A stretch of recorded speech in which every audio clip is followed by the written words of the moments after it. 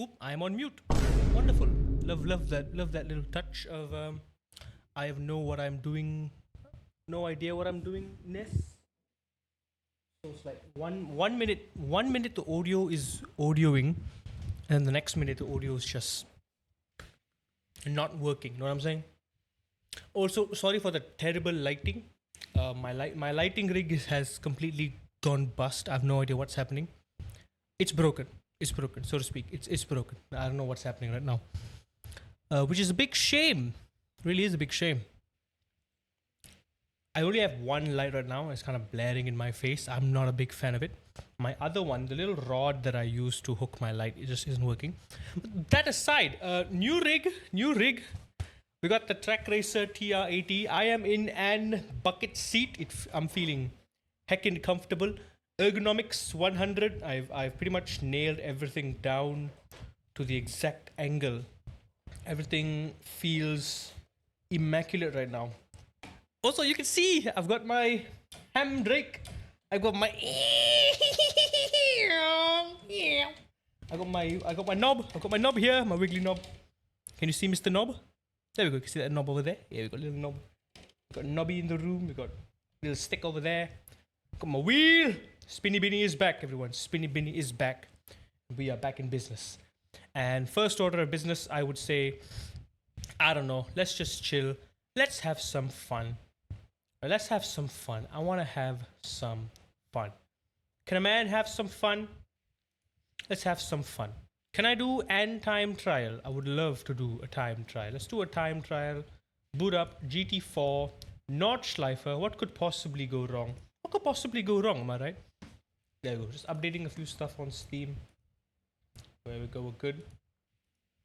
Make yourselves comfortable. It is Wednesday. It is good. Everything is fine and dandy. I got me some coffee. Things are looking very nice. Let's jump right in. Let's have some fun. We can do that, right? Let me check my audio if everything's okay. I really didn't check anything because boy oh boy, it's just been so hectic this past week at work and all, and also with new rig, with TGR. It's been crazy. It's been a crazy wild ride. So I'm trying to just, the driving itself on the new rig is fantastic, but I've had to cut a lot of corners, make a lot of compromises with the stream setup. So like my lighting is messed up. I don't have a proper way to mount them. My lighting rods are broken, so that it's wobbling. It even fell down before I started. That's why it took a long time to start. So I only have one light here. I don't have a second light there. Camera angle, it's a little bit closer than it used to. Too close for my comfort, I would say. A bit too close, but nothing I can do about that. I can't kind of put it backwards or else you'll be seeing the back of the monitor. I don't want that. I guess we'll have to figure out a new alternative as well, because when we get triple monitors, it is going to be very close. It's going to be very close to me, and y'all are going to be up there, a little bit up there. So I got to just figure out how that's going to work. Yeah, we'll figure out the stream ergonomics later on. Right now, I'm having fun. I mean, the driving ergonomics are peak, and it is different, I would say. I tried to replicate as best as I can the race room center's ergonomics, because race room center's ergonomics are pretty good. With a bit of the only quirk is that you can't really adjust the front and back movement with the wheels, so the wheels are kind of far away. Your arms are kind of straight, which I don't like. Ideally, you want it to be 90 degrees, bend in your elbow, or a little bit more for comfort, for endurance racing. For tight control, you want it a little bit closer, but not more, not less than 90 degrees. 90 degrees or more. 90 to 100 degrees, I think, is the sweet spot, which is what we have here. Just about, like I would say, 95 to 100-ish degrees. Very, very comfortable. The line of force is sort of perpendicular to my shoulders, so all my force is going to go through my shoulders very nicely, which I love. I got my buttons, I got my knobs, I miss them so much. Got my clutch pedals, the shifters, my big wheel, my force feedback wheel. All that is nice and working. For this time trial, you must complete Let's go. 1 clean lap to set an official... And I've also managed to get my monitor quite a lot closer. So I'm currently running I'm currently running 63.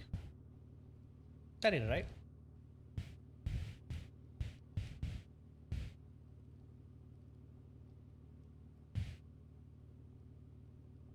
Yeah, I'm currently running 63 degrees apparently.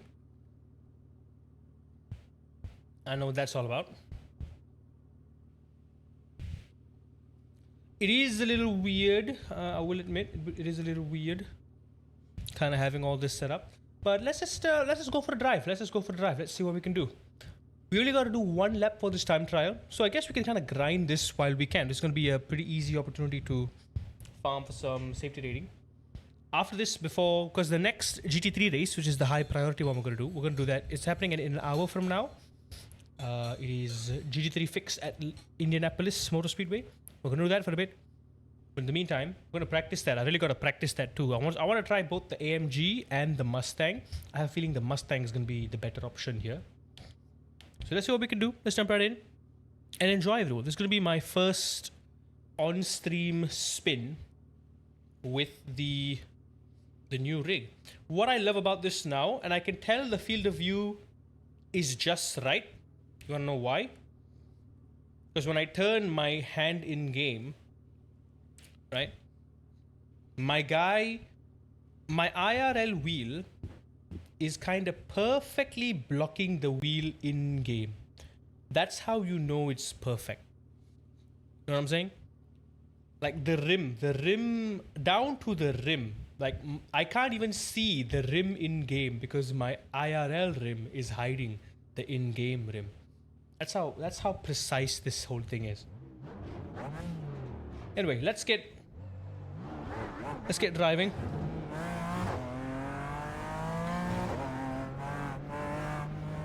Now I know we gotta crank down the brake bias by quite a bit.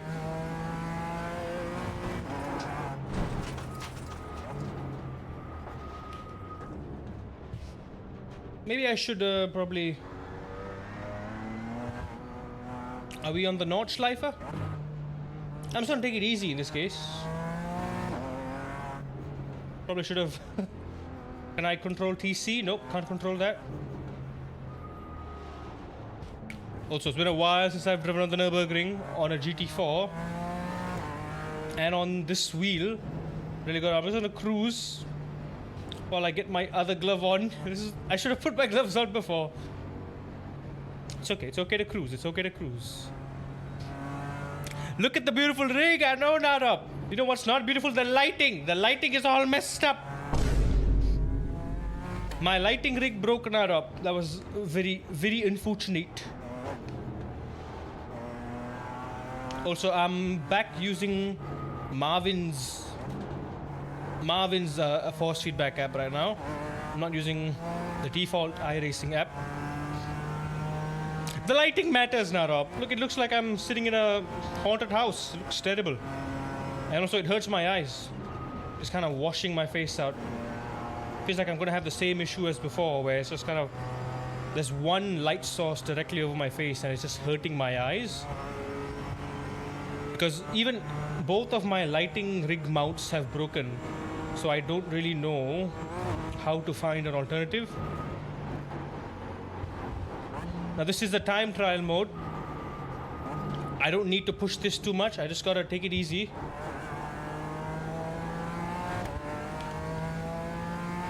I do have to make some force feedback adjustments on Marvin's app.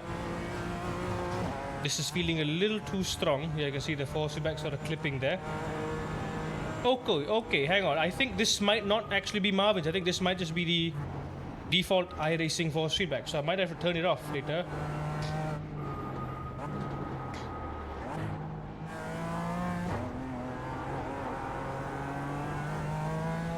This might be my first time I'm driving a GT4 on the Nürburgring.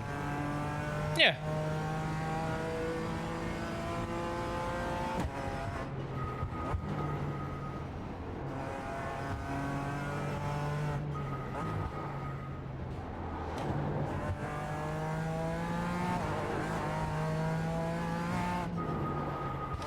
Even as it is now, I can already start to see the force feedback meter up there start clipping.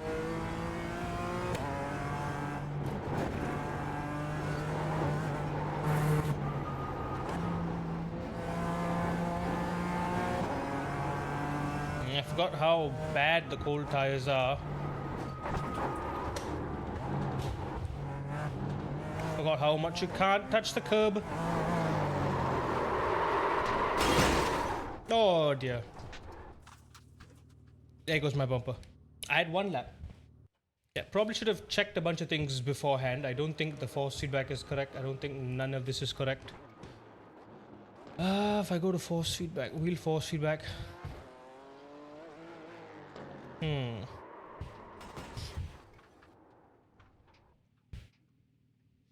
Yeah, this is all just kind of wrong.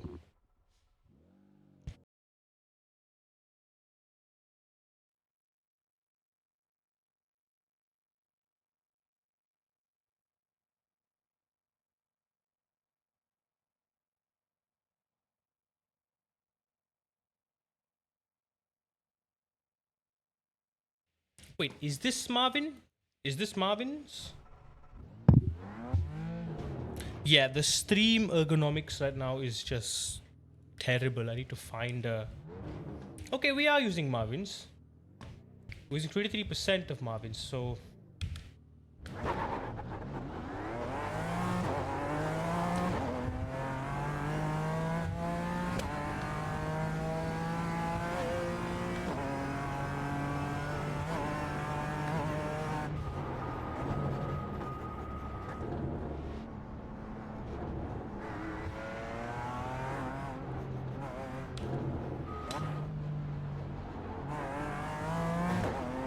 There, that's a decent spot.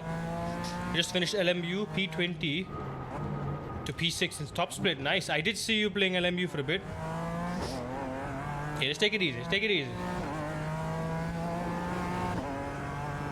Tires are cold. Now, one thing I think is a big improvement ergonomically. I mean, everything is improved massively. I have so much more confidence and precision in the brakes right now. It feels like I'm on the race room center, but I have all that confidence, you know.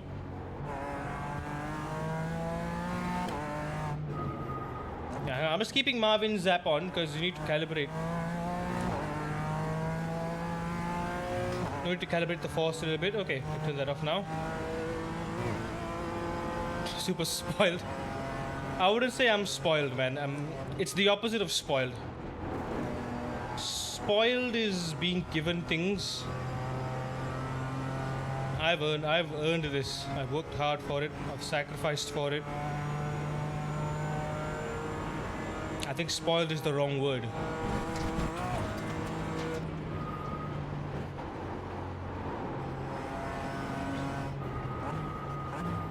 This is the efforts of my labor. The fruits of my labor. One thing I hear about the M4 GT4 is I can't... Oh no, okay, there is a brake balance indicator up there. I think I had it too far backwards there.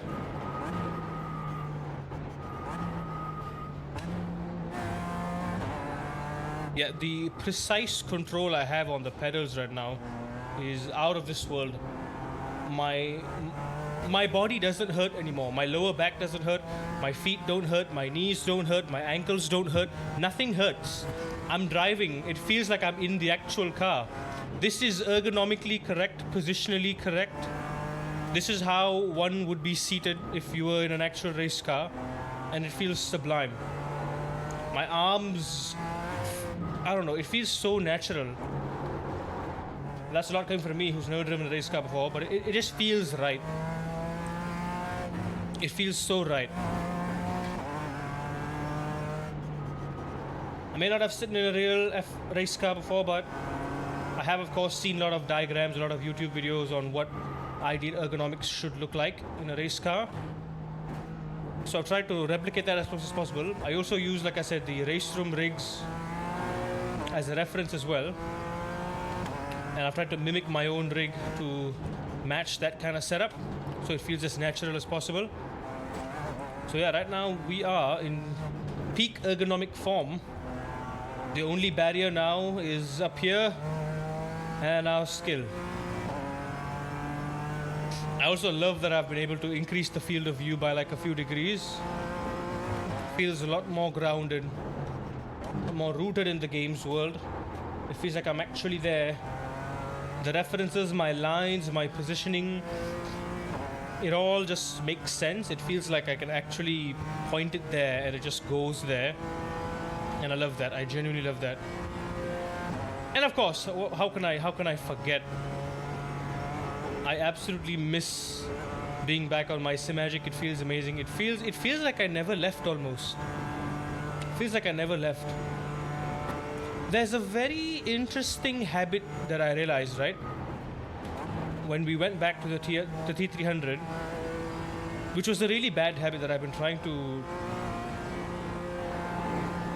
overcome all along, which was the tight gripping of the wheel. I realized on the T300, I would grip the wheel very tightly, not out of a force or habit, but more to compensate the lack of force. Right? I found myself more than ever on the T300. I would be sort of death gripping the wheel. I was gripping the wheel a lot harder than I should be. Oh dear, there we go. That's a goddamn off track.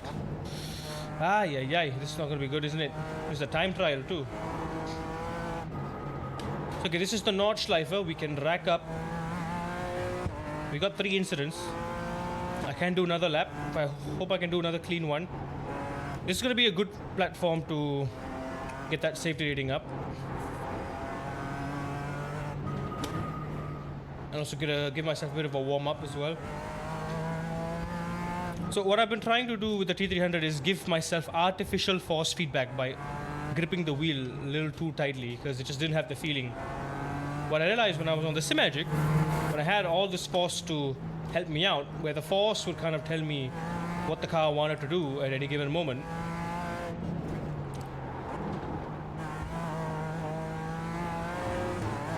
When I would let the force feedback do its own thing, my hands are calmer, my hands are lighter. I just let the car do what it wants to do, and I have much more precise control. With the T300, it was a lot more imprecise. There was a lot of guesswork. My brain kind of had to fill in the gaps between, is this what the car wants me to do? Or am I just forcing the car to do this? So I'm artificially holding the wheel tighter, hoping that I can get some extra feedback out of it. But not only is that bad, it's also counterintuitive. Regardless of the force coming through my hands, I have to hold it light. The lighter I hold, the better the forces come through. But it was just kind of a mental block thing where I'm just trying to artificially induce that force feedback by gripping it harder, pretending there's more force feedback in it. Trying to squeeze, trying to pretend like the car's heavier than it actually is. In reality, I just had to stay calm and let it do its own thing. Now it feels comfortable. Now, yes, the force is twice as strong, 3 times as strong even. But boy, do I just feel so comfortable in this. Like I said, it feels like I'm at home. I feel perfectly at home with this. It's amazing. It's amazing, man. Yeah, definitely we need to take some getting used to again. There's always a bit of a gap going back and forth between wheels.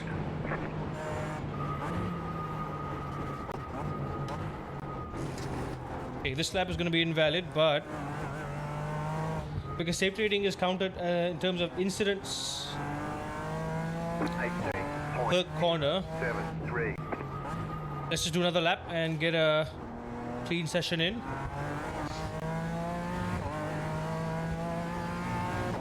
I mean, now Rob, you already got the Moza. I say stick with that. But for anyone who doesn't have a direct drive bundle, and if you're in the market, like if you have the money, if you have the budget, it's a steal, man. It really is such a good steal. And I've never been that big of like an Ace Attack enjoyer, because I think they're on the SIMACube side of things, they are way too overpriced. And while yes, this bundle does offer a lot of perks, it is perhaps one of the best deals in sim racing in a long time. You're getting basically top tier hardware for like mid-range price. That is a steal. An absolute steal. It's an even better deal than my SIMAGIC. It's the same 12 Newton meters as SIMAGIC Alpha Evo. You can choose either a Formula wheel or a GT style wheel. Roughly the same functionality, right? You've got all the knobs, all the buttons, all the high-tech shenanigans. All wonderful.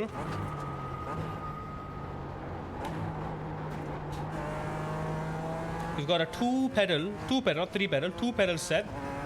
It comes with a pedal set. Mine didn't come with a pedal set.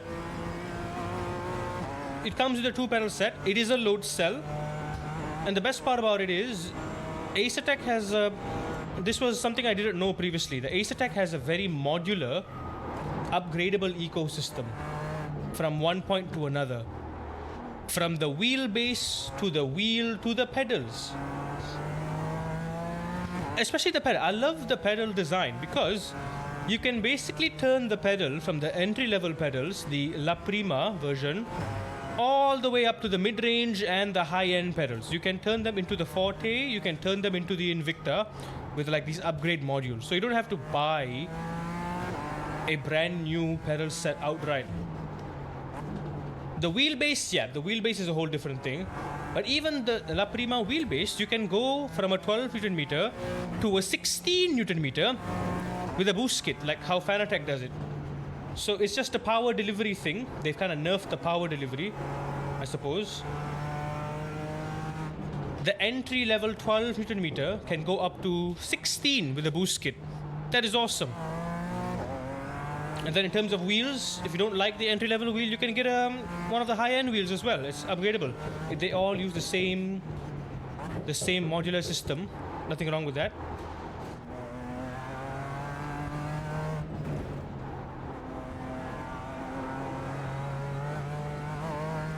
Only problem is though, once you've bought the very cheap bundle now, once you've bought the cheap bundle, anything you want to do in the future is going to cost an arm and a leg.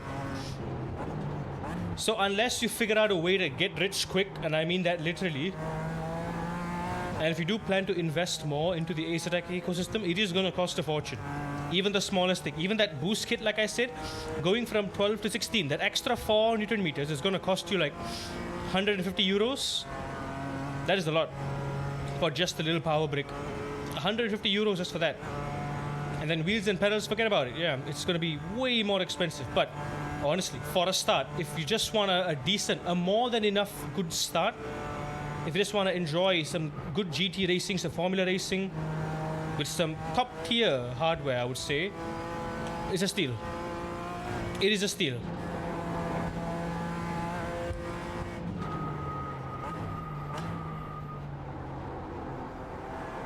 I am perfectly happy with my SIMAGIC though, because I think SIMAGIC has a better, more compelling upgrade path that won't break my wallet. Like, SIMAGIC's highest end offerings are still downright affordable, I would say. So I appreciate that. Whereas TRAK SIMCube, I would put them at the very top. They are the, not for the common man, not for the common, I can barely afford rent, this wheel is not for me type sim racer, you know? Yeah, it's not for you and me. It's for those who are already racing in real life and they want to up. It's for the Max Verstappen wannabes. It's for those who are actually Max Verstappen. For those who race in real life and they want to kind of bridge, do some sim racing on the side as a trading tool. It's for those kinds of people. It's not for casual sim racers. It's not even for hardcore sim racers, I'd say. Only if you take esports very, very seriously and you have money to throw away, then go for it. If you ask me, I don't think I would ever see myself having like an TRAK or a SIMCube, especially SIMCube. SIMCube is just, I wouldn't even dream of having it. It's just so out of touch, I feel. It's cool, it's very cool. But for me personally, I just can't be bothered. I'm more interested in what companies have to offer on the low to mid-range, things that the everyday person, you and me, can afford. And we can still have a convincing enough experience that just tricks us into thinking we're driving the real thing. That's good enough for me. But yeah, still, as I said, I may not be on board. I'm happy with what I have. But if you are looking into something new, if you've got some spare cash lying around, maybe you have an entry-level rig, you know, upgrade to your first direct drive. It's very compelling. It is global. The sale, they're having like a little sim racing expo sale. And depending on where you are, shipping can be costly. But even with shipping, it is a steal. Even with shipping, it is a steal. And they do ship to quite a lot of countries. If they ship to Malaysia, there's a more than average chance they'll ship to wherever you are as well. Right? 90% of the times, companies just don't ship to Malaysia, but they do ship to Malaysia this time. It's great that they do.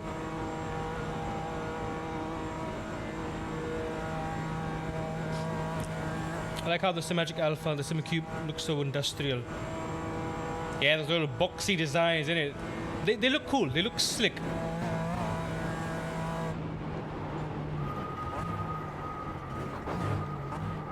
Call it favoritism, but I like my SIMACube. I mean, my SIMAGIC Alpha Evo.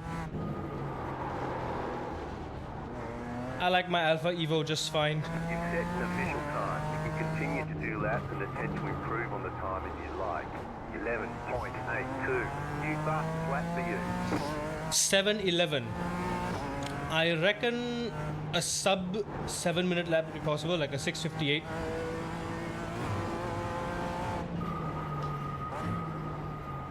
Yeah, I'm definitely smelling a sub 7-minute lap here. This was such a slow lap. I'm just trying to like piece it together, trying to feel the car.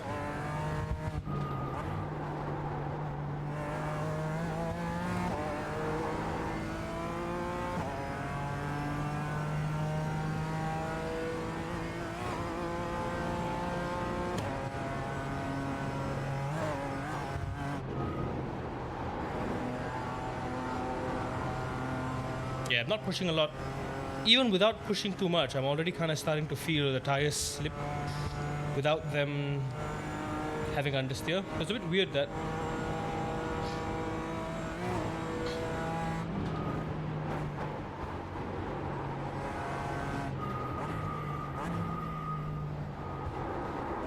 Oh.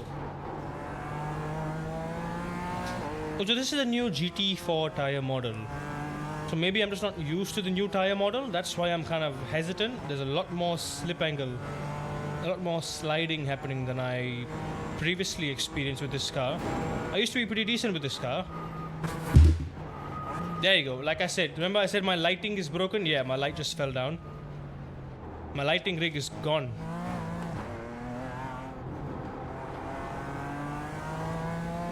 Yeah, my lighting just fell down. That sucks.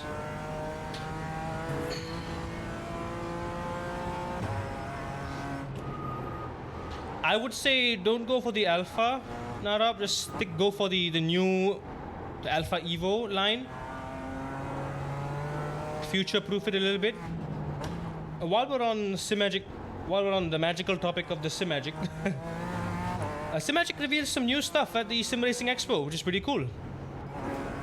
First was from a leak I saw from Reddit. It wasn't exactly a leak. People just took photos and shared it on Reddit. I was like, oh, pretty neat. And then they actually officially revealed it.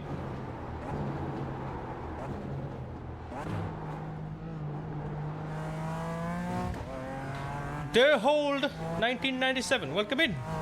Thank you for the follow. I appreciate that, buddy. Hope you're having a good day. It is Wednesday, my dude. Oh, don't go off track, don't go off track, don't go off track. Okay, we're fine. We're fine, we're fine. Thank heavens. Don't take my eyes off. Not at the Nürburgring, not when I can barely.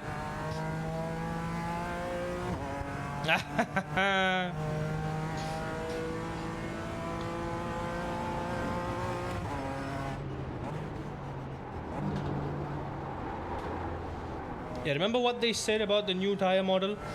The top speeds are faster, it accelerates a bit quicker, but the minimum speeds are slower. So they've kind of nerfed the mid-corner grip, the mid-corner handling with the GT4s, which explains the sliding. I'm kind of expecting it to have a bit more grip in the mid-corner, but when I try to push it with throttle, it just kind of steps out on me and I get a lot of sliding. which I don't really want. I could just quit right now, but we do have 3 minutes more on the clock. I want to run the clock down so we can kind of maximize the safety rating gain. I've realized the secret to safety rating gains. It's about maximizing your time on track. And also, like I said, the holy formula: corners per incident, incidents per corner. The other way around. My bad. So on tracks like the Nürburgring, where there's several corners, if you just get through the entire track cleanly, your average incident per corner drops massively, and it gives you a huge boost.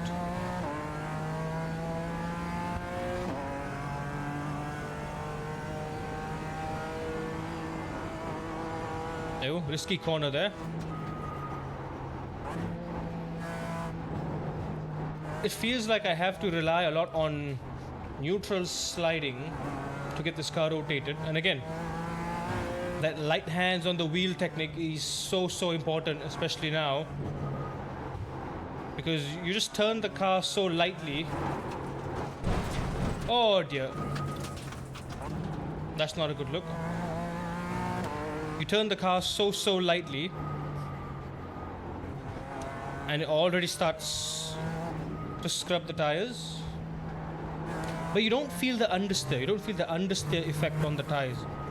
The car still kind of keeps turning if you give it a bit more angle, but it's less of the front tires and more of the rear. The rear tires are what's stepping out right now. So remember when I said incidents per corner?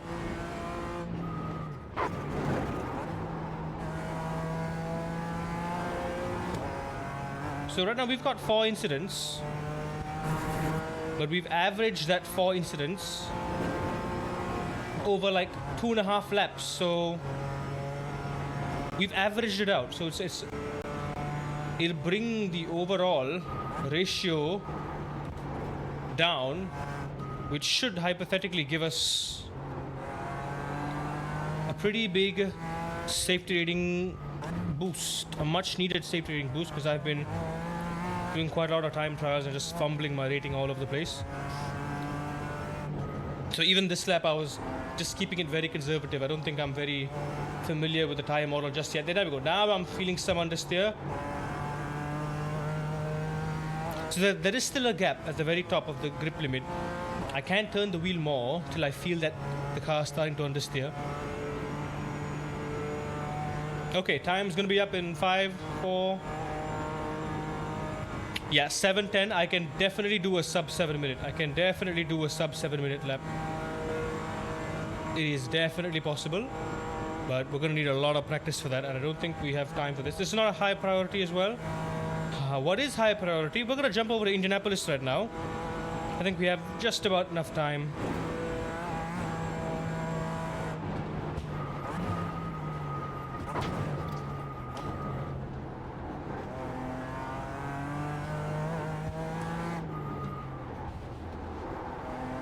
Yep, definitely feel the lack of minimum speed there. You'll need to do consecutive clean laps to set an official time. Just gonna park it right there. 7:11, not bad. I think I could have done a 7:5, 7:4. Also, I gotta adjust my light again. Found a really good local no-name rig here, and it looks good, and it's 30. Yeah, I mean, the no-name ones aren't bad. They really aren't. They're all right, but you know, reliability is definitely, I would say, my biggest concern. That's just what I'm worried about, to be honest.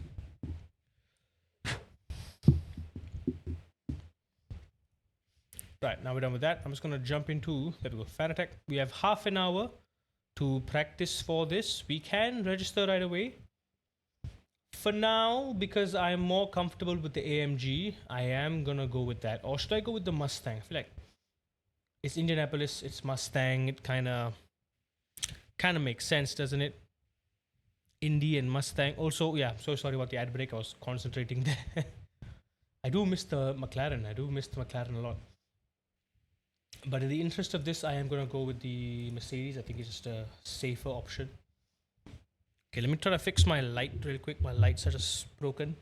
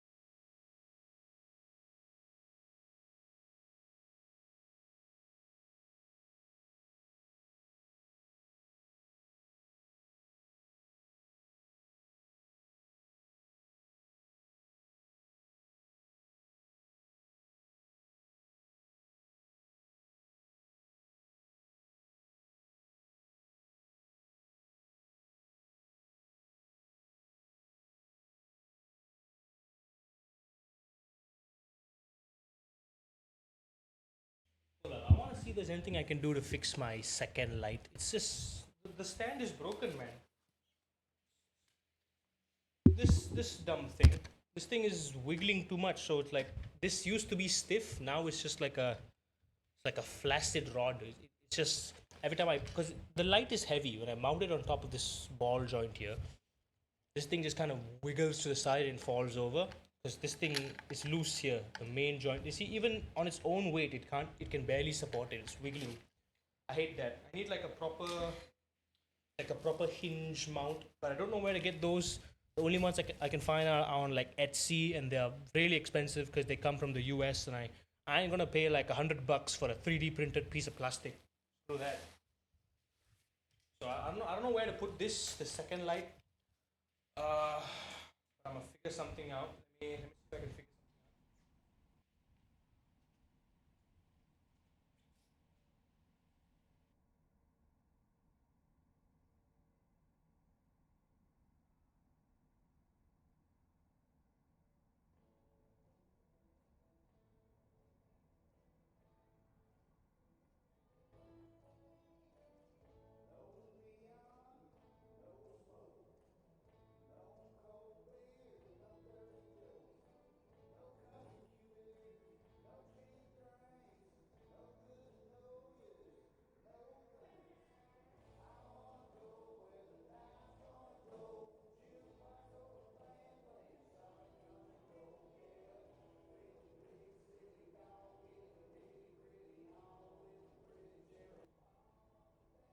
Give me a quick sec. I'll be right back.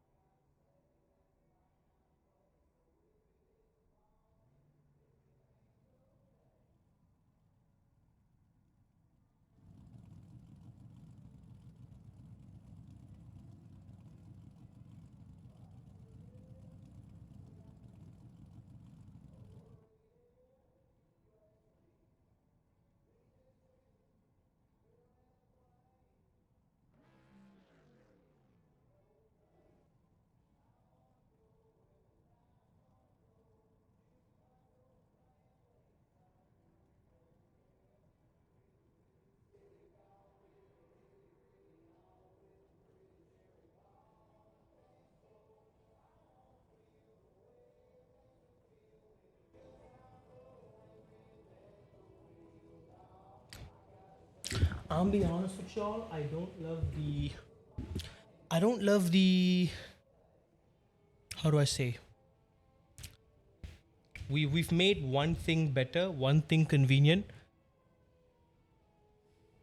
It's like with one new solution comes 5 different problems, which I never thought I'd have to think about. So it is a bit of a bother right now.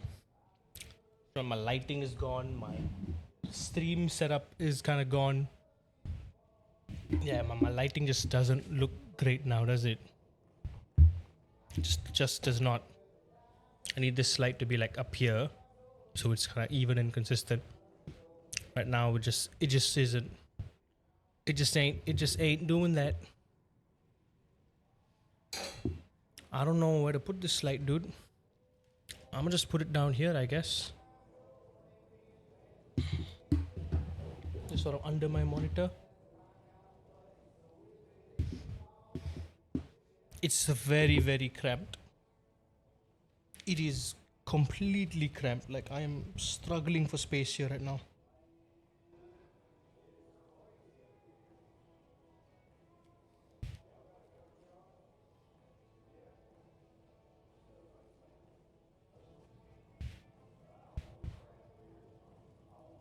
But like in every other regard, it's the driving itself. The driving itself feels wonderful, right? The driving itself, fantastic. Everything else, kinda eh. Sosa, welcome in. Welcome in. Yes, indeed, we have an TRAK racist.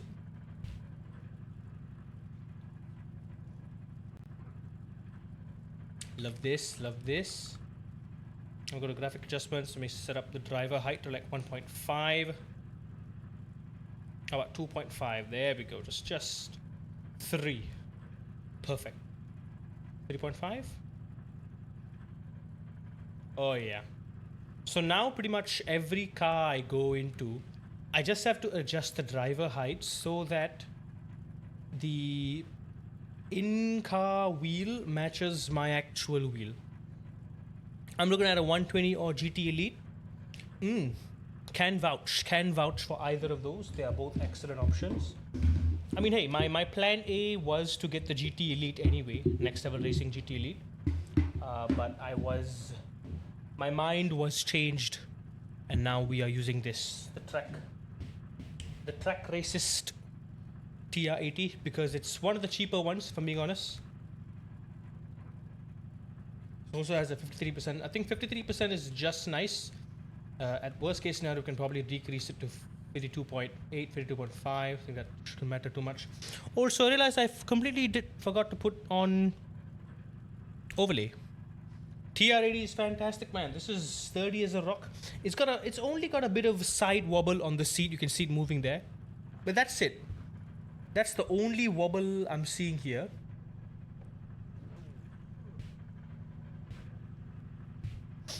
That's the only wobbly wiggly I'm getting. Nothing else. Oh yeah, I've hit 2.2k in racing. Lovely. Sports car? I'm so sorry my lighting is whack right now. My one light is over there. My other light is on the table. I need to figure something out soon. This ain't gonna work.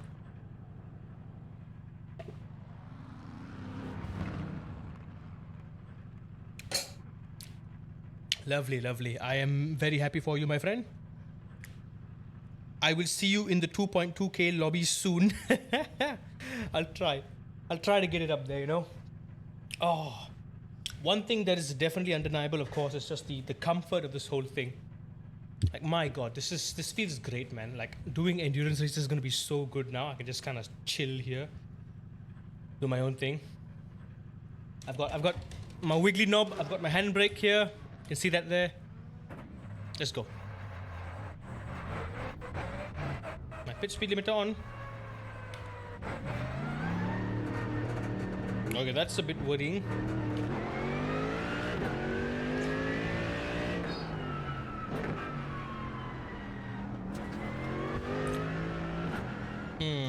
A bit worrisome. I can't see the. I might have to decrease the driver height a little bit.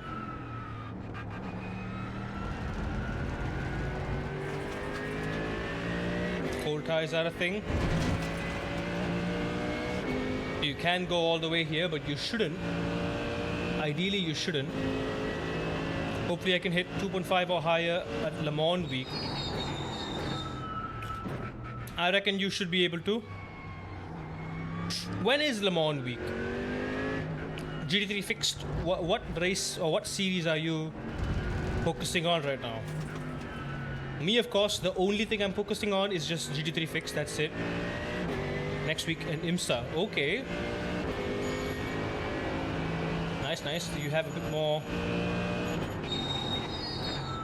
flexibility, I'll say, in terms of what series you can run. Also, that should mean you're in A class, no? That's wonderful. Tires are still cold. Watch out for the cold. You got a slow car on the right. Go left. There we go. This is not the perfect view, one-to-one, but I have to raise it so I can see the shift lights. Okay, where do we shift again? Indianapolis, 500?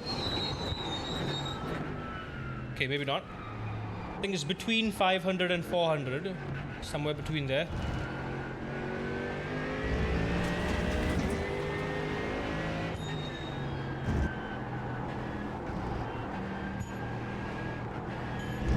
This whole section is kind of messed up. GTP, that's your area of focus. Interesting. Here it's 400, I know. There you go. I like the brakes are a bit more forgiving. I'll keep them slightly frontward biased as usual. I can cut a lot more of that track there.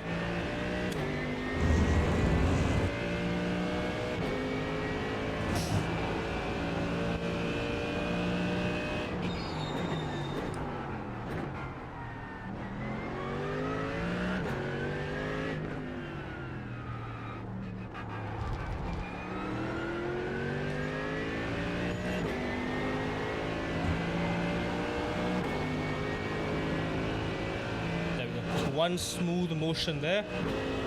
Yeah, the Marvin's force feedback is giving me mixed signals here. 8.589. I should be able to do 24s at this rate.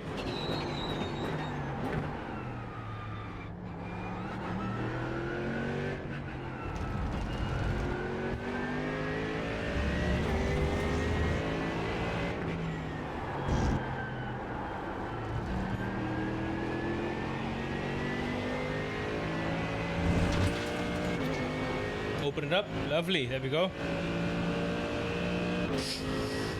Again, right now my I rating has fallen, so we're not gonna worry about that too much. So we are gonna have to deal with some low-level schmucks.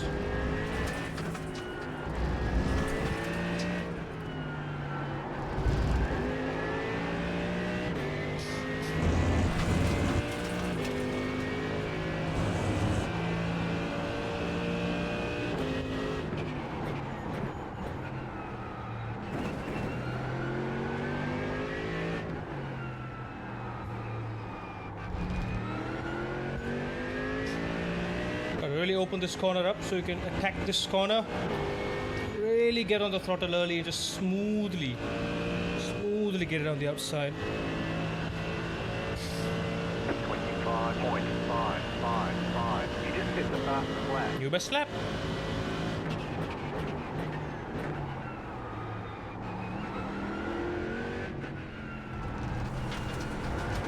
Right side.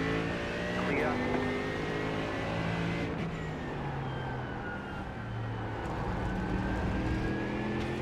Too tight.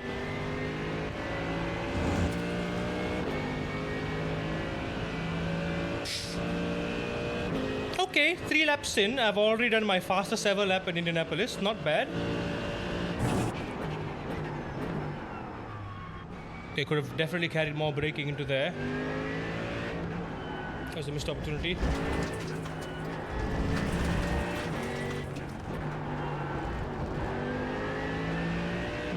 I feel like I'm floundering a lot. I feel like that whole sector, there was a lot more room to gain time.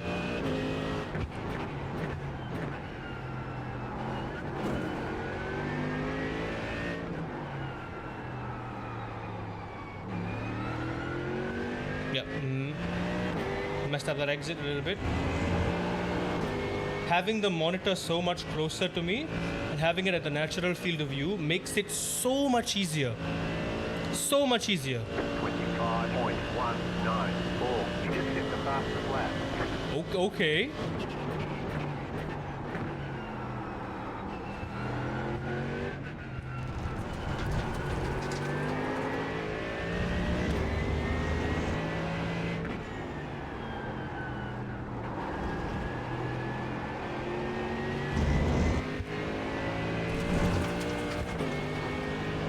Ooh. That was a little thing I picked up from the internet. Sometimes the best line is a line where you just straight up prioritize the exit.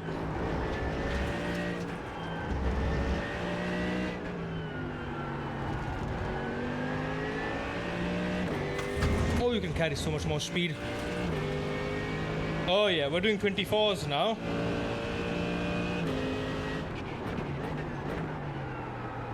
I reckon I can do one better than that. No, brake a little bit early here. Get that early turn in. Early on the throttle. Open it up. One hit the curb at the pit wall. Smoothly unwind the wheel. Close to the wall. That should be 24. 24 too. 23 is possible. 22 might even be possible here.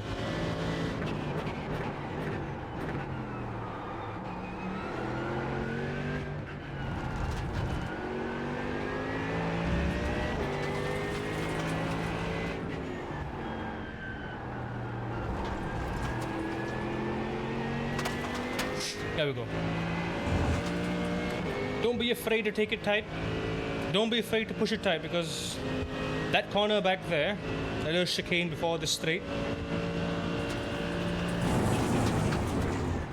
Can really abuse the flat nature of the curbs.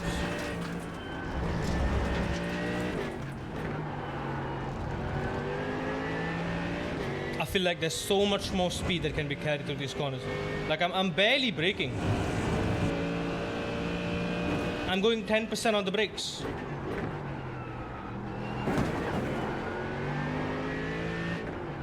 I'm barely braking. See what I mean? There we go. Pit wall, the curb. Smoothly grind it outside. Scrubbed a bit of tires there, lost a bit of speed. But still, that is 1.5 tenths quicker. 24 flat. 24.071. You've got the fastest lap. I think we're doing pretty good.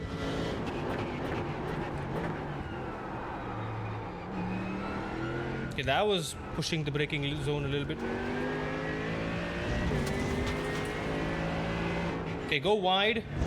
Light braking. Get back on the throttle. Don't feel the understeer. There we go. Open it up a little bit. Open up a little bit and just use all the curb there. Use all the curb. Don't be afraid to it.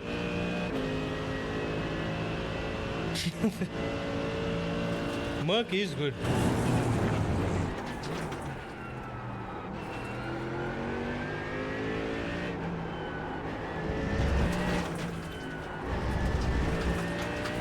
I think second gear might be a bit on the low side. Let me try third gear next time. Maybe I can try taking a shorter path through here, but I do have to open this up so I can brake in a straight line.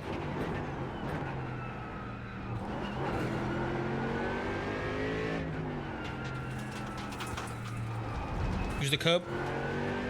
Open it up. Turn.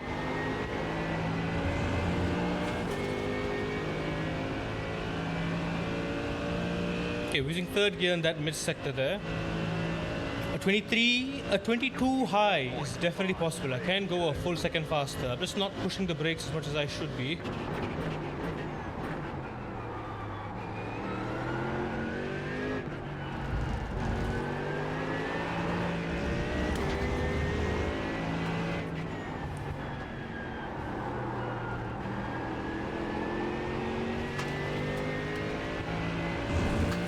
Yeah, don't worry about hopping that curb.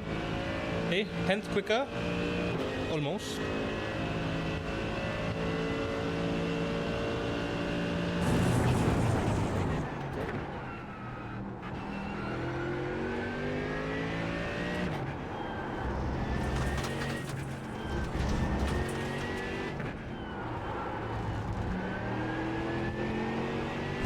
Right, wide. Yeah, the fast corner exits are important.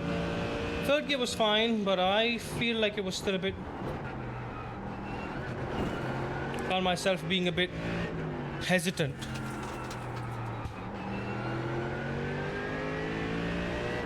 With getting the rotation done.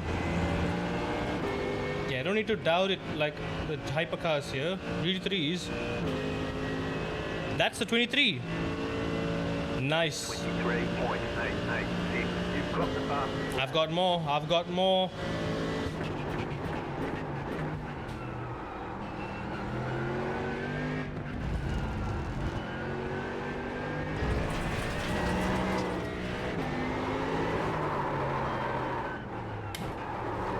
Oh boy. Yep. Nope. Messed that up, didn't I?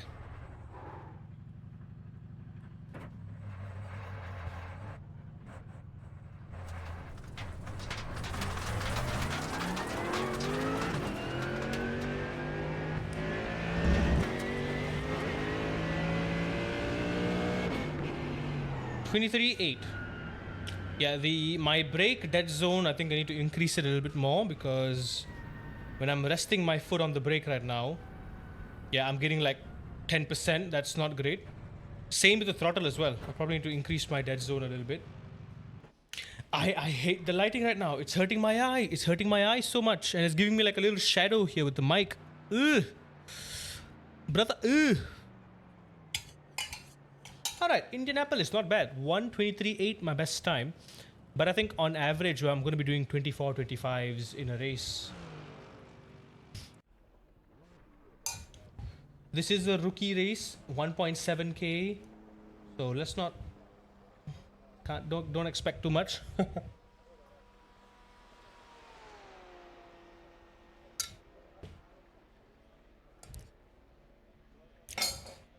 I think there's one big mentality shift that I need to do when I'm doing these, right? And there's one very important thing that I need to. I gotta make one thing very clear in my head. I gotta make one thing absolutely clear in my head before I do anything at all. I need to not be desperate. If I'm being desperate, that's bad. I can definitely do a 122. Just out of curiosity's sake, I want to see what top split times are doing, what their lap records are. I'm just curious. iRacing's Merc is the best Merc I've ever used. Have I used a Merc anywhere else? I don't know. Okay, I'm looking around here. Ooh, would you look at this? 4K, 3.6, 3.6, 22.9, 22.8, 22.8, 22.7, 22.8, 22.9, 22.9, 22.5. Okay, 22.5. That's a good benchmark. 22.3. Yike. Okay, 22.3. Any faster than that? 22.3, 22.3, 22.5. What was that? 22.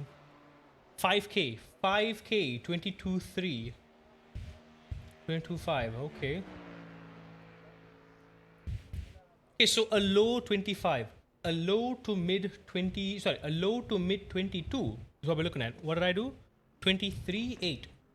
23.8 is within 2 to 3K territory. So I'm very pleased with that. Very pleased with that.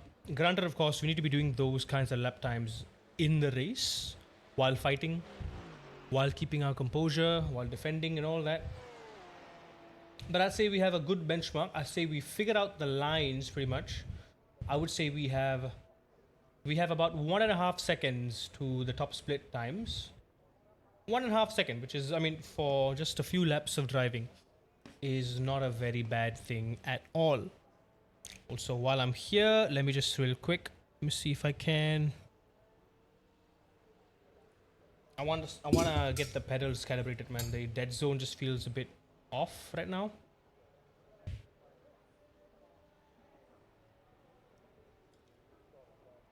Hold up. Now, because now technically we're only going to be using this on PC, and because my brakes are sturdier than ever, can I perhaps increase my overall force? No, I don't think that's a good idea.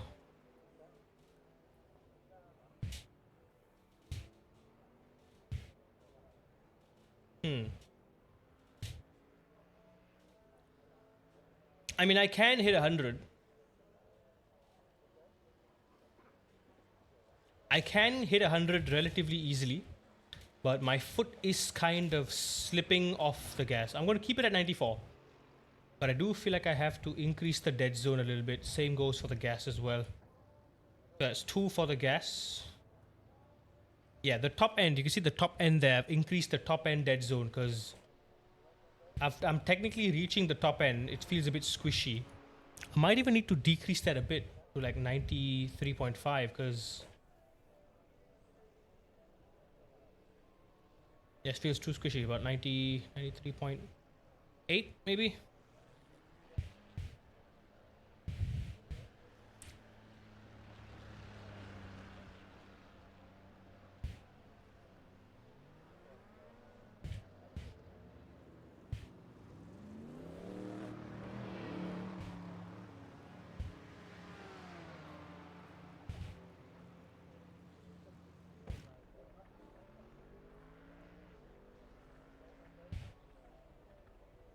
Just trying to be very, very precise with the brakes. I'm trying to see if I maybe should increase this a little bit more. Apply. Nat, welcome in. Hey, Nat, sorry. Welcome in, Nat. Welcome in. Welcome in. Hold on. Let me save my pedal setting will be unplug. Okay, put it off. Replug. There we go. Oop. My stream setup is very shoddy right now, Nat. Sim racing setup, wonderful. Mwah. Perfect, right? Also, I think the race session is going to be starting very, very soon, if I am not mistaken. Also, we are 1.5 seconds behind top split time on a track that I have never really driven before. That's also wonderful. Okay, yeah, we have 1 more minute of practice. Let's just get the practice in. Might as well. PayPal is in the pain in the ass to talk to. They didn't reply. Guys, don't worry. Narap and Nat, the ones that you guys sent the other day, I received it. Don't worry. I did get it. I received it. And just to clarify, I don't know the exact amount that y'all gave, but I think it was like something. Was it $4 and $3 respectively, you guys? Was it 4 and 3 respectively? Because that's how much I received. Okay, well, that's how much I received after the PayPal takes that 3% cut, but is it 3%? I don't know. PayPal takes a small cut. No, PayPal takes about up to 10%, which kind of sucks, yeah. Okay, yeah, 5. Nat, you gave like 5. Narab gave 4. Yeah, babe, I got it. But out of the 5 and 4, I think I get like 4 and 3 because PayPal takes like a whole, almost up to a whole $1, which honestly sucks.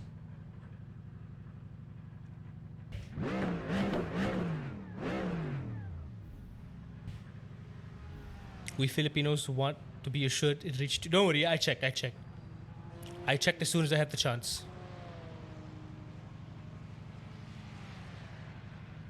We have a bad history of payments not reaching the other side and stresses us out. Yeah.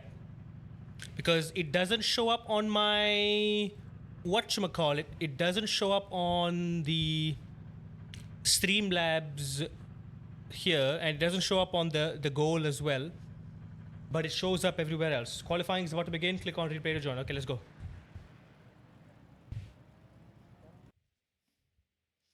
Ah, the new UI is so messy. It's blocking all the crucial buttons, down here, and I can't condense it either. It looks so weird. Did the mic just die? Did it just? I don't know. You tell me. Did it die? I'm fiddling with the volume knob. Like I've reached a point in the volume knob where if I move my slider 1 millimeter up, increase the gain, it's too loud, and y'all can hear the clickety clacks. Y'all can hear someone's knocking at the door. 1 millimeter too low, and like my voice is muffled, and it's the game overpowers my voice. So it's like, I don't know what's the deal. It's the fan.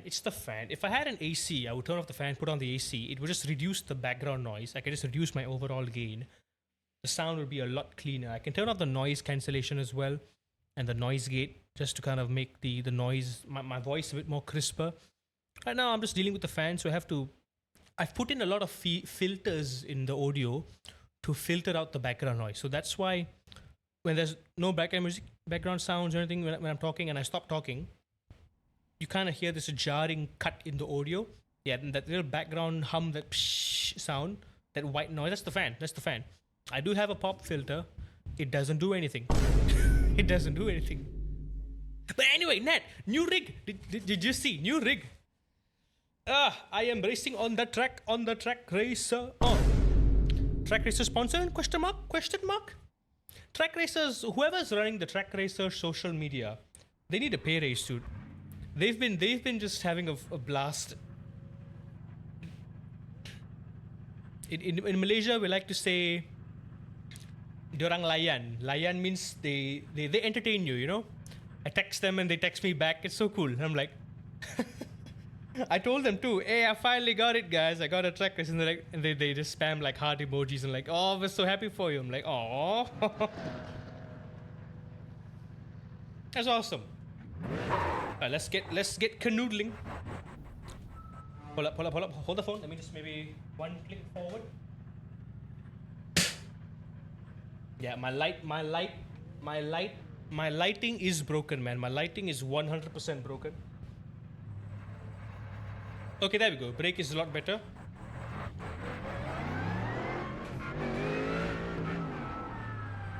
Black flag. There we go. I forgot.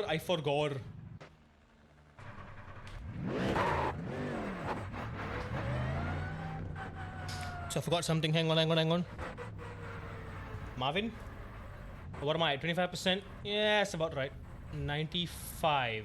So why not? Practice is over. Oh, I guess we're jumping straight into qualifying.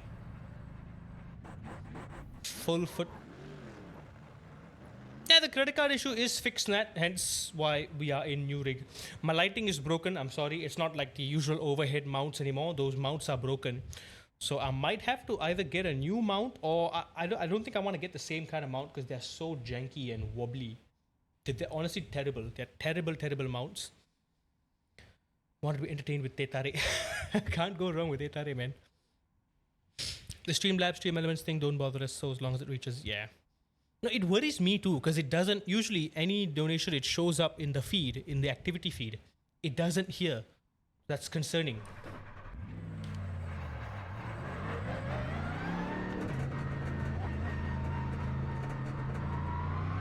It concerns me as well.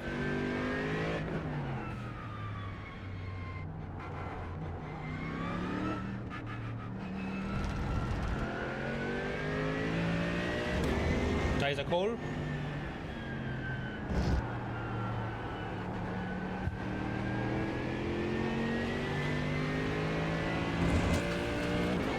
Like I said before, I think the brake bias is perfectly fine. I'm going to turn off the delta. I don't want that distracting me. So with the Mercedes, it seems like I can go up to 60-65%. I'm going to keep second gear through this sector here. I feel like it gives me a better run through here, going into third gear, whereas third gear kind of bogs my RPM down a little bit. One lap isn't enough to get the right amount of temperature in the tires. It really isn't. I want to focus on getting that exit out of here. Tight line. Tuck in early. And then just push it out wide. Green flag. Nice and smooth. Okay, here comes. Like I don't even need to worry about touching the wall because now I have natural field of view. Look how close I can get to the wall without worrying about touching it. Like I know how close I can get.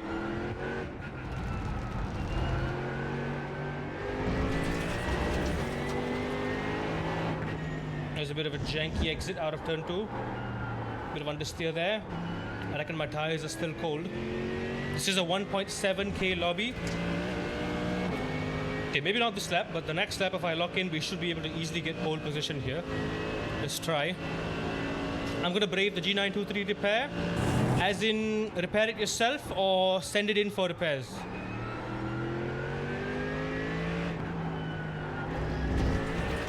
Use all the track, don't be afraid. Brake early, turn early, throttle early. Simple rule. That entire sector isn't very tricky once you know the rhythm.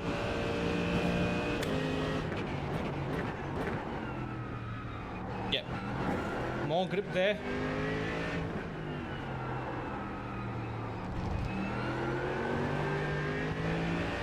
Tires are still cold. I just noticed as well, the temperature is very, very cold. It's 19 degrees Celsius. Someone's done a 24.9. 26.312. Yeah, that was a terrible time there.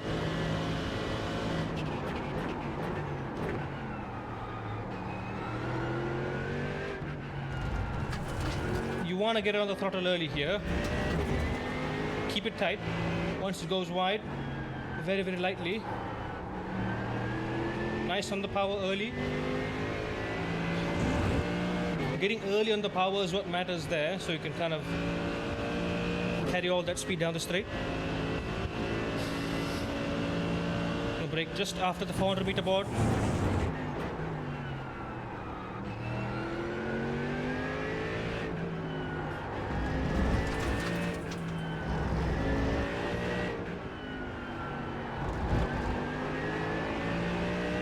There we go. Modulate the throttle a little bit. Don't want to push the tires too much. Brake just for the 300 board. Nice and early. Early on the brakes. Gently get that rotation down. Open it up. Squeeze it back in. Tire wall. Touch the curb. Slowly open it up. Can we do? Hold position. 24.6 is the time to beat. Ooh. There's the flag. It's over. Oh yes, we did.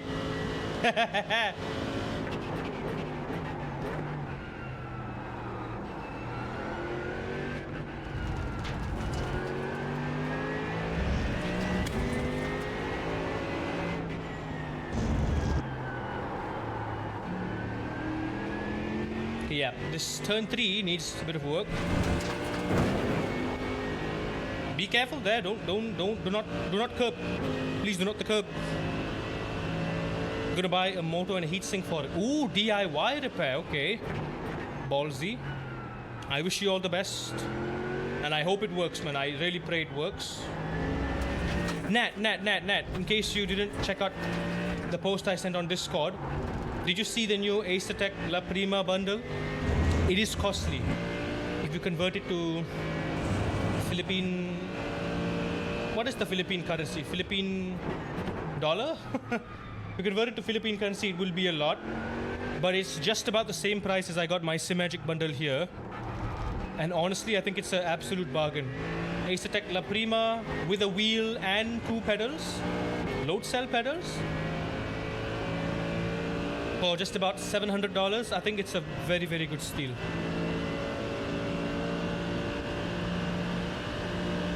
So about half a second off my personal best lap, which was 23.8. I'm definitely seeing a lot of room to push to a 22. I can definitely do a 22 mid or 22 high at the very least. But yeah, I gotta stop getting the car out of control through there. Okay, is it this car?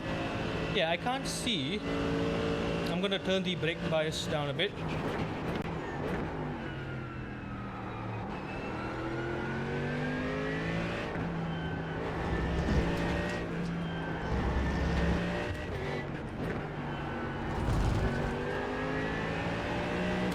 Yeah, throttle modulating, brake modulating now it comes so naturally, man.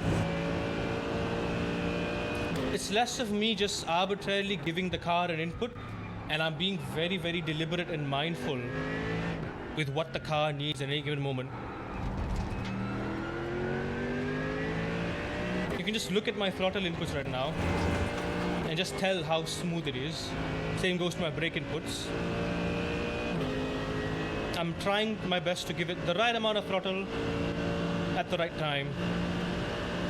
Pesos, right? For the price is around 40,000 pesos. It is the best deal, yeah. Like I said, if you don't mind taking a bit of a hit financially, I think you've got basically a forever bundle right there, Nat. Okay, I'm gonna try. As soon as you're opening it up to the maximum rotation point, right? You got a kind of minimal brake. But that is like a GTP strat where you kind of brake all the way into the maximum rotation point of turn 3 and then you kind of floor it and then just flat out all the way, you know? I don't think that works for this car because it doesn't have the downforce, so you kind of have to brake in a straight line pointing outward and then you kind of hold the minimum toward the apex and then early on the throttle, carry it out wide. But yeah, patience and having the reference right is very, very important here. It is hard because there isn't really much of a reference. Your reference is just one to go. Next visually. Use feeling. You use feeling. Estimated SOF is 1,700. You gotta use feeling. Pit road is closed. Gonna reset PC. Nothing. Nobody's. Pick your battle. Pick the battles indeed. Let's try to get a good race here. How many laps are we talking about? Waiting on 2 cars to grid. 20 minutes. So should be about 3 minutes. 2 laps, 3. Oh, that's gonna be a lot of laps. That latency is atrocious. Oh yeah, this latency. Oh, It is a bit wobbly wiggly.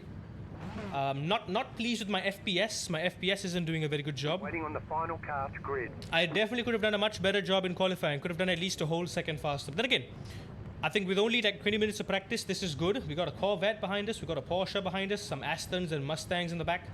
I wouldn't be surprised if the Astons and Mustangs are quick. Who's behind us? Gridded.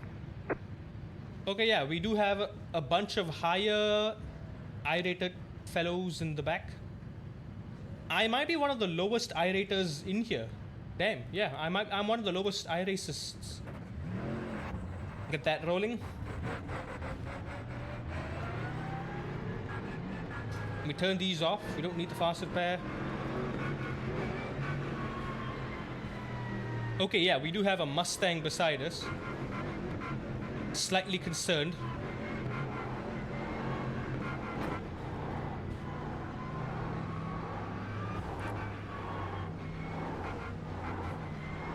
Also, I've done quite a bit of research. This is, in fact, the best way to warm up the tires.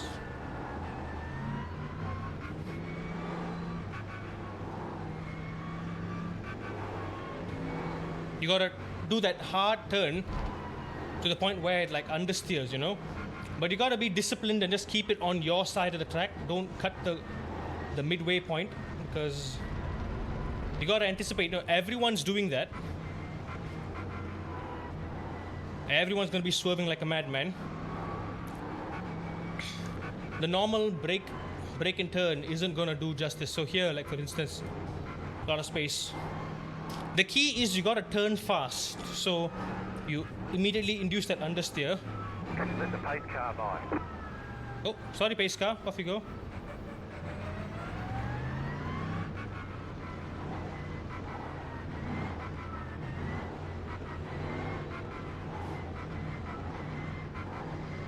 You gotta be very, very gentle and careful with this. Keep it at a constant speed.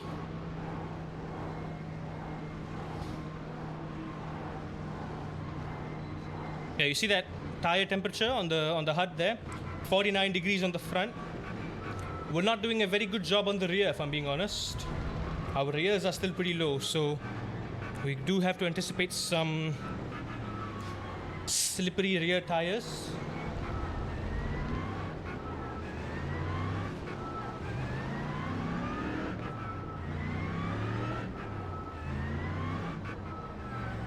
So what we can do in that case is kind of ride the brakes a little bit. But what that does is it drops the temperatures quite drastically.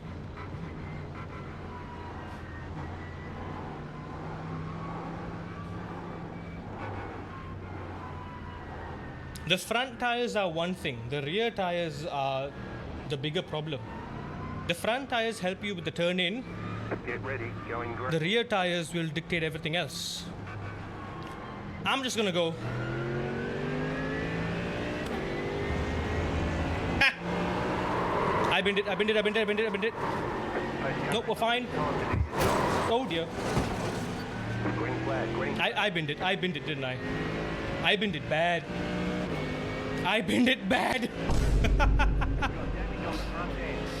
I just told myself. I might slow you down on the straight. Yep, I've got a bit of understeer, all right. Go right. There's an incident ahead. Oh boy, Your left. Clear. everyone just got into me there. You've got wheel damage. Looks like one of your wheels is out of alignment. Yep, one of my wheel is out of alignment indeed. I'm gonna have to box. Oh boy. It's Jova. Alright. It's Jova. Still there. I have to very, very gently go to the pits. Clear on the right. Right side. Let him pass. All that for nothing, huh? All the cold tire warm-ups. Bloody blood clot, innit? I binned it. Not even turn one. It was turn -1. Yeah, that is one of the race starts of all time right there. Clear on the right. We're up to 7 incident points on lap 1. Life is good.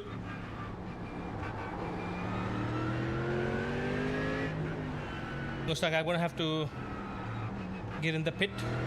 Left side. That was very clumsy by me. I apologize to everyone watching for witnessing this incompetence. What's the pit limiter?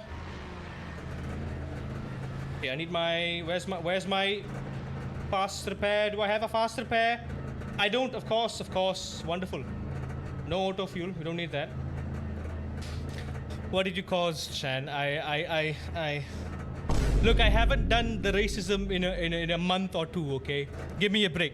I've been doing so much Gran Turismo. Right? None of this happens in Gran Turismo, okay? In my defense, in Gran Turismo, it kind of just does it for you. It's been a while. I didn't expect the right here. The cold tire grip loss to be that bad. I didn't expect the cold tire grip loss to be that bad. I will tune in for Idiots of the Week in iRacing. Oh yeah, we're gonna be featured. I wouldn't be surprised if we do get featured. There's no excuse you're better than that crap. I know. Alright, we may not be able to do this one. We definitely have to do better the next time. We were on pole too. We were on bloody pole. To be honest, I think we could have caught up if we just made it through turn 2. But I think... Just fitting now. who was it? The Aston collided with the Mustang. And then both of us kind of went on the outside. And that was just... It was Jova for us by that point, you know? Was it here? Yeah, this is what happened basically. I should not have gone flat out on this corner. I thought we had the grip.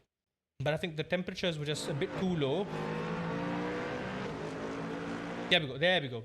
So we just did not have the temperature. I had to lift it a little bit. But I saved it. And then I didn't. The Porsche's front hood just flew off there. That was unfortunate. So yeah, anyway, that happened. But then turn one, something interesting happened in turn 1. There, this Aston spun. Mustang tried to avoid him. I slowed down. There we go. I already saw it. I was already planning to go around the outside. I think Mustang collided with him. I avoided them, but the Mustang did kind of, there we go, some netcode collision there. Yeah, and I collected both of them. Could I have gone on the inside? Would that have been a wise move? Yeah, you know what? Honestly, yeah, I could have gone on the inside. I could have slowed down and gone on the inside, but I didn't have the field of view to tell how much space there was on the inside because my A pillar was blocking it.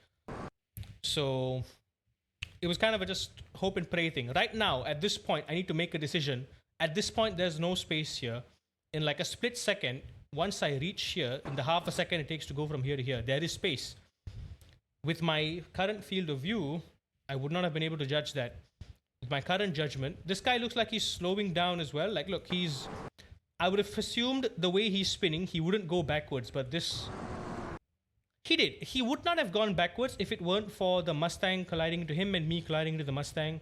It did seem like he was trying to hold the brakes. You can see the tire smoke there. But yeah, it's the unfortunate scenario overall.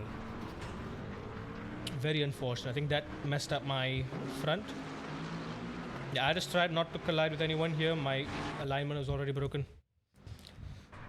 Ay. Oh, wheel, you okay? How much time left? 1.5 minutes. It's fine. Hey, turn off the car. I'm gonna try my best to finish the races I start now. Good job you don't have in-game radio on. Yep. Ay. Really nasty that. Real nasty. Don't laugh. I know I suck, okay? But you know what? Yeah, it's alright. It's a very much welcome back to iRacing moment. Yeah, lesson learned. That's just how it is, isn't it? I rating go up, I rating go down, safety rating go up, safety rating go down. It is what it is. Oh, my wheel is doing something. You see it? Stop. Magic. Sim magic.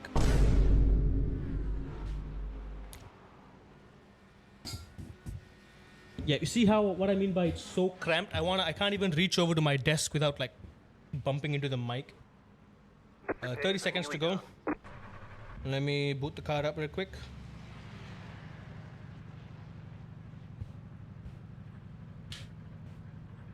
Why is my wheel doing that, and why is it facing the wrong way? Okay, that's clearly the wrong way. There we go. You would have been cooked. No, don't tell dad. Don't tell my dad. Don't tell my dad. 5, 4, 3, 2, 1. That's it, go. Pit limiter. Let's focus up.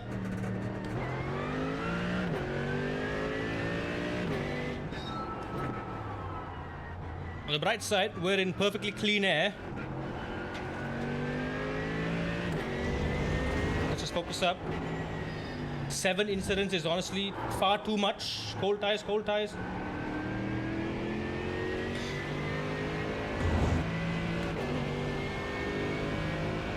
Okay, tires are slightly warm right now.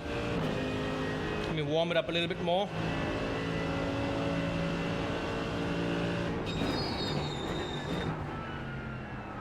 At the very least, let me get fastest lap.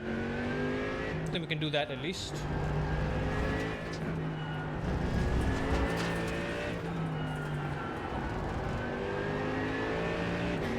You can see how deliberate I am with my throttle input as well.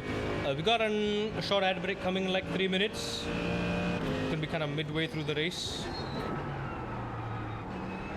Don't worry, y'all saw the drama, y'all know what happened.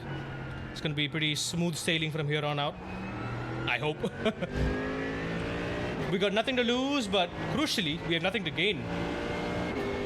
So we're fine. This race is Jova. The race was Jova before it even began. I think I'm gonna bring the brake bias back up again to 53. I don't trust it one bit. Fastest lap, let's go. Turn in before the 100-meter sign. Confident. Keep it tight, open it up a little bit. Get it tight, early on the throttle. Use all the track, open it up. Ooh, didn't want to hop that. 24.7, fastest lap. Let's see if I can do one better. The car in C7 just set the fastest lap. 23.927. Oh, trying to do a 23.9, are you?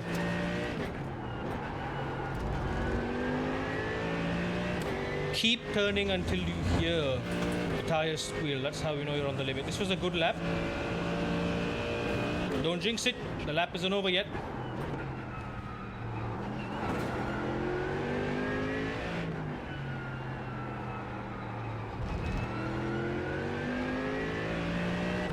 Gently, gently, gently. Open wide, open wide, open wide. Open it up. Get on the banking. Nice. Good, but not good enough. 0.806. There we go. Get that tires up to temp. Not quite there yet.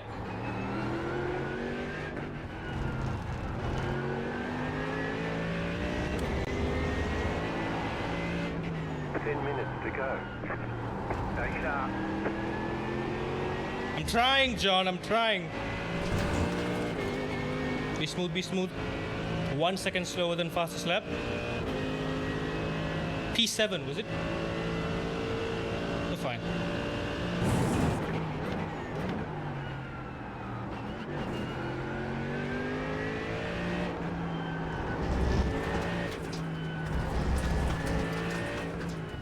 Early brake, early throttle.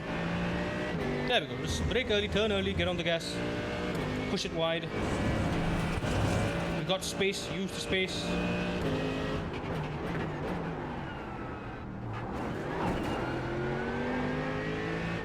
Try not to sausage that. That's bad. That's a bit tight. A little slow on that exit, could have carried a bit more speed. Hitting that apex a little too early, but let's see. Should be slightly better overall.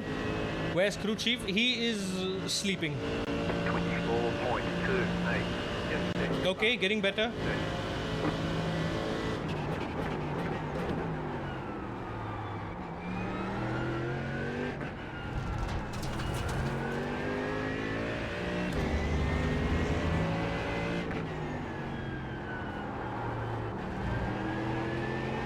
What I mean to say is I forgot to turn them on.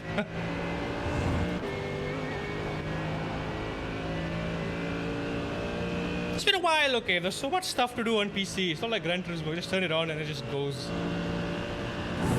car in P7 just set the fastest lap. 23.794. Okay. Not bad, John P7. 23.7. Okay, I'm also not surprised because P7 is at the back of a very long train. He's got a ton of slipstream.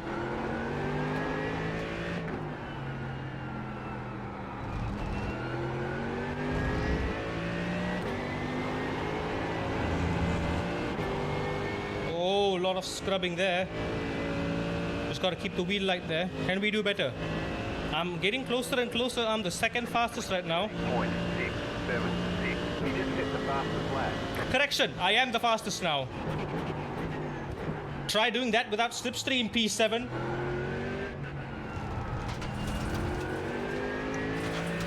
I may be dead last, but I'm flying. There we go. Gotta get that rotation early.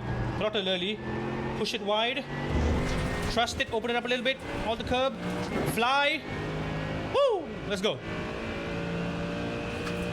1/10 quicker than the other guy.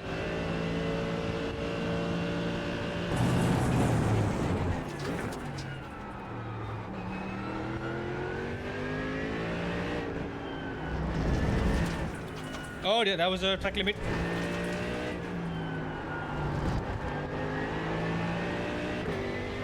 Why am I getting a call from work at this hour? Oh boy, yeah, I gotta make a call after this. Hey yo, what's up? What's up, man? Thought you and I know this is not office hours. There we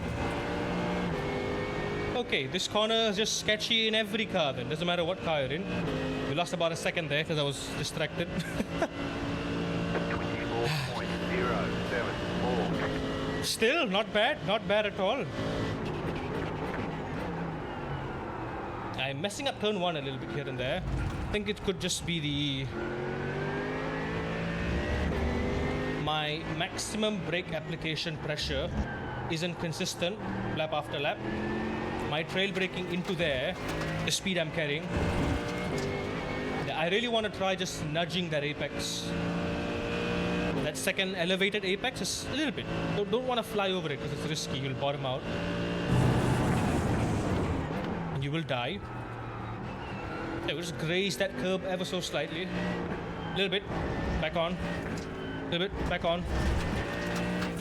On. Off. Throttle. Push it wide. Push it wide. Slink it in.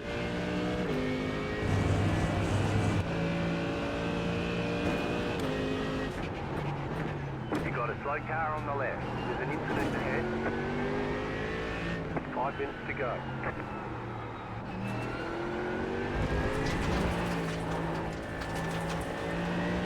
Ooh, there we go. Touched the grass there. That wasn't great.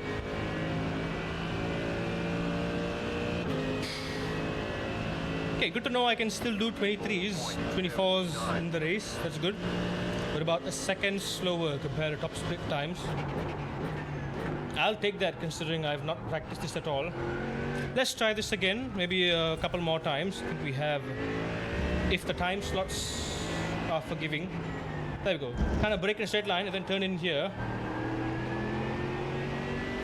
I want to go flat out immediately, but I really just want to make sure I'm listening to the tires. I'm driving proactively and not reactively. I'm trying to give the throttle, give the car the right inputs depending on the situation. Like if I feel like the tires are on the limit, I'm not going to give it any more. Okay, that was over the limit there. I don't want it to get sketchy like that. That's a big question mark right now, Narab. There's a big chance we might not even do it because it's only me and Raven. Azip's not available. Donnelly's not available. A lot of other folks are not available.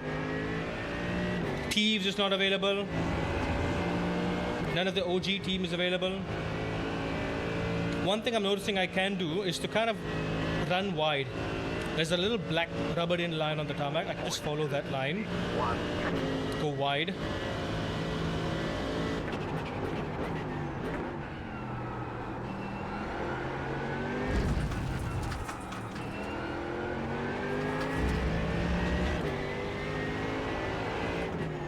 There we go.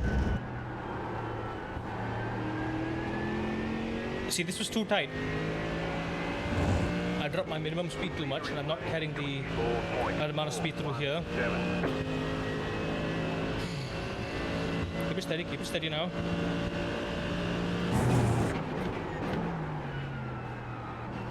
There, getting that entry just nice. This corner, it feels like I'm being super inconsistent. Sometimes I get it, sometimes I'm not. But this is just nice. You want to run it wide just like that. Immediately tuck it in. Once you get to the banking, go wide, straight line, 300 meters. A little graffiti on the wall. Very light on the brakes. So tight and then open up. Yeah, see that white line there? I want to try to target there so I can open up the wheel earlier. Scrub the tires a bit less, carry a bit more momentum. 24.565.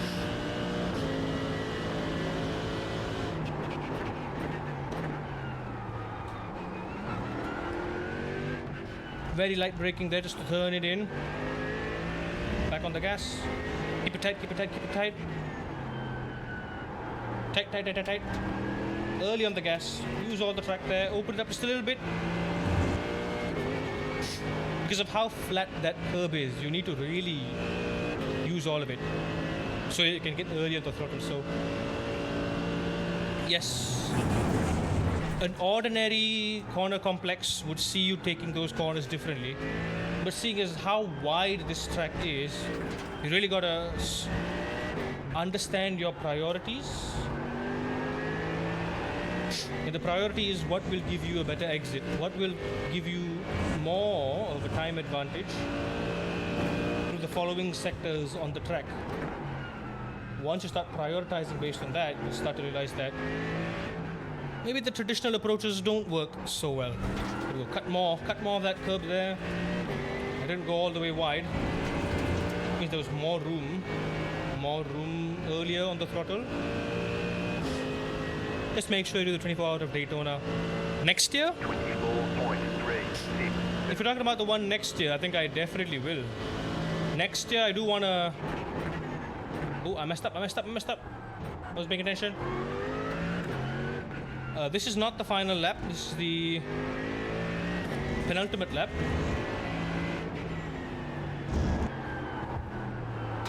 Yep, not enough braking there. Just trying something different. Clearly didn't work. I wanted to make this year my year where I did every single special event, but clearly that didn't go to plan. But you know what? It's a good exposure at least. At least a starting point. A starting point is good enough. I have some experience, I can say. Turn early, use all the curb on the inside, early on the gas. You can see I'm kind of holding 80% throttle on the exit. Only when I hold the wheel straight, I go to 100. That's what I mean when I say I'm driving proactively, not reactively. I'm trying to keep the car well within my limits, within a tangible limit that I can comprehend, a limit that I can predict, which I can control. Final lap, there we go. We did get one incident point for track limits in the mid sector, the little back-to-back chicane in sector 2.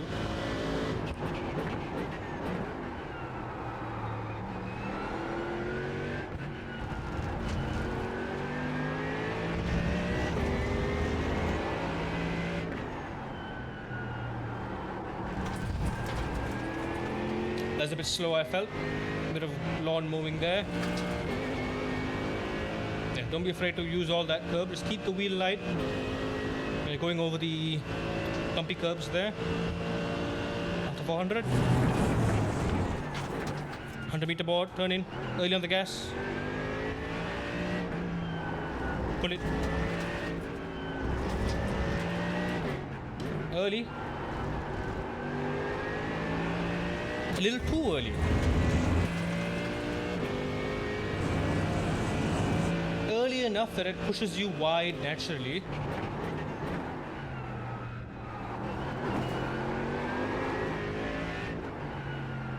This final corner, I think I need to do a lot of work here. There we go. That was a decent approach, but too early there. I'm going over the limit now. Don't want that to happen. There you go. That's the final lap. Whew. We should have done maybe 4 or 5 more laps more than this. Okay, we'll get them next time. But because I messed up that, messed up the start. P1 to P16, let's go. But we got fastest lap though. Oh no, I feel like I've got a case of the hot lapper syndrome. I keep forgetting how serious this sim is. Cold tires are the real B word, aren't they?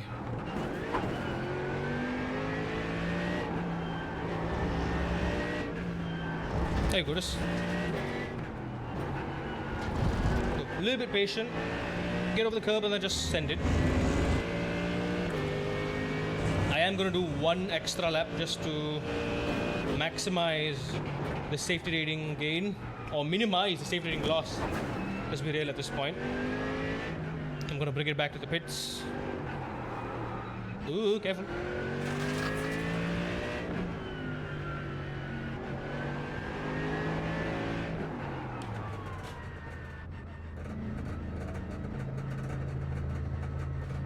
Not bad, not bad. Not bad that I did a faster time than my practice session, and my average times were pretty good as well. 24.3. Not bad. Within half a second. Okay, the race is over. Bring it on in. Yeah, a lot of inconsistency in sector 2 in the back-to-back chicane, and if I mess turn 1, 2, 3, if I mess turn 3 up into turn 4 before the long straight, you lose a lot of time there as well. And of course the final corner, or before the final corner, that tight left hairpin. 1. Right here. Otherwise, pretty damn good. Pretty pleased with that. It's like a real car, you know, you have to finish the outlap, go into the pits, then get out of the car, tell my engineers sorry for wrecking the car, all that kind of stuff. So 8 incidents. How many laps did we do? I have no idea. I forgot how many laps we did. Results ready. Oh, we got a client update. Yes! Neutral. No safety rating gain or loss. Love that. Love that. We played it to perfection. Hell yeah. I would say the fast lap might have had something to do with it. Also, this is the guy who got the previous fastest lap. I think he crashed and yeah, he got 8 incidents as well. I think he spun out. He went from P7 to P15. I went from P1 to P16. Oof. Massive I rating tank. But never mind. Let's not focus on the I rating. 4.5k. 22.5. Yeah, these guys are crazy, dude. 22.5, 22.5.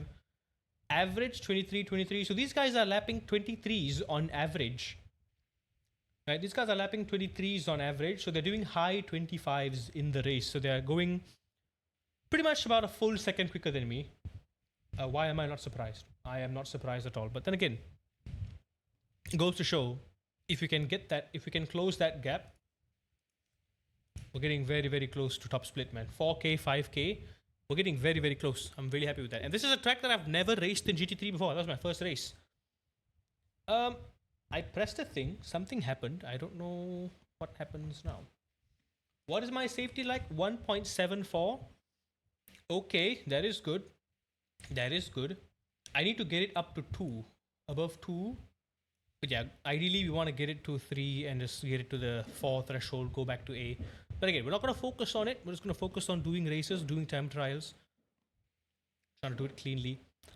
Now that we've done this, next race is literally in an hour.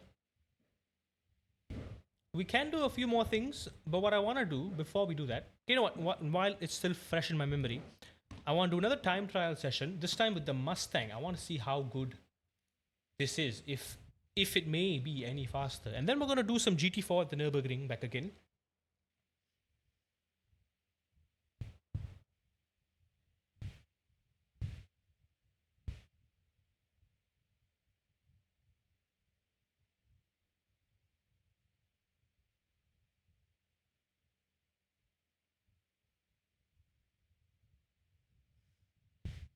Also, hold up, I gotta make a quick work call.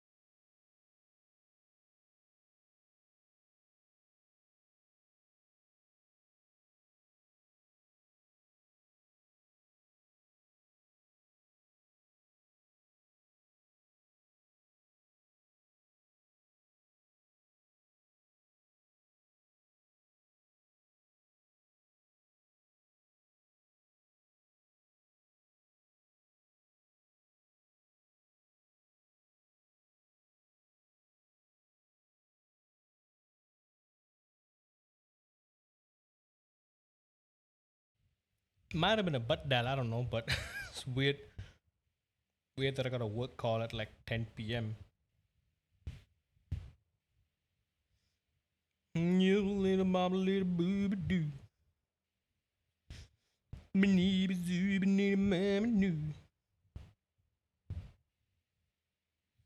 All right. Good, promising performance so far. Let's try to get another pole position, and let's not bin it this time. Let's be sure that cold tires suck. We need to mind the cold, mind the tires, mind the coldness of the tires. The tires are cold. The tires are cold. Also, LMU has been going through a bunch of updates. It still feels a bit undercooked, you know what I mean? It's one of those games where it's good. It's like cookie dough. Cookie dough is great for those who like it, right? But for some people, you might eat cookie dough and you might have a bit of indigestion, you know what I'm saying? You might have that kind of problem. So for me, I think it's just been messing up my insides every single time I try to eat the Le Mans Ultimate cookie dough. This wasn't cooked. And like it feels like every time now, even when they claim it's version 1.0, it's like it's crusty on the outside, but on the inside it's still a bit raw and undercooked, you know. And they keep putting in the oven, but they keep taking it out a little too quickly, so it's just undercooked. know what I'm saying?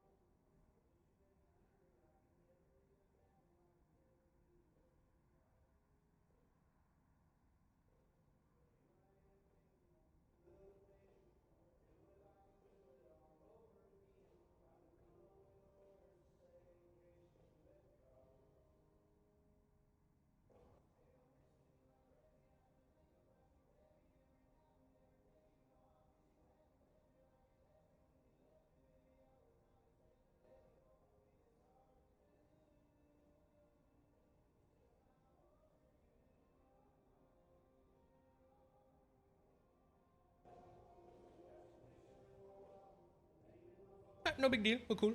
Ice-T, sorry I didn't see you there. I mean, I saw you there, but I didn't acknowledge you, my bad. New rig. I got wiggly, I got yank, I got yoink. Look at this. Look at this. Yeah, you can see my broken light there. It's supposed to be up here. Yeah, everything's falling apart. It's like my life. If I'm driving on my own, if I'm not streaming, off stream, this is fantastic. Off stream, the off stream experience is mwah, beautiful. I'm a drifter now. I'm still sticking to my word. We will learn how to drift before this year ends. We will do that. We will do that. I promise. I promise y'all we will learn to drift. I've got no excuse. I've got the official wheel of the Formula Drift. I've got the magic. I've got the simulation magic in my hands. Also, I don't hear anything now. What happened? Oop. I've got a handbrake so I can.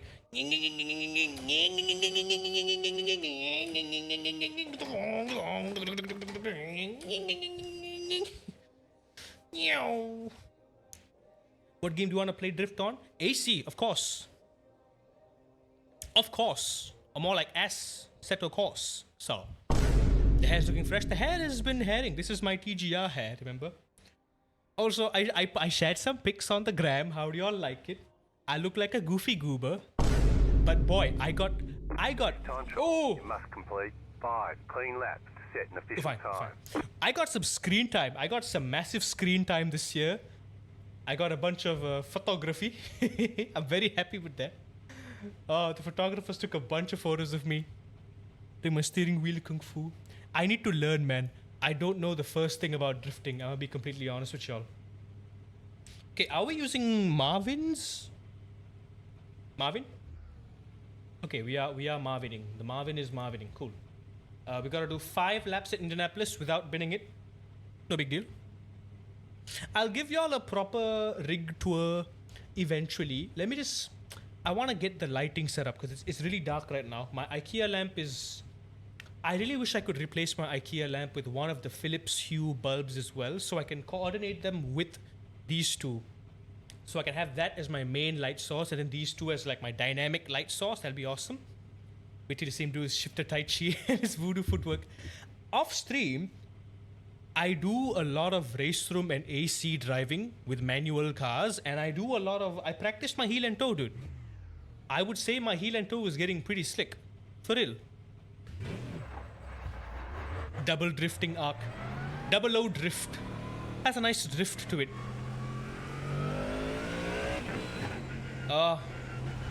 Mustang, you are on American soil. Don't disappoint me. I know your brakes are a bit sketchy. What's our brake bias? 53. Should be okay. Tires are cold. Be wary. Oh, tires are very cold. Tires are very cold. We're at 38 degrees. We need to get it up to 60 at least. Remember, final corner. Take it easy on the final corner. Might have to lift a little bit. Open it up wide.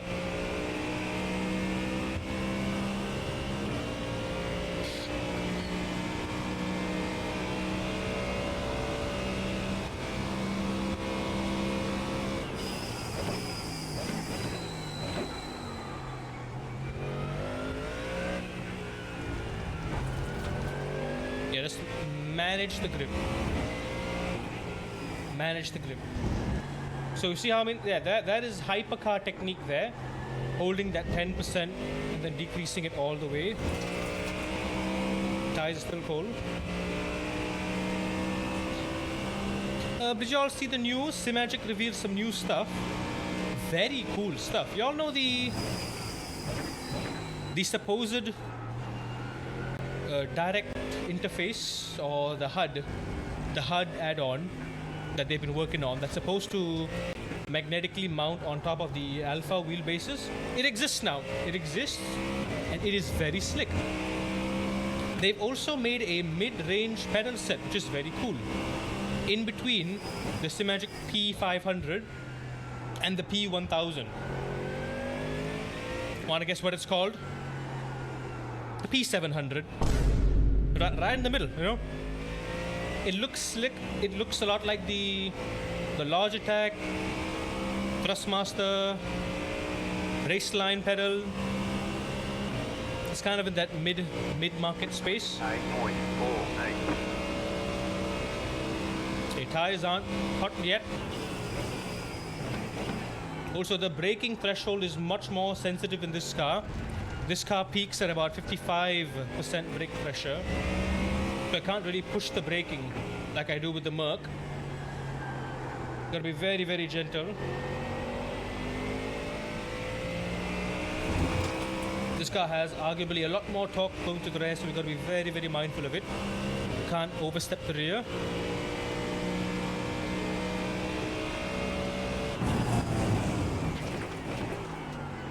See, that's all the braking we're getting because you can see the lights lighting up there.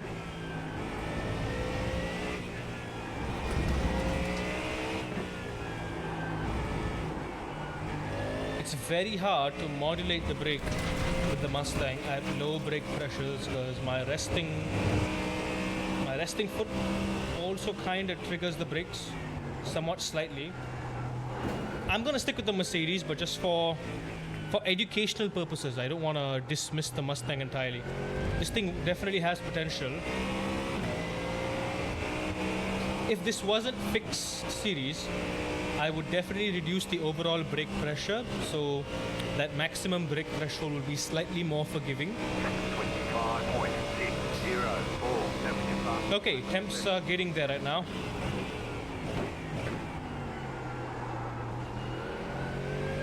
I'm still understeering quite a lot.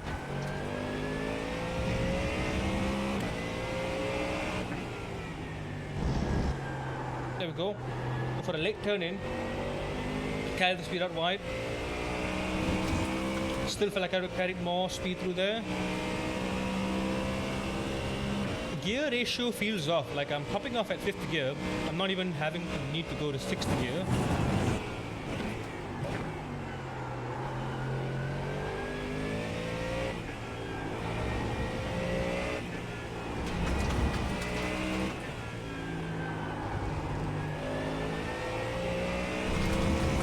Real suboptimal line through there.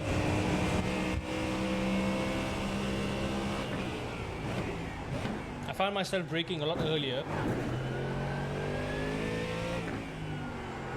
The brakes really aren't forgiving. They really aren't. So once you got the temp in the tires, you can confidently take the final corner. Feels like there's a lot of weight pushing it downward. Yeah, it's good. 24.708. That was your fastest lap of the session.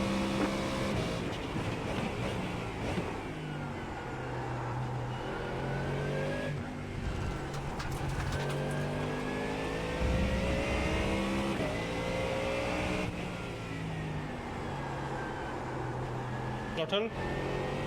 There we go. Instead of giving that stab, we'll try gradually heating it instead. The goal is to smoothly exit turn 3, get on the throttle as early as you can. So that gentle braking is super important.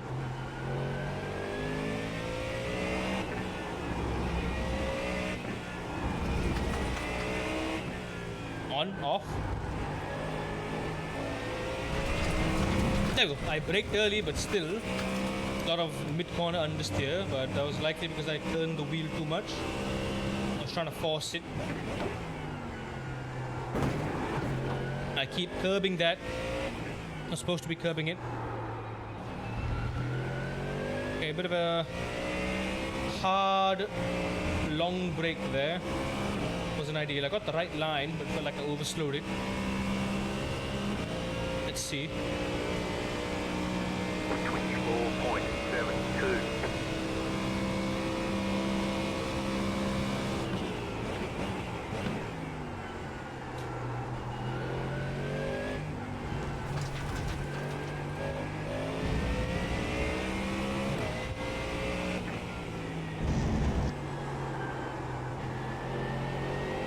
So yeah, the thing is you do have to... You're holding the same brake pressure, but you do have to turn in harder. So you do have to bring that speed down.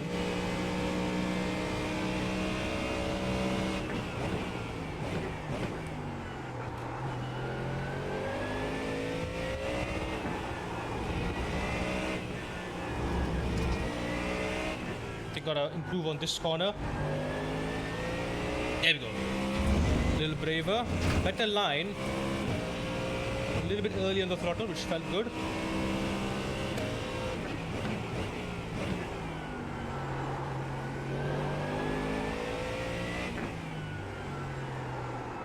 Yeah. If you mess up that corner even the slightest bit, you lose so much speed and just go wide. Worst part, this car is pretty high. I can't really tell where it is. Continue to do laps and attempt to improve on the time if you like. 24.501. Just set your fastest lap of the session.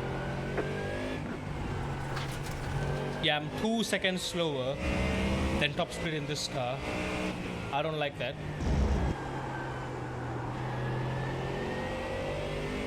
That might have been a bit slow. Let me try one more lap. Take the mid sector. The slow corners are where I'm struggling, where the minimal threshold braking pressure is needed. Like I said, this car is very sensitive to the brake changes as I run wide there. Lost a lot of time there.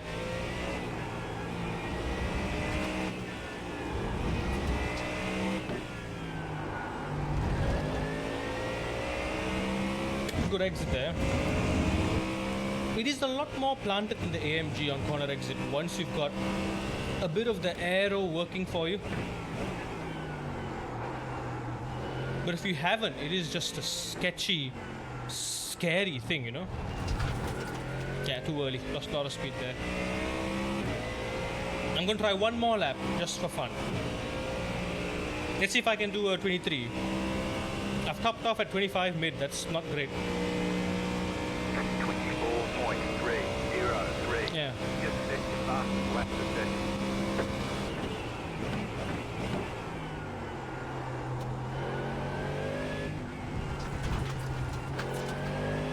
Yeah, that felt a bit too late.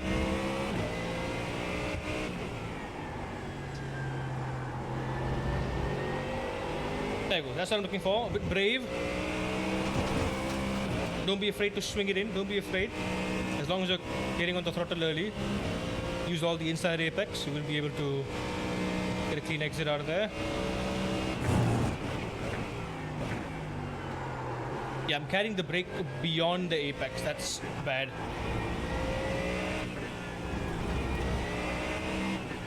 Early. Not early enough there. Yes, it's a good car. It's an inconsistent car, is all I say.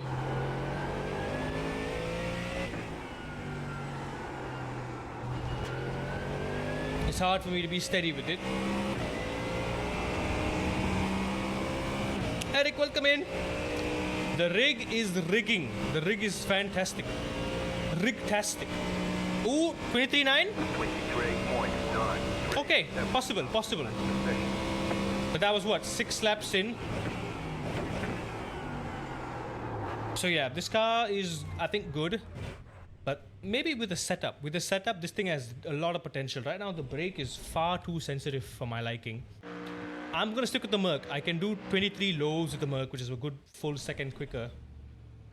So this is fine. On the bright side, we didn't bin it. Feel more comfortable with the Mustang. Honestly, I feel like the Mustang was an impulse purchase at this point. It was just a spur of the moment thing. I wish we didn't go for the Mustang. I do wish we did not go for the Mustang. I am going to grind some time trials a bit in an effort to get our safety rating up. That was a very good session. Let's do a GT4 at the Nürburgring. We also have LMP3 at the Nürburgring, but I'm not that stupid. This car, me and this car don't get along very well. Should I try it anyway? Nah, the Nürburg curbs are gonna kill me. Let me just get good with the GT4 instead, the BMW. Take it easy, don't get any penalties.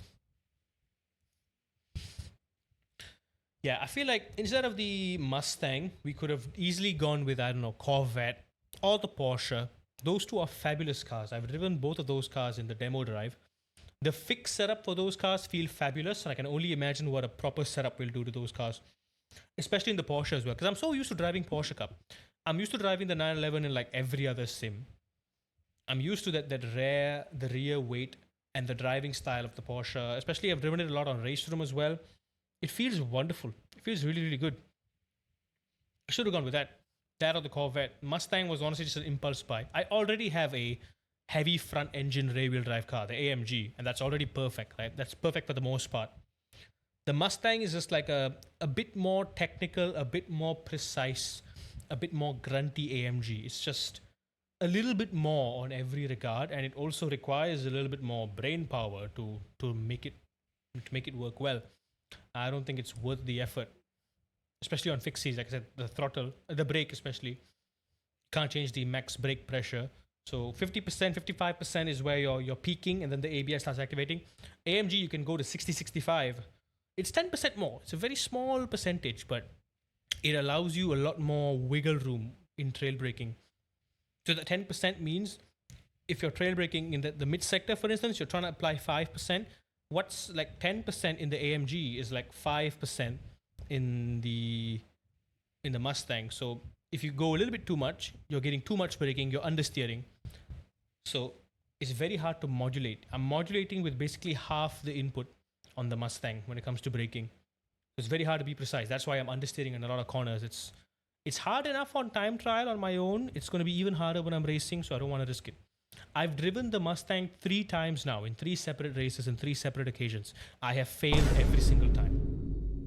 To be fair, yes, I haven't driven enough with the Mustang, but something doesn't click right with me with the Mustang. I have also not driven the Mustang with a setup, so I don't know how good it can potentially get. I do imagine it will be a lot better if it does have a setup. But as it stands right now, I don't ever want to use Mustang on fixed. Nah. Fixed, I think I've got the trifecta. I've got the Ferrari for maximum agility. I've got the McLaren, which is just a very good all-rounder with plenty of rotation, good stability. And we've got the Mercedes, which is it's a high skill, high reward car, but it's one that suits my driving style a bit more. If you really want a really safe car, front engine, you guys go for the BMW M4. That's also a wonderful car. But that is more for open series. Fixed series, I think AMG and the 3 that I have, Ferrari, McLaren, AMG, those 3 are like the 3 go-tos. But even you do see a lot of people in the top split. They just use, even in fixed series, they do use the BMW. The BMW is just that good. It's that good. See, honestly, we could have gone to the BMW or the Porsche rather than the Mustang. In the end, I don't just want to get a car for the sake of it. I want to get a car so I can get use out of it, you know? When it comes to fixed series, I'm probably going to stick with the Mercedes because that's the car I'm most comfortable with. I have the most experience with. I have decent experience across all the 3 GT3s that I own. The Mustang, the Mercedes, Ferrari, and McLaren. I've done long endurance races across all 3 of them, so I'm fine. Mustang just ain't sitting right, man. You must complete Just ain't sitting right. clean laps to set an official time. Right, gotcha. I got you there. Whew. Also, hold up. Let me check if the FOV is FOVing. We're going in the Mercedes, be gentle with the throttle pedal. Yeah, the Mercedes is fine. I've got the Mercedes down. We did a race at the, what's it called again?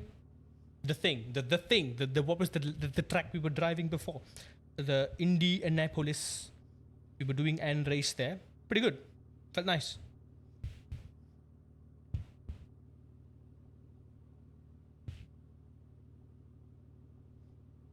Hold up. I pulled out like my FOV calculator just now. And I want to check and see if it's correct right now.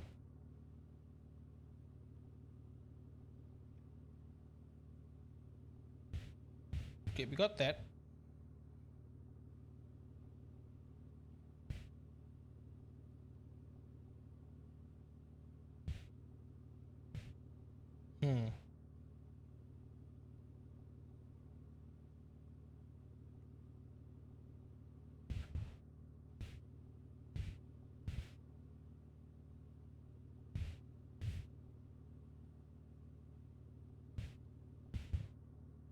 Thought I had these values locked in already. It was 41. There is a fixed value here.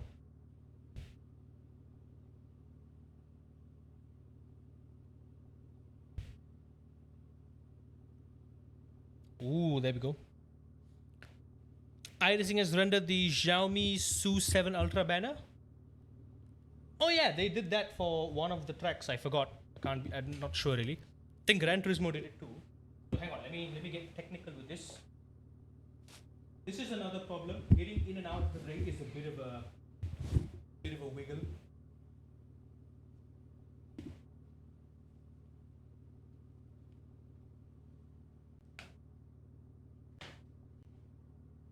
Pulling out the tape. How goes things in personal life? Well, I'm gonna have a bit more time personally to do some simming and some racing. What are we at? We're at 64 centimeters. Okay, exactly. Just as I anticipated. 64 centimeters. Which is just about right. 32 inches, 9mm bezel thickness. So it says here my FOV should be 60 degrees. 60 to 61 degrees. I'm going to put it at 61 degrees. I feel like it's a bit too much. I can adjust the horizon shift to about -7 or maybe even -6, but -6.5 I guess feels fine. The driver height feels okay.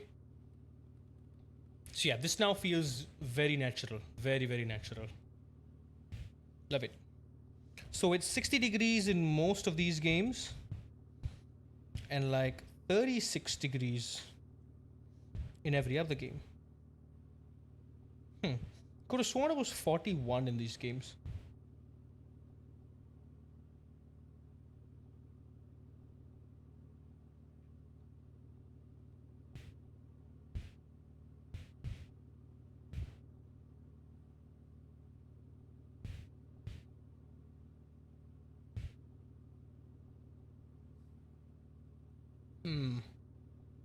Nah, I think I altered it.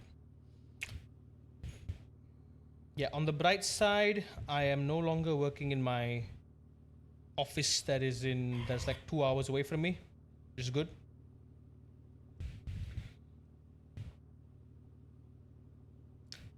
So I do have a bit more time. Even today, we can do a pretty long stream, I'll say. So I should get driving. This is time. We only have 20 minutes left to go. Glove on before I do anything.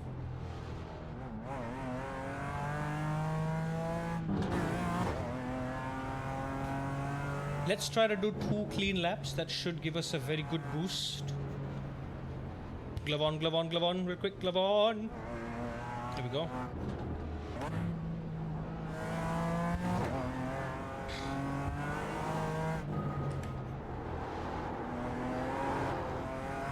The tires are cold.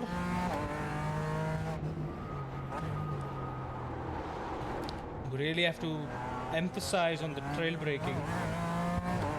Might even have to brake earlier for some of these corners too.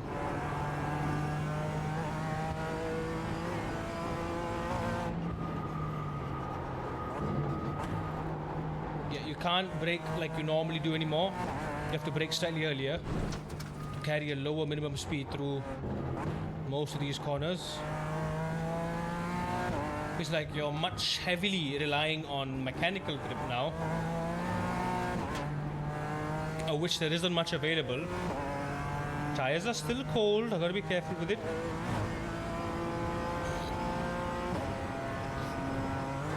Ideally, I would love to be able to do a sub 7-minute lap. 6 minutes something, yeah, a lot of understeer there. I think my tires are up to temp. I can see the pressure, but I can't see the temperature. Anyway, I was saying something as well. SIMAGIC, they released some new hardware. They released the DDU unit, which is really cool.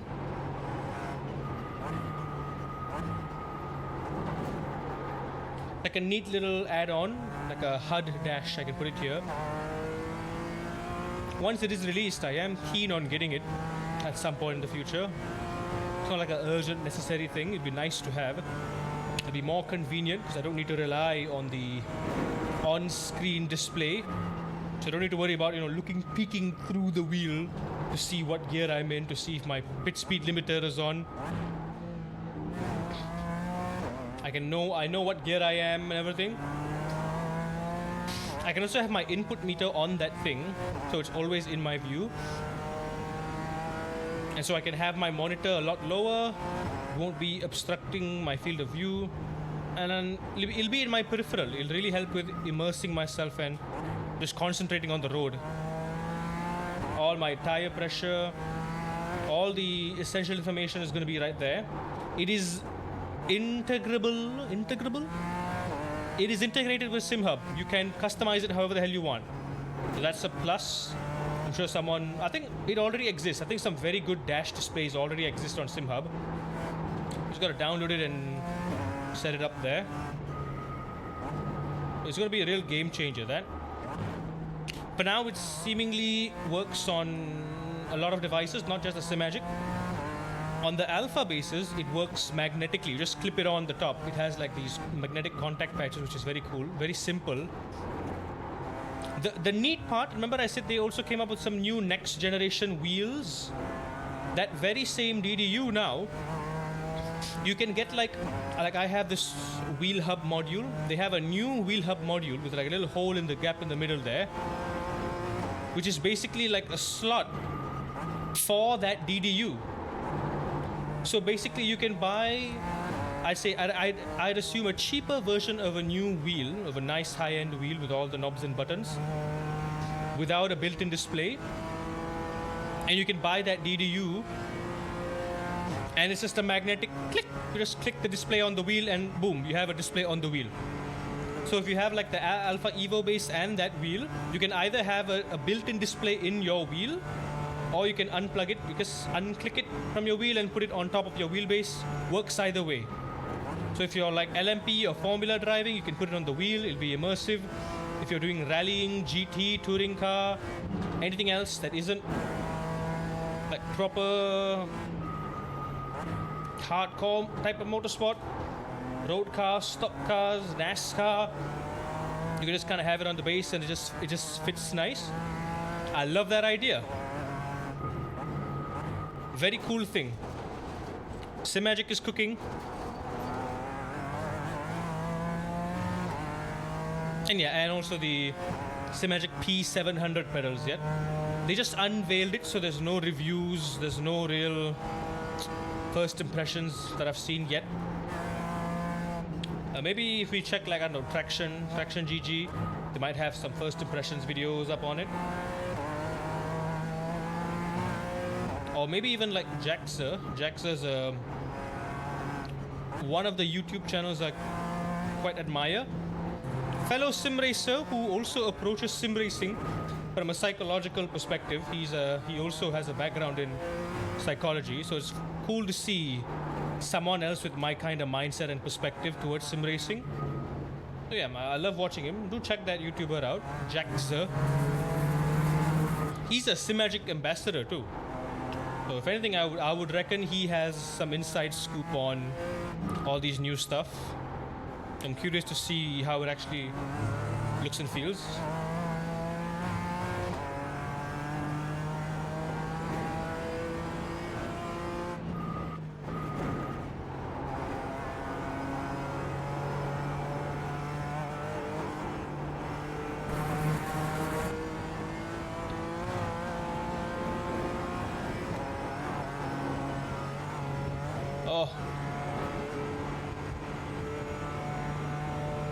our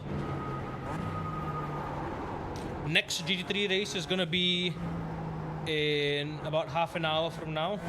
Well, 45 minutes, so we do have a lot of time.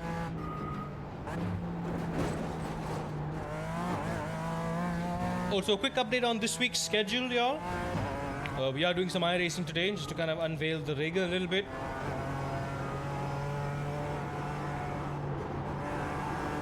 On Friday, we'll do our second playthrough of Resident Evil 2. The B scenario, you know, the Leon B. We'll do Leon B scenario on Friday. I may not stream on Saturday because I have some preparation for Diwali next week. Sunil, how goes your Diwali preparations, man? It is next Monday for us here. I don't know if it's different over there in the US, but it should be the same day. Yeah, a lot of things to do. I'll try to stream on Sunday if I have nothing going on. Try to do a long stream. If I do, Sunday we will be starting Resident Evil 3. If not Resident Evil 3 on Sunday, if I am able to stream on Saturday, most likely I feel like I'll be doing a short stream on Saturday. It won't be a long stream. Definitely won't be a long stream. You can continue to do that and attempt to improve on the time if you like. Yeah, really gotta 4, 3. break early there. Not an improvement. Not an improvement at all. I'm starting to understand what this car wants. It's like a lower powered Porsche Cup in many ways. That's what I'm getting from this. It's like a low powered Porsche Cup that's more heavier on the front rather than the rear. Yeah, that is the perfect way I would put the new GT4s now. Now 5 laps of fuel. Minus the stress of not having ABS and traction control, of course, because this car does have ABS and traction control. So a lot less worry on that front. But the driving style is very similar. It's slippery on exit. It's got a lot of torque.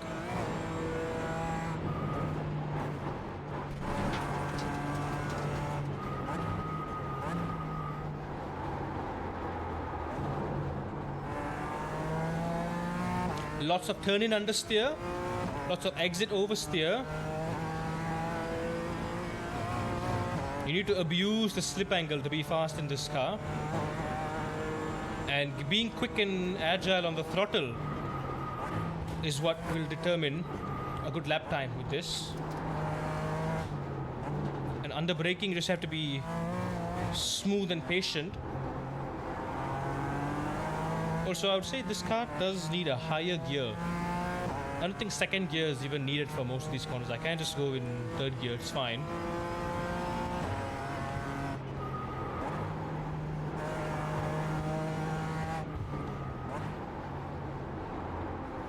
Yeah, because the torque builds up very quickly.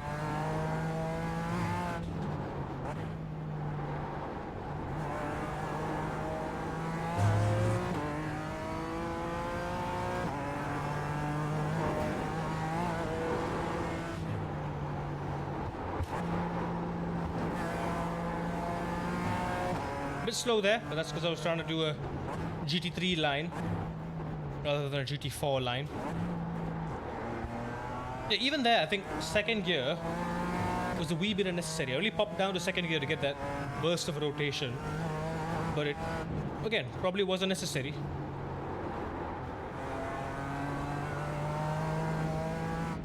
It's all about throttle control, man.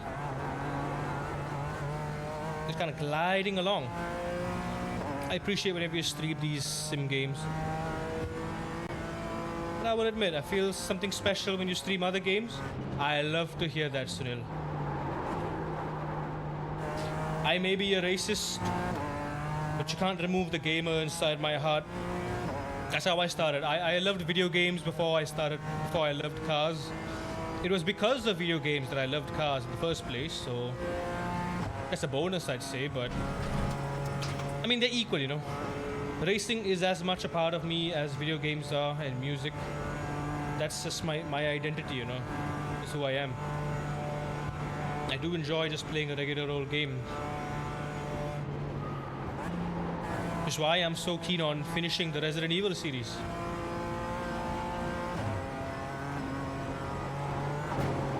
Ooh, yes, can go flat out there. Gonna push on the brakes a little bit more.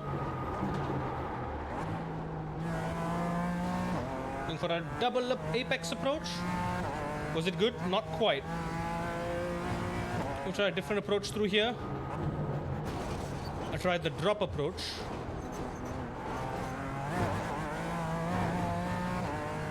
Ooh, pretty quick. No worries, go take a wee wee. Go take your wee wee or your woo woo.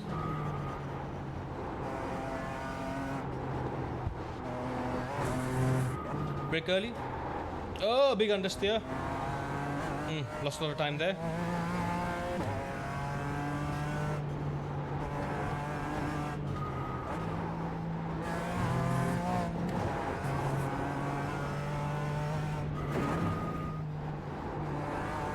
I gotta keep reminding myself this isn't a GT3 car. This is a GT4 car. It's got a lot less grip. Again, the way I'm driving it, right, is a lot like the Porsche Cup. Down to the lines and the braking references I'm using.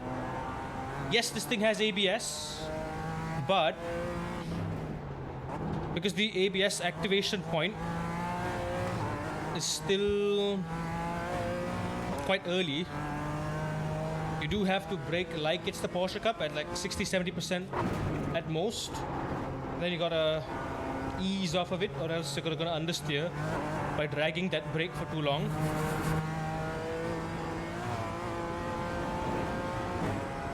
This is the car that Super GT and Jimmy Broadbent drives for the NLS, right? You know, I would love to get good at this car,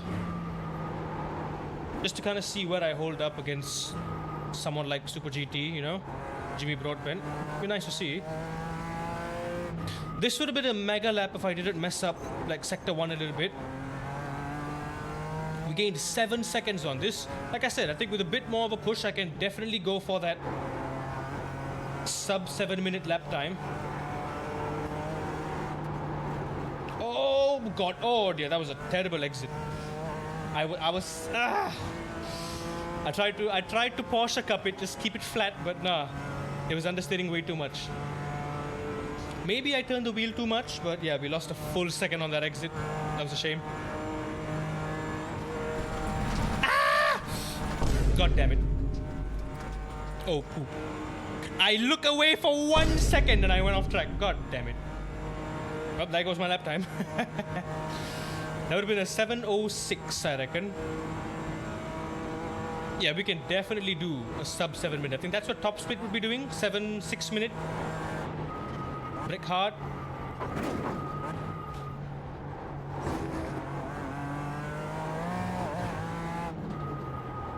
Brake early. Had an incident. The lap count has been reset. You'll need to do consecutive clean laps to set an official time. 7.432. Just set your fastest lap of the session. 7.4, okay. Could have been a 7.3 if I didn't mess it up. I want to do one more lap. There's still time.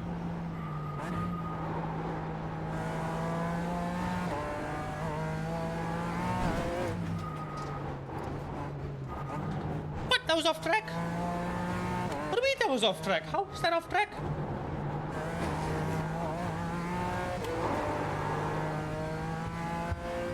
I do that with the Porsche Cup all the time. Come on. I see your true self whenever you stream other games. That's how I see it. Aww. I love that, man. I love that.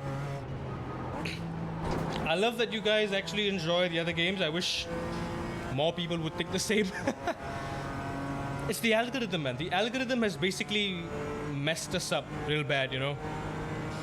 Diwali will be chill this year. Wife and I are going to Japan. Nice. Not celebrating Diwali with the fam then.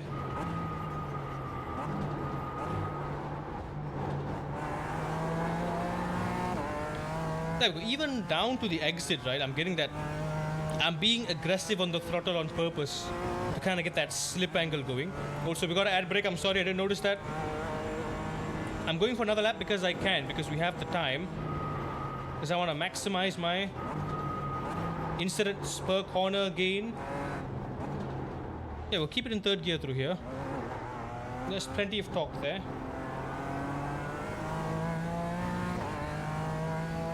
Next year I might join TGR Academy in the Philippines. Please do, please do. Right now you have the top names, right? Russell Reyes, I think Luis Moreno, yeah? Luis and Russell are wonderful guys. I've raced them in ERGP before. I actually have contacted and spoken to Luis Moreno before. Very chill guy. Very fast as well. Some of the fastest Gran Turismoers in Asia. They are no joke, man. They are one of the racists of all time. Yeah, we're going to try third gear here. Coast with the weight. Ew, there we go. Gotta try to be smoother, even smoother. This ain't smooth enough. I try to extend my maximum rotation point.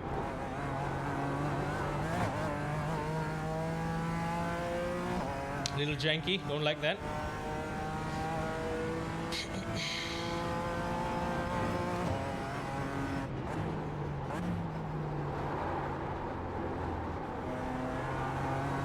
There we go. Use the GT3 reference, but I got a brake earlier because this car is not a GT3. But good exit overall. Did use the right line, but didn't apex it quite enough. This lap is already invalid, that's fine. But then again, this is the Nürburgring.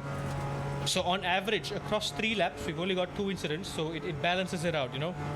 There are 2 racing academies here in the Philippines. What are they? I think one is TGR, one is the TGR Rookies.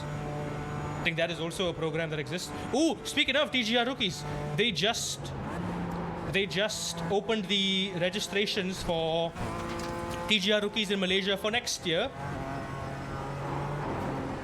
I don't know if I am even eligible, but I want to give it a try anyway. That was horrible. I just want to apply, dude. I want to apply. I need to update my motorsports, esports CV, and I gotta send my application in. They're asking a lot of shady stuff like, have you raced in real life? What are your accomplishments in sim racing? And I'm like, I fumbled the semifinals 4 times. I did go-karting a little bit, I guess. It ain't much.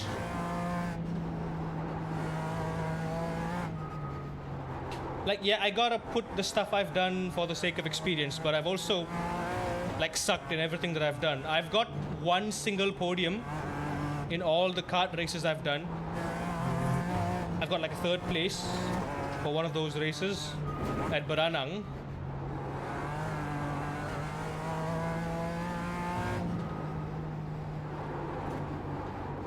Last year, the endurance series I did, that was a bummer. I was just slowing my whole team down. But I have got a lot of race room wins under my belt.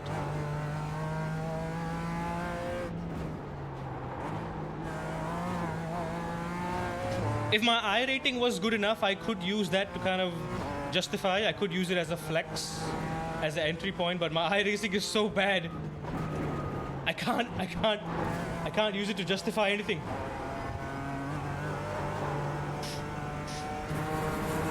Yeah, I am pushing a little bit this lap, but not smoothly enough. So probably lost 2 to 3 more seconds there in that sector 3 alone, being a little bit timid.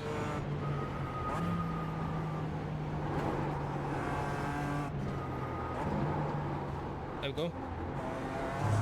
Starting to get a lot of understeer there.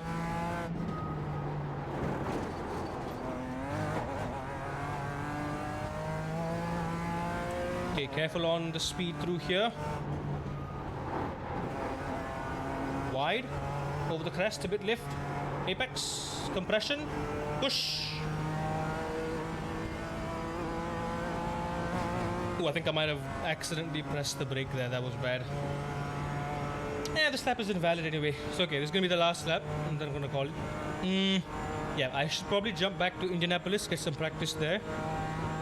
try to see if I can squeeze 152. Was it a 52 or a 42? Something 2. It's gonna be a 6-second faster lap. Also gonna be a 707, I reckon. Yeah, definitely. Even just a few laps in, I can definitely try to do a sub 7-minute lap here. Possible.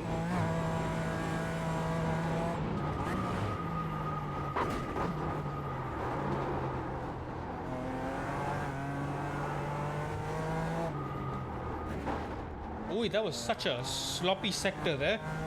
7.251. New fastest lap for you.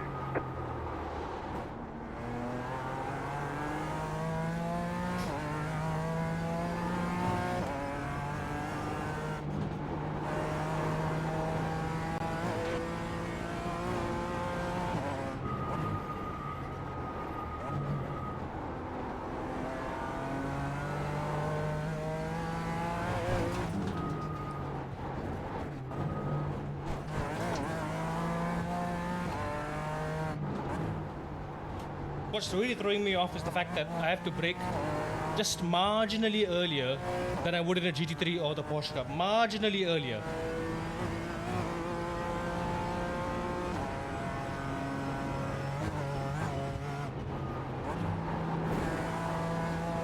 Even this corner, I gotta approach it like Porsche Cup, you know? You gain so much time. Yeah, I've done a 707 twice in a row now. 7 seconds, I think, shouldn't be too hard. I can gain probably about half a second in each sector. It should be good.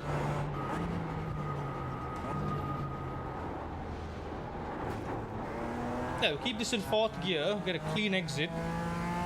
Powerful, look at that, 3 seconds already from here. Ah, shame this isn't gonna count anymore.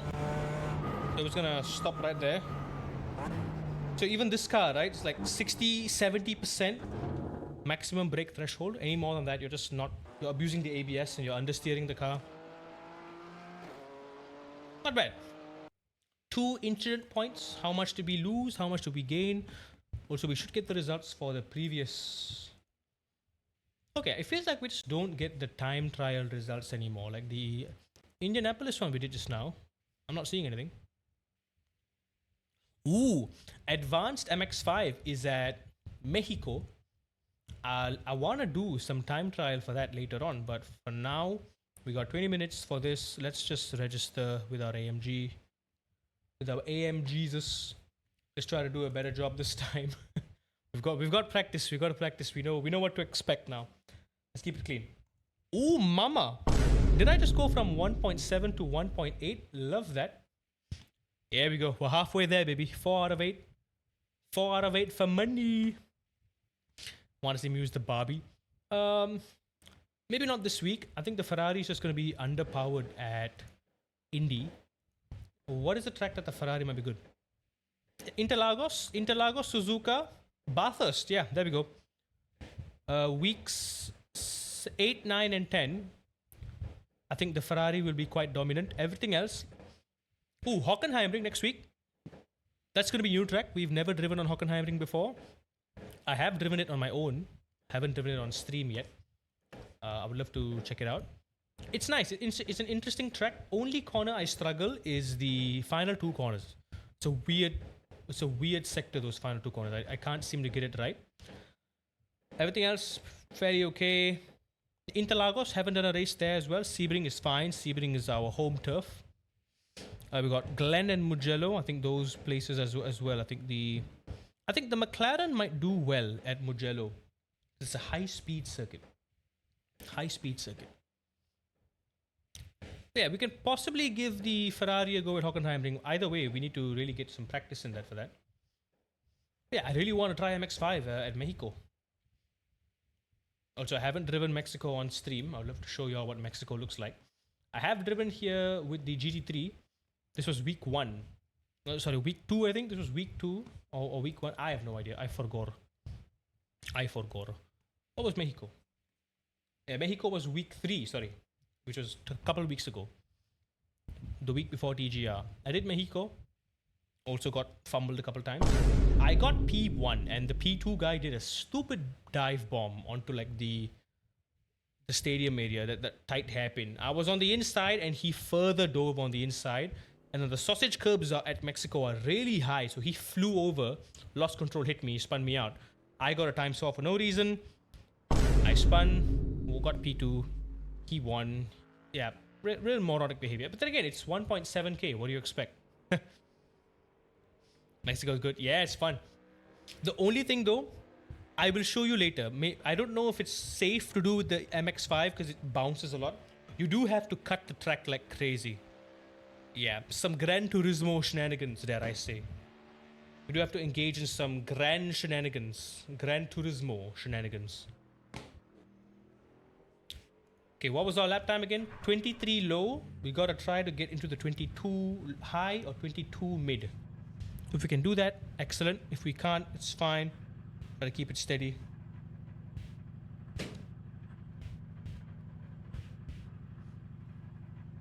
So yeah, on Saturday, depending on whether I'm able to get home early, I might start Resident Evil 3 on Saturday night.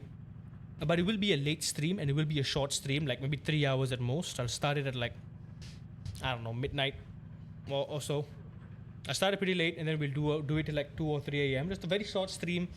We'll do like the first couple hours of the game, first 2 to 3 hours of the game. And then we'll continue it on Sunday, try to do a long stream there. Or if I don't want to push it, let's just do it on Sunday. Let's just do one long, maybe 6-7 hour stream on Sunday and then call it. Just not push it.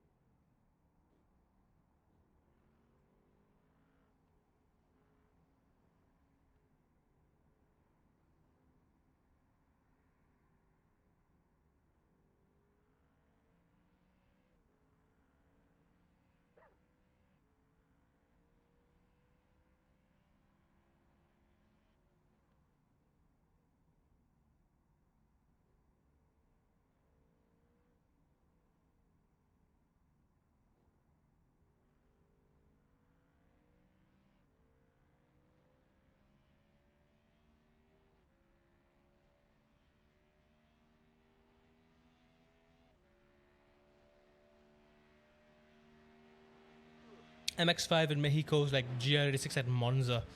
It's slow, but yeah, I would anticipate the slipstream to really come into play. I would also anticipate a lot of shenanigans in turn 1 and turn everywhere. It's MX-5. What do you expect? It's MX-5, sub 2k MX-5. What do you expect? Butt carnage. Let's be real. What are we expecting?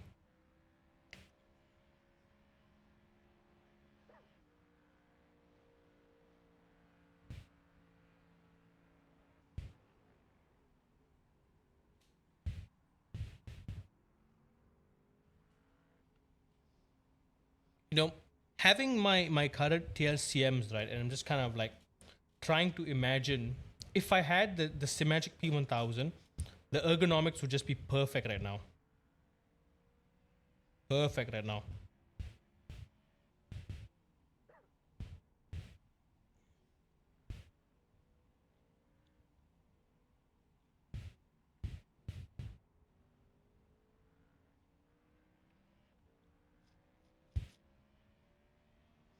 It's a shame, yeah, because I'm busy on this weekend for Diwali. I won't be able to do the 6 hour of Spa endurance race for ERGP endurance on ACC.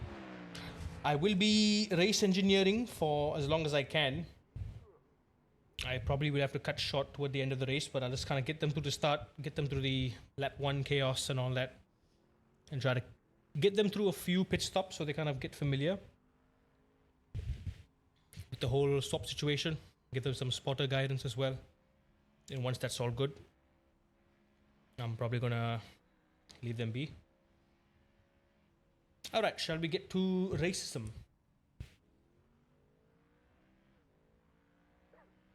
Are we peaking? Are we peaking?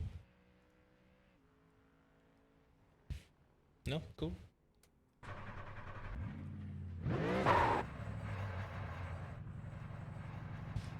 Increased by a couple percent. Still can't forget the race in FF1600 at Oulton. You qualified P1 and won by 10 seconds. It was the second split. God damn, look at you. I have driven both of those cars. Honestly, I am a Formula V enjoyer rather than an FF1600. I don't know why. I just like the V better. The V is a lot more raw and authentic in my opinion. The FF1600 is a bit... Yep, you took the words out of my mouth. You throw it around. It's a bit more of an overpowered go-kart than a race car. Oh, understeer, cold tires. That was bad.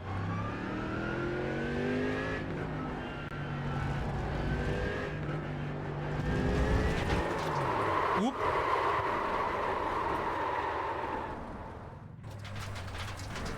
It's okay, this is practice, we're fine.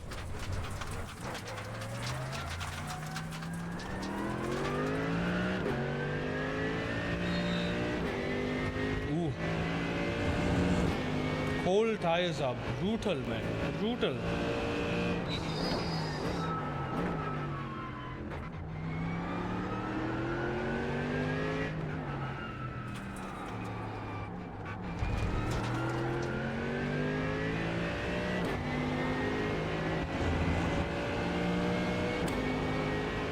It's either you gotta lift slightly or you gotta open it up.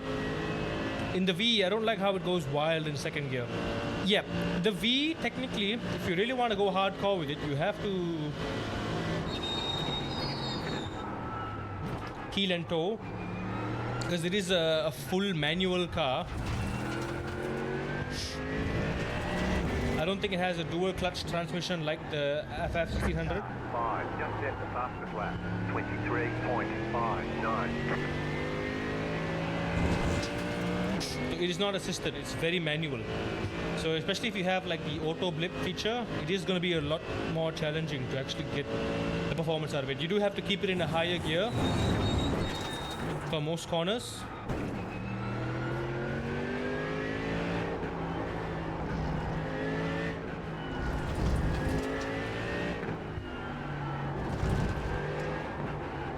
Yep, too early.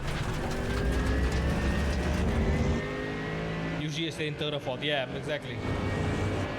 I've only driven the V once or twice at the TRAK.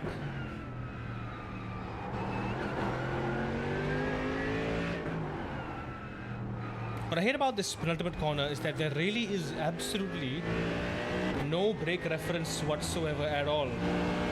There's none. There isn't a single brake reference that I can use. I'm just looking at like a patch of sand on the side of the track there. 16.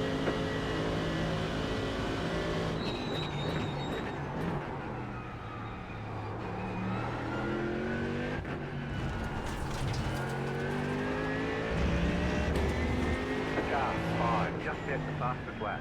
23.545.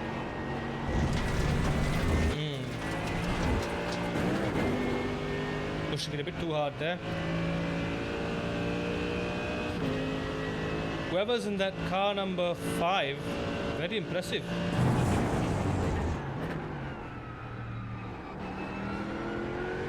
I can brake later and harder for this corner.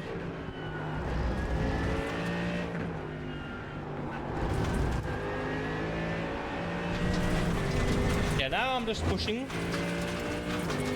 I'm not doing what is safe.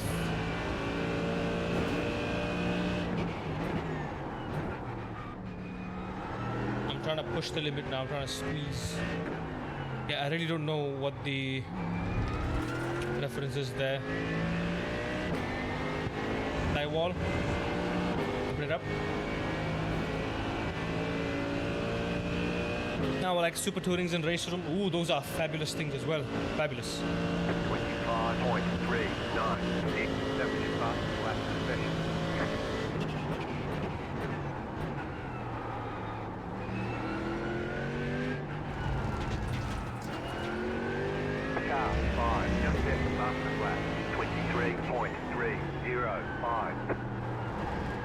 can this car 5 guy calm down? Jeez.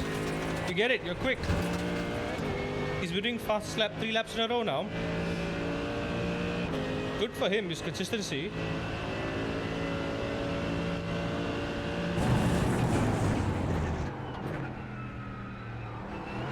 I can carry so much more speed in this corner.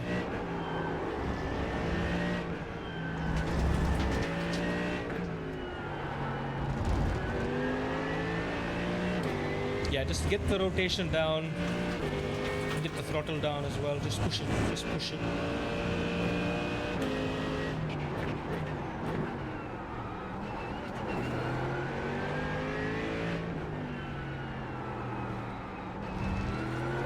There we go. Early. I should try to hit the apex, or else I'm scrubbing the wheel trying to turn too much. Listen to the tire. Listen to the tire. Try to not drive the line. Drive the car. 4.35. New fast flat for you.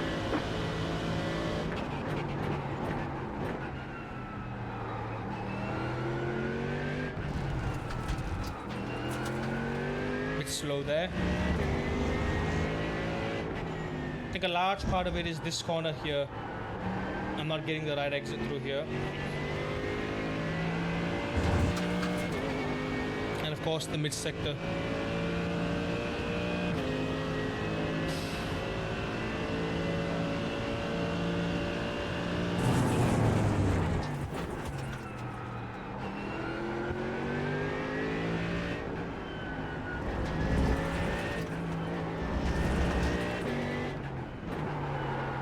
Late.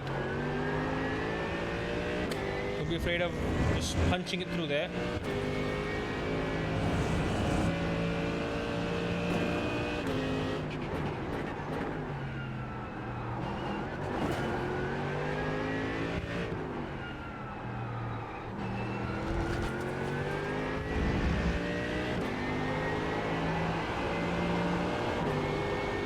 Ooh, very big scrub there. Did take a tight line. Don't think that was great. 24.49. Marginally.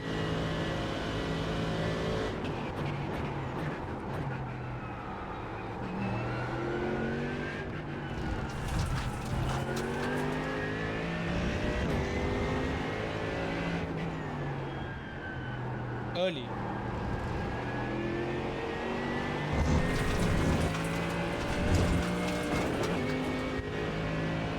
Didn't like that. Didn't prefer that.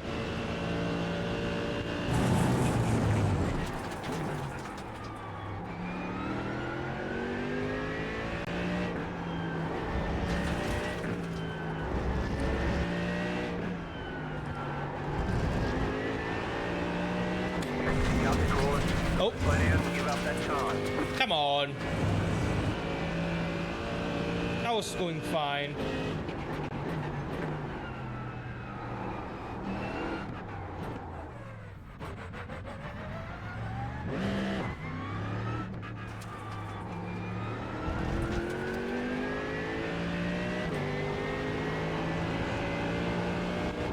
So I don't quite know the principle for the final corner yet.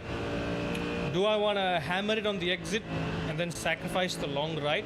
Or do I want to sacrifice the tight corner so I can attack the long right and carry more speed on the straight? It's a bit of a what should I do now type scenario.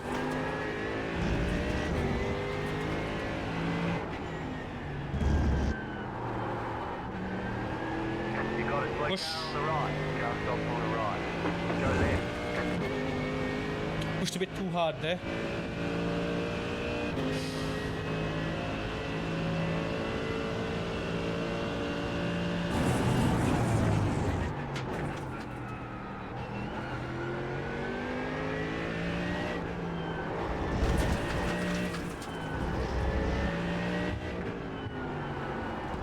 Just a little bit patient through here before I get on the throttle. You can cut the curb, but don't cut it too much. Just be patient.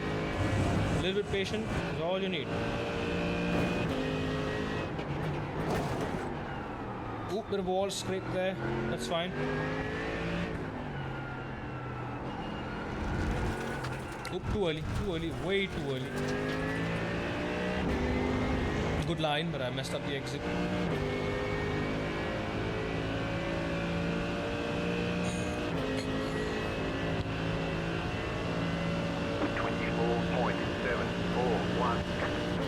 Even on bad laps, I'm still averaging 2 seconds slower than top split, which ain't terrible.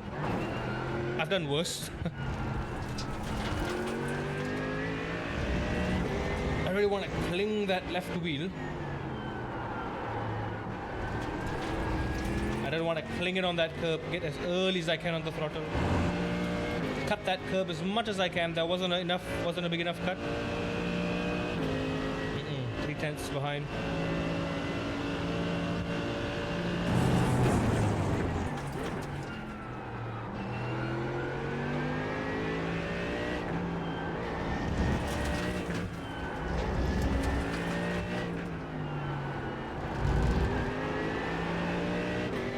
There you go.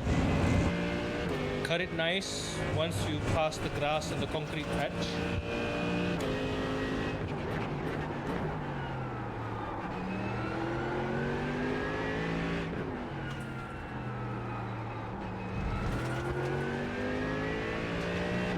Open it up, tire wall in, out.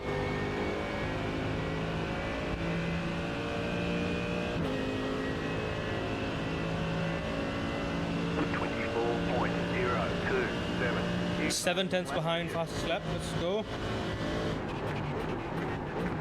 Getting there.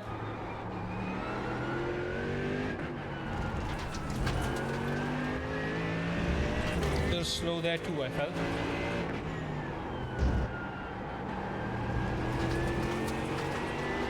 There we go. Now we're talking.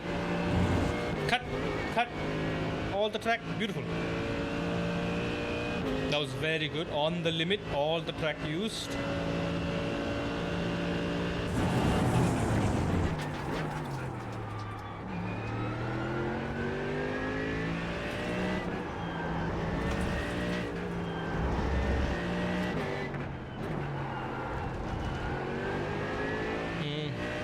A bit late there. Aratiko, come on. There's always time for sim racing. So this is my first stream on the new rig. I'm having too much fun. Sleep can wait. Work can wait. How are you, man? Happy Wednesday. Thanks for dropping by. Hope you're doing good. Also, because my office is a bit nearer, so I don't have to wake up at 5:30 a.m. now. I can wake up at 6:30, so I can end the stream about an hour later, which is always wonderful. I'm not doing ERGP, bro. I ducked out. Deepavali, bro. It's like, I don't know why. This year, ERGP, every single ERGP round has just been unfavorable because all of them has clashed with an iRacing special event. And then the final one, it clashes with Deepavali. No, sorry, bro. Priorities, man. I love racing as much as the next person, but family first, man.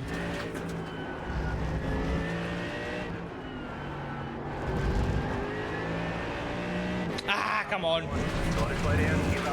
Yep. I need to cut that part a lot, but gotta really be wary of.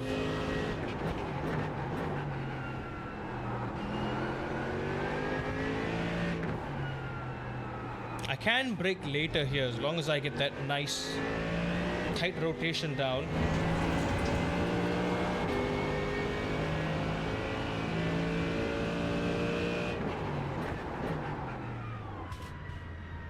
Forget the girls, come race engineer us. Come on, it's the first time. 0.005. All I want is I don't want them to embarrass themselves like we did, me, Asher, and Dexter on our first ever run. We also got, I think, was it pit speed limiter, disqualification penalty? Yeah, real embarrassing stuff. What car are you all driving, by the way? Your Lambo? Lumbergumber? Or Meriri. Meriri or Lumbergumber? Feriri or Lumbergumber? Ah, they're good, I think. I mean, yeah, one of them, both of them are real racists.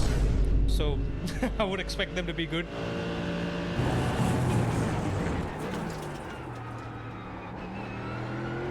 Now, also, I want to play Resident Evil this weekend. I don't want to focus.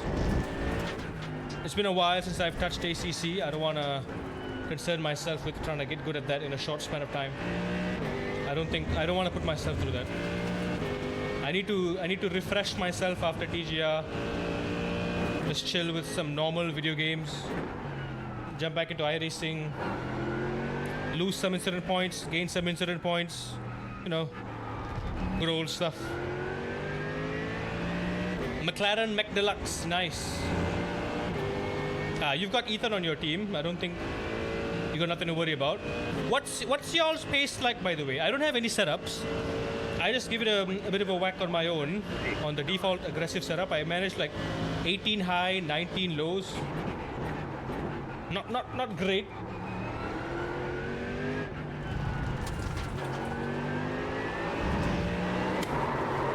Oi.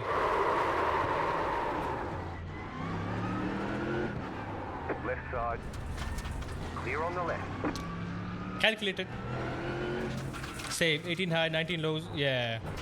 Aggressive is a bit weird. You need to. I feel like aggressive setup in ACC, you need a very specific driving style, you know? I can easily get fastest lap here, but I think I'm messing the exit of turn 3 quite a lot. Final corner. Final corner is a make or break corner. There's no bloody reference for that corner, so I'm just winging it, man. I'm winging it. So it's like the exit, the moment I get on throttle, that just dictates like 2 to 3 tenths coming down the finish line. And that's the gap. That's my delta right there. And then of course the mid sector here. This exit onto the high speed sector. If you don't cut this, or if you cut it perfectly, you gain a lot of time. If you don't, this is an important corner. Turn 3. Is it turn 3? Turn 4. Turn 4, important corner. This bit, important corner. Penultimate corner, important corner. Don't use aggressive, it's stupid. Yeah. I feel like every car, you need to drive it a specific way to get the pace out of it. Default is good. Default is good with a bit of pressure adjustments. Also, I'll admit, I know very little next to nothing about ACC parameters. Like, I know there's like an ideal pressure for an ideal temperature. I don't know what that is. So probably when I'm doing my own practice sessions, my tires are never in the right pressure and never in the right temperature as well. So that's probably why I'm a bit slower. I would expect it to be maybe at least a full second faster if I have a decent setup, right? I mean, if I have decent conditions and my pressure and temperatures are up to, well, green. Hijau. He's gonna carry me. Ethan, yeah. Well, hey, I mean, come on. You got fastest kid in Malaysia, dude. Hard carry. Last I remember, Ethan was capable of doing 216s, if I remember correctly. Kid is quick. Thing is, the time I drove on ACC as well was, I drove it like how you would need to drive on ACC. You know, like abuse the track limit, use all the track. Even driving that way, I still couldn't go under 218 on default. It's really hard. And you can barely go flat out at Eau Rouge. You can barely go flat out at Eau Rouge. At least, I don't know if it's a setup thing or maybe it's a tire pressure thing. Like, I have to lift at Eau Rouge a little bit. Lift a little bit. I just understeer and I always go off in Radeon. It's a setup thing. Yeah. No surprise. If you have a right setup, you can go flat out. If you have right tire pressure, right conditions, you can go flat out.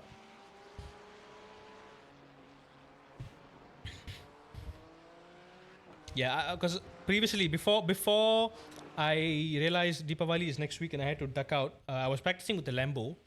Like I said, I was doing 18 high, 19 lows with the Lambo on aggressive default. I couldn't take flat out. Those 18 high, 19 lows, I wasn't doing flat out. I was lifting 90%. When you go uphill, I was lifting 90%. Once I get the bite, then I go flat out. And I'm still feeling the understeer. You know, I feel the crrrr, I feel it just not turning. The Lambo is great in Sector 2. It's great. Radeon. Erosion Radeon, it sucks. It sucks so much. Ooh, boy. Lambo is Lambo. Lambo is Lambu.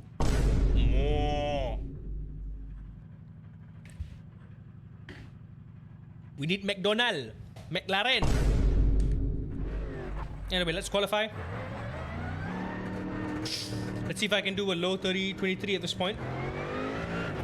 I might have to get some temp in the tire before I can do anything. Let's see if we can do that first. Be safe, be safe.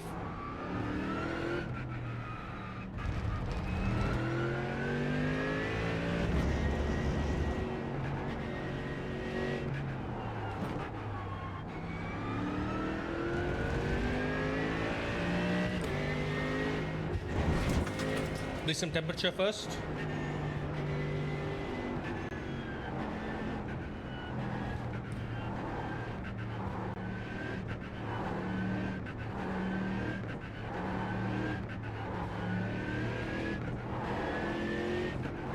Please don't black flag me, John.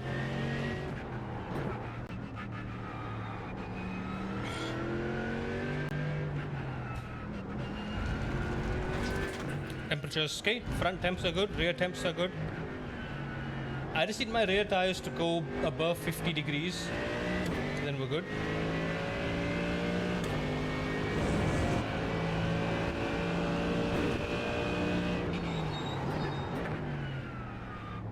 Where's my brake ballast at? Focus, focus, focus. Get a good exit here. Early throttle.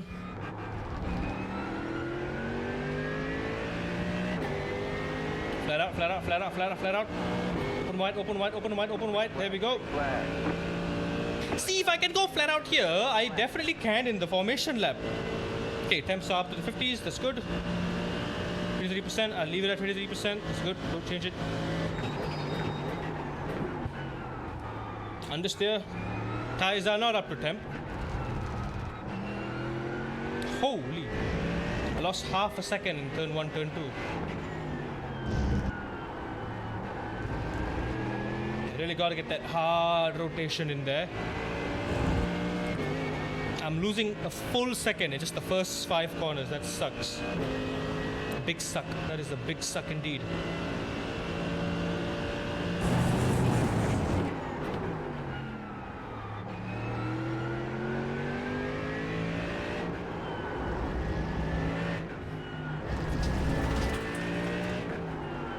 Turn hard, throttle early.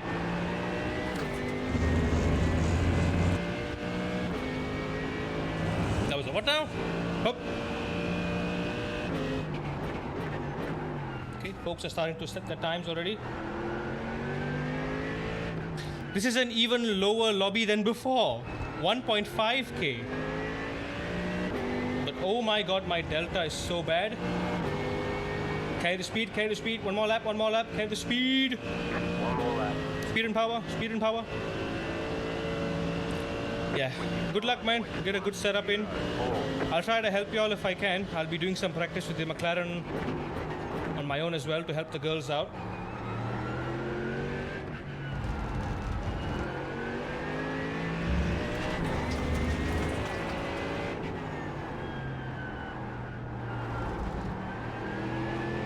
Ew, 3/10.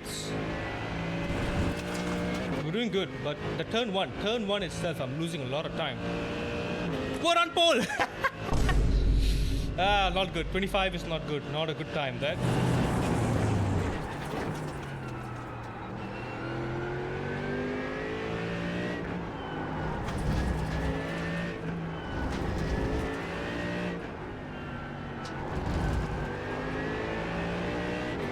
Chill, chill, chill.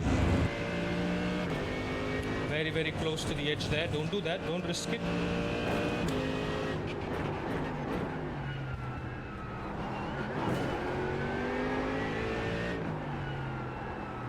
Trail brakes nice and smooth. Early. Punch it. And go. Still a 10th slower on the exit there, so a lot of room for improvement. This would have been a 24-3. Alright, there's checkered flag. Yeah, 24-2. Just about.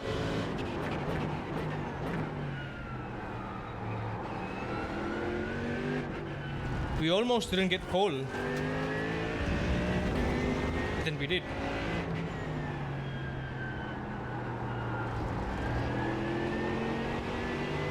Yeah, I'm losing a lot of time in that turn 2 to turn 3 transition. That's where I'm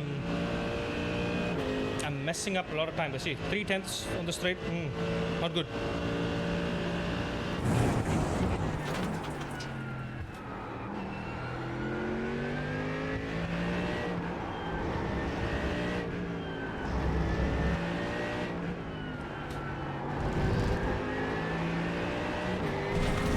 Really got to be brave in cutting the track there. Really got to be brave.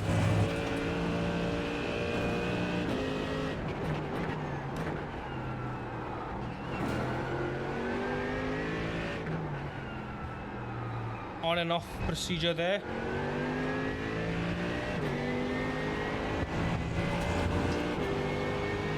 You scubbed a bit of the wheel on the grass on the inside. But that would have been a 23.8. Yeah, that would have been a good qualifying lap. 23.8, full second faster than P2. Let's try to do that in the race, that'll be good.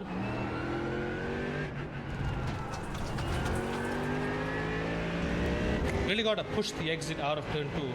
I'm gonna try braking harder, braking later, then forcing third gear out of there. Much better, much better. There we go. Within a tenth, within a tenth.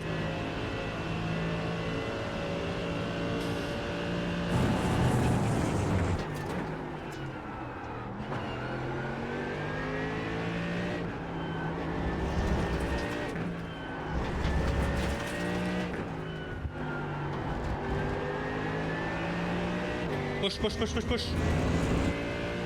On pass, slightly better, but slightly worse as well.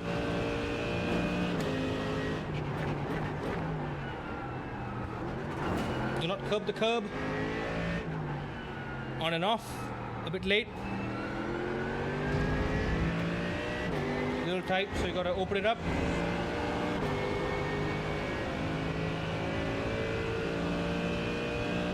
1/100th of a second to my optimal. 23.4, I'll take it. That was good. Okay. We're there, we're there. Okay, 23.4. That is pretty much 1 second behind top split. The top of the top split. So I am cooking. We are cooking hard. I just gotta do that every single lap. Okay, let's not ruin the start now. Easy pole, easy pole. 1 lap to green. I was meant to be with Asher for Paul Rittord before Young Jean just joined. 1,532. Had the worst time of my life practicing. Aw. I feel today, look for opportunity.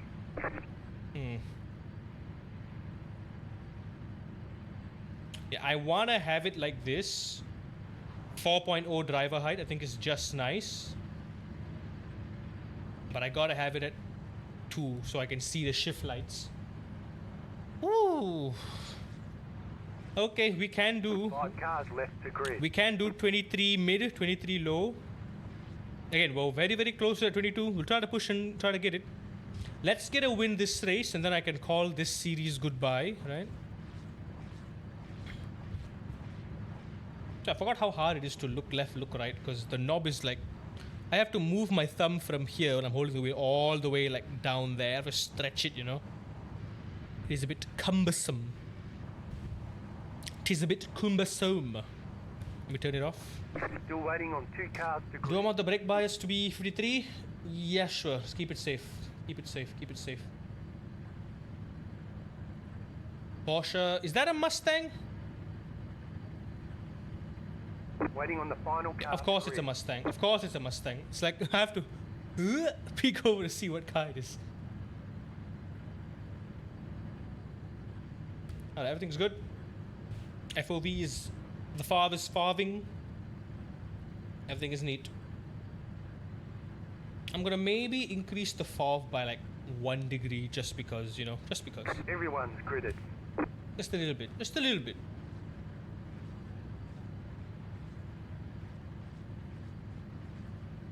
Yeah, clear all these things. So in case, in the event of a catastrophic. I do not make a fool of myself.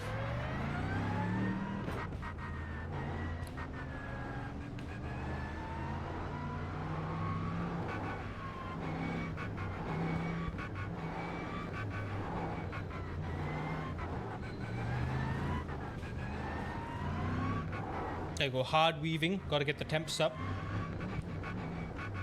And because we're still limited in terms of the top speed, it's impossible for me to get the rear tires up to temp as well. My rear tires are going to be at 44 degrees at most. Best I can do is get my front tires up to 48-ish. But even then, it's going to be really hard.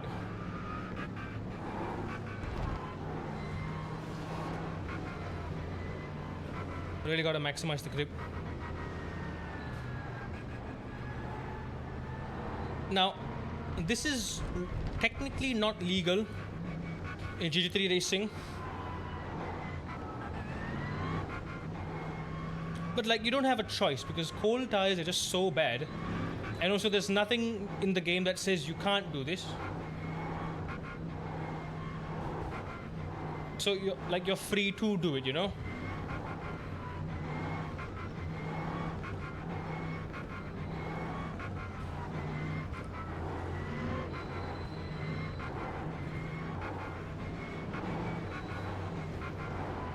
There you go, you can see our front tires going up to 47 degrees there.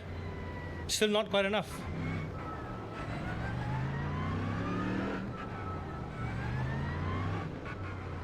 The rear tires seem to just heat up with speed. So I gotta be very, very careful on the final corner. Again, don't do the same mistake as before.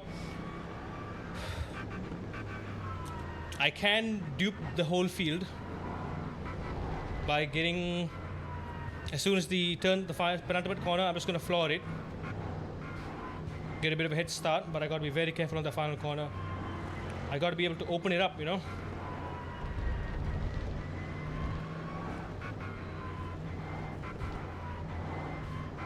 Yeah, my temps aren't doing good.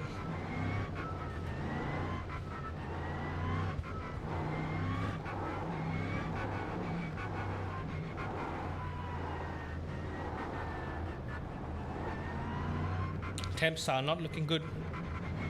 About to go green, stay focused. Here we go. Careful. Slight lift. Okay, there we go.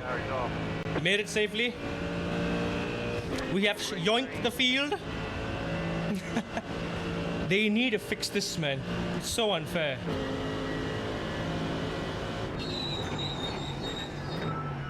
It really is incredibly unfair. They need an LMU-like system where it forces everyone to start at the same exact point. They need a better system for the start because in this case, P1 has a clear-cut, obvious advantage, which is just incredibly unfair to everyone else, you know? It ain't good. It ain't good. I'm doing it because I have to, right? I want to avoid the chaos. I don't want no one dive bombing me. Look at that, just a couple corners in, our rear tires have heated up nicely. Really all the rear tires need is a bit of speed. Okay, let's concentrate.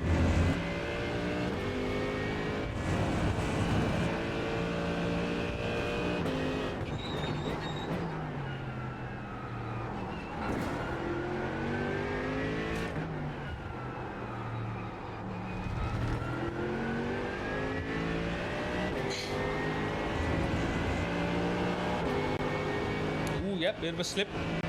That was only lap 1. Temp should be good now. Okay, we are in the 60s. We're good. I am going to drop the brake bias down 1 click. 3.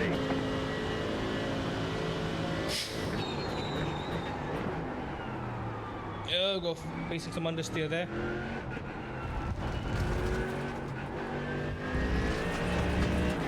Making some mistakes here and there.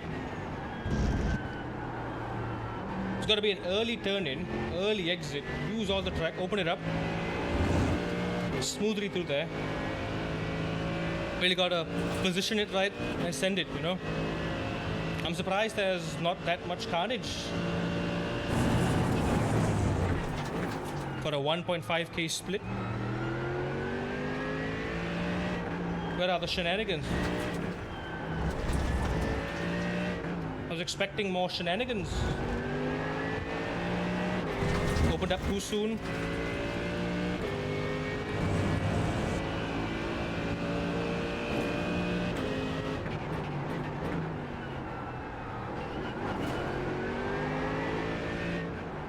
Keep curbing that final curb. Bit of understeer there. There we go. Yeah, temp is still not up. Okay, temp should be good now. Now I can somewhat safely push the final corner. 24.967.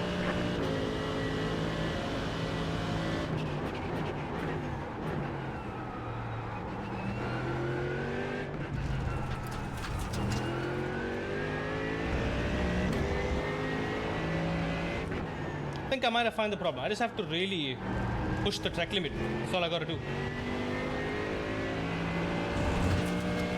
Perfect, there we go. 24.9. Let's try to do a 23.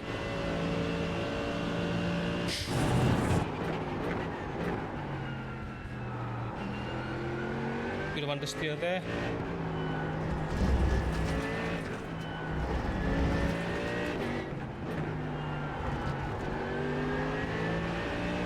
Little late on the throttle there.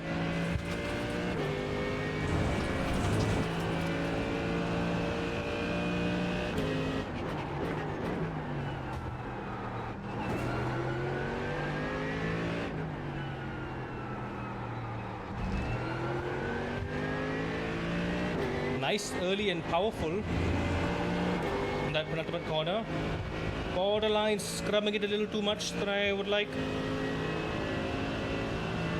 That good? 24.0. Very good. Very good. I don't late brake too much in turn 1. Wanna make sure you carry the speed. Turn 2. Early turn in. As soon as you hit the apex curb, once you kind of hit that maximum steering angle, you want to turn it and shift that weight away. We're half a second quicker in terms of pace than P2. We're doing good. Keep it consistent. 15 minutes to go.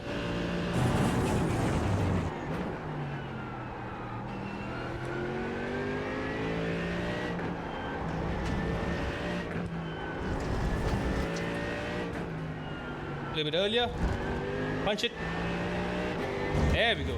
Beautiful, beautiful track usage there. The natural FOV is doing wonders, man. You can position the car so precisely with so much confidence. That was bad.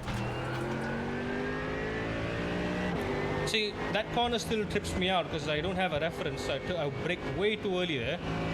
We lost so much time on the exit down the straight here. Eh. 23.839. You've got the fastest lap. Could have been better if we didn't mess up final corner.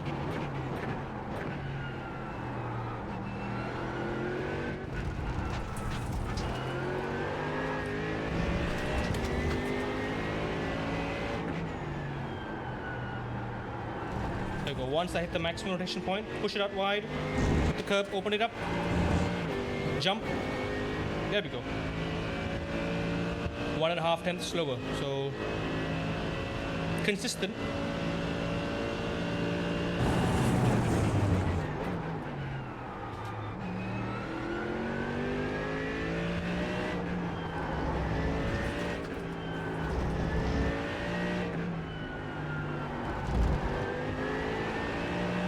Push it wide. Use all the track there. Push it wide as much as you can.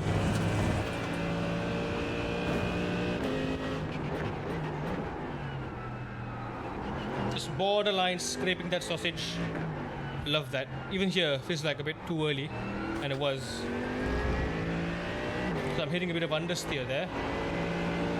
Missed the apex, too wide. 4 tenths slower, not great.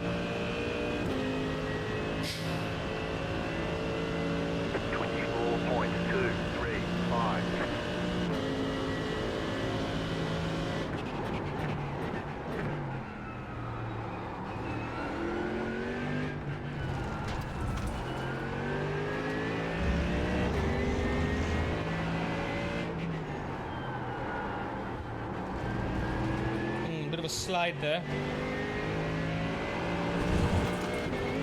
I don't favor it, but the deficit isn't that bad. I'll take it. Yeah, that little oversteer moment on the exit, losing us some time.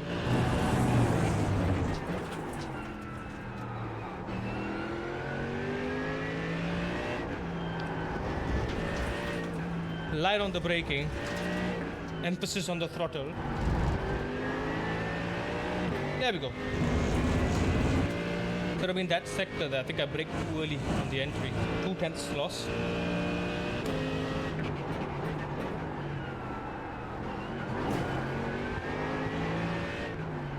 I think it's okay to curb it as long as you turn it around and keep it light and get a good exit down here. There we go, we saved it. So we gained 2/10. We lost 2/10 and we gained 2/10. New best lap. 23.888. Close enough.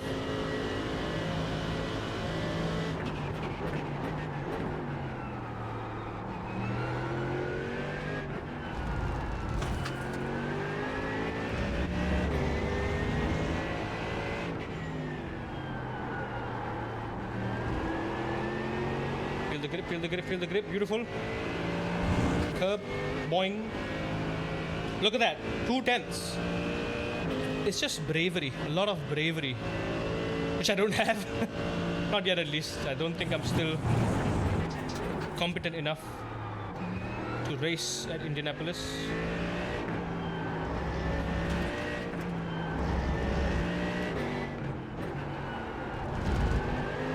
There we go. Brave, very brave. Still lost about a 10th or 2 in that mid sector.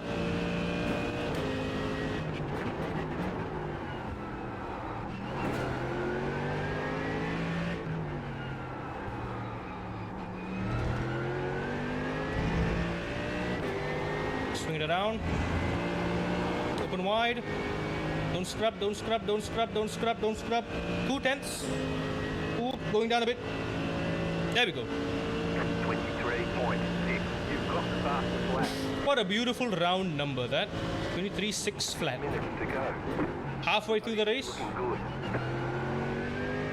Pace is looking fantastic. Overcompensated there a little bit.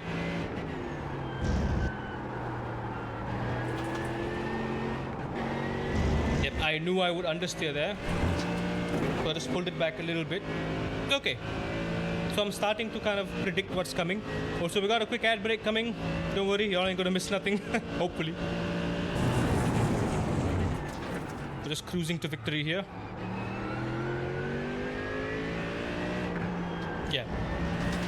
I think here it's all about prioritizing the exit on the throttle rather than you're using the brake so lightly just to induce a teeny bit of rotation, and that's it. That's all you're doing.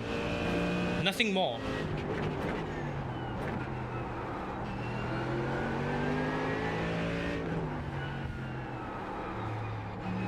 Bit of understeer. Bit of oversteer.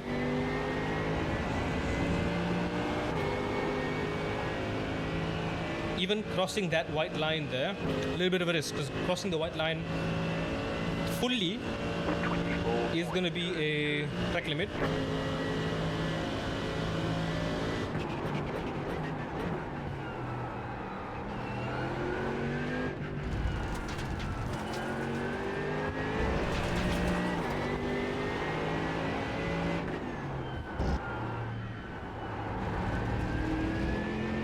Big guy, yep.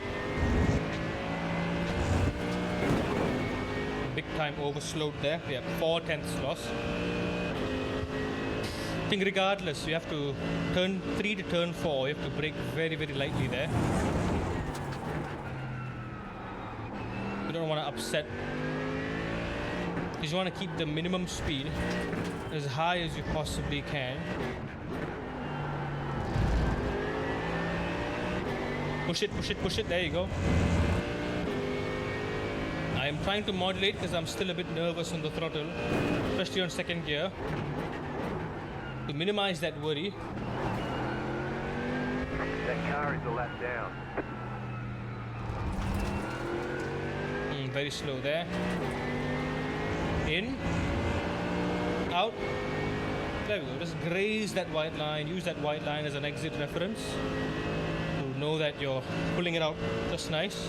24.23.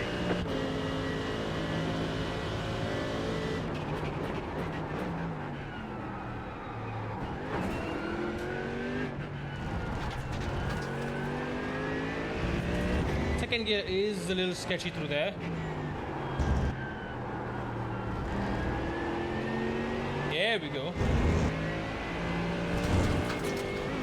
Ooh, a bit of an aggressive cut there.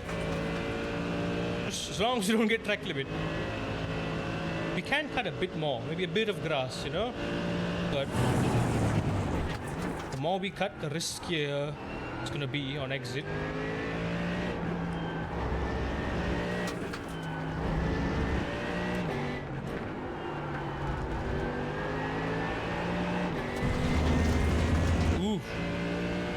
Very close, very close.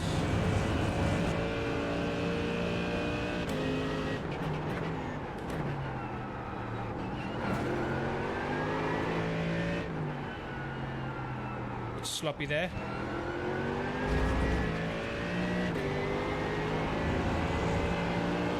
Ooh, I feel the tire is just not gripping there.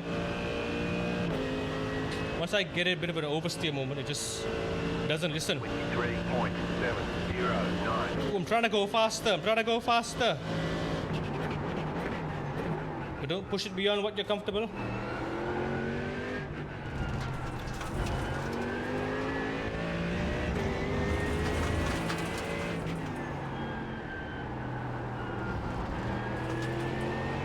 Push. Nice push. Delta? Nope. 2/10 slower.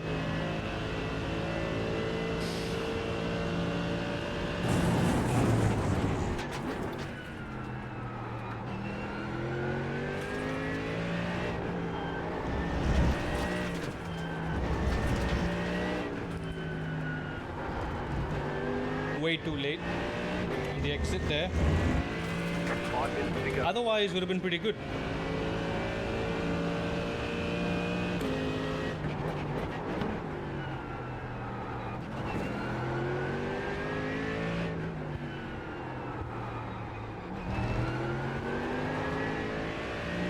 Bit of a slippery moment on the exit. Salvage it by just keeping it light and steady. 3/10. Oof, what is fluctuating? We're playing around there. 906.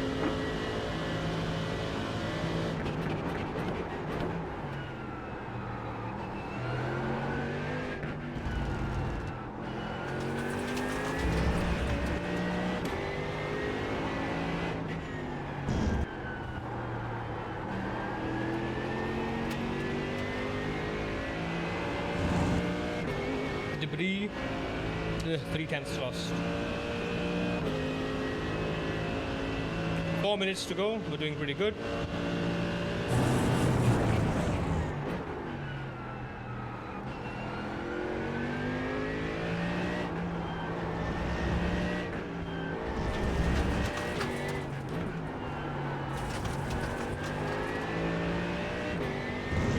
Pretty good. I'm still losing a lot of time in that mix sector. I know I am.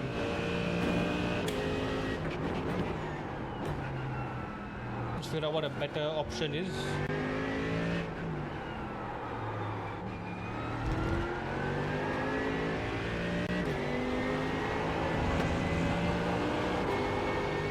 Yep, nope. Very squirrely there. That was not what I wanted to do. 24.15. We got 3 more laps to go at this rate.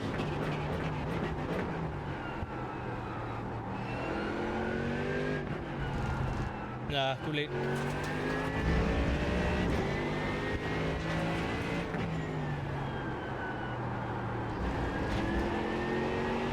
Push. Beautiful track limit. Beautiful. Sliding, yeah. But I messed up the penultimate corner. The final corner involves me taking a riskier line because I have a lot less grip.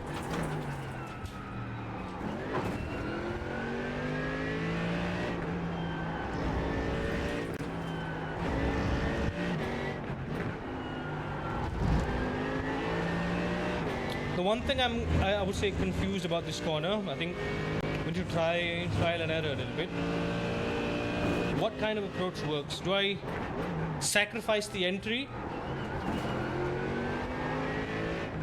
with the goal of carrying more speed? Or do I just use all the track available just through the right, left, right? I don't lose too much speed there anyway. Couple more laps. This would have been last lap, but we're too quick.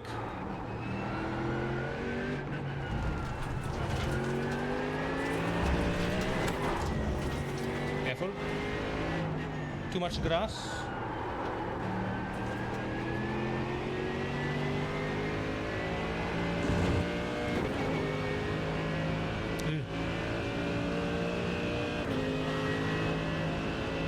Nine seconds away from P2. I mean, our pace is fantastic, honestly. Could be better. We're inconsistent, like.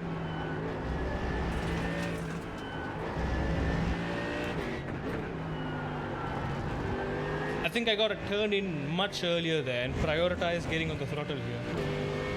When I'm transitioning after the second corner, I'm spending way too much time slowing the car down, not getting the rotation we need. I don't think this is the right line. I think there's a much better line here. I just haven't quite put a finger on it yet. White flag, let's go. White flag lap. Is the guy in front going to give us trouble? I hope not. 24.854. One last lap.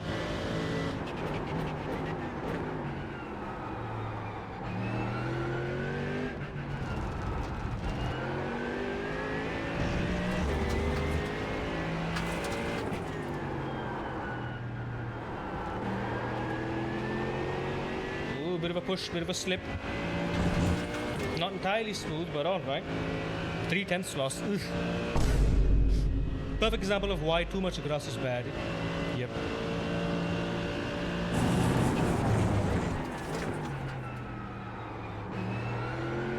You see what I mean? This is what I mean. Do I want to sacrifice that exit so I can carry more speed in there? Or like, what's the deal? I lost a 10th there. So should I have just maybe pushed the exit a bit more to compensate?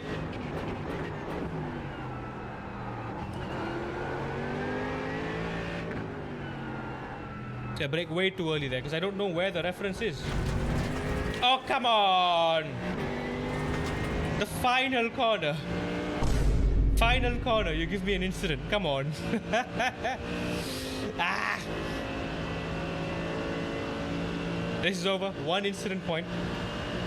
I messed up my one good chance at a flawless race. Silly me. I am gonna drive it back to the pit.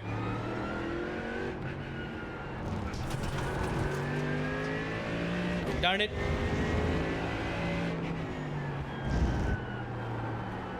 So you have to kind of hit the threshold pressure and then decrease it as you go. P1 with one incident. I hated that one incident, but damn.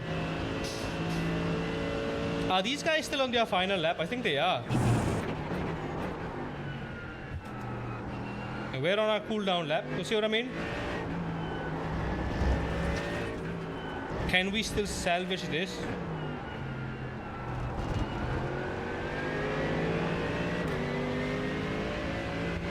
I forgot how hard it is to have spatial awareness in iRacing.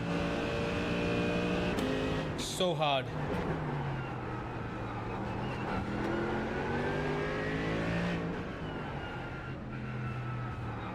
So hard to have spatial awareness. Especially on a single monitor. You just don't know where folk are.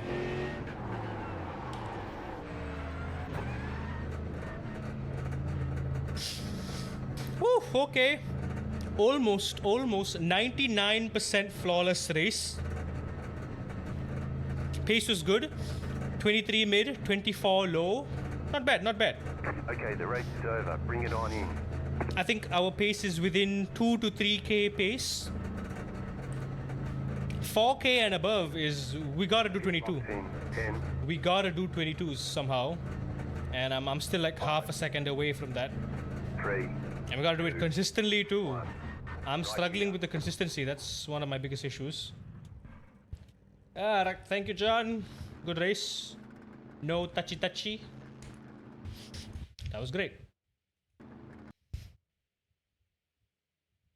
So the reason why I'm hell bent on doing the out lap, I mean the final lap to come back in the pits now, that lap also counts for safety rating. Remember when I said it's incidents per corner? Yeah, final lap, if you got like 15 corners, it counts. It counts. So just get that one extra lap in, so it spreads out the incident per corner average for that particular race.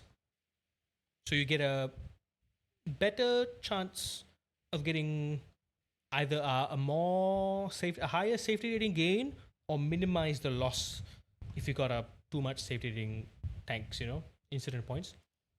I am seeing something. Holy! Wow! 0.74! That's the most safety rating I've ever gained in a single race. Jeez. That is a crap ton of safety rating. This guy got 0.77. We could have probably got even more if it weren't for this one incident. One pesky little incident. God damn. Okay, we're safe. We're safe now. We are beyond demotion territory. Now let's just focus on getting this up, but let's not be hell bent on that goal. Let's focus on our pace and our consistency. I rating as well, getting up there slowly. What is top split doing? 22.4, yeah. Yeah, look at that. Not surprised. Everyone in top split. Mustang. And then you got a Huracan, Corvette, Mustang, Aston pretty good as well. Aston, Mustang. Mercedes. This Mercedes has done he disconnected. Damn it. So yeah, the Mustang. I just don't know how to drive the Mustang. It's a bit too sketchy for me. I don't buy it. I'm good with the Mercedes. I just gotta push one more whole second, you know. I'm 1 second behind top split lap time. 1 second. We're close. We're very, very close. But otherwise, I'm very happy with this. This is one of the best races I've done in a long time. I'm back, baby. I'm back. I am so back.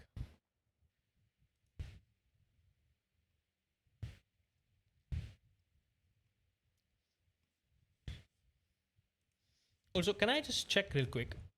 What are the results of all the time trials we did? Ooh, yes, there we go. Plus 0.9 safety rating from that one. Plus 0.6, okay. And then there's a few more here. The GT4. Plus 0.8, yeah.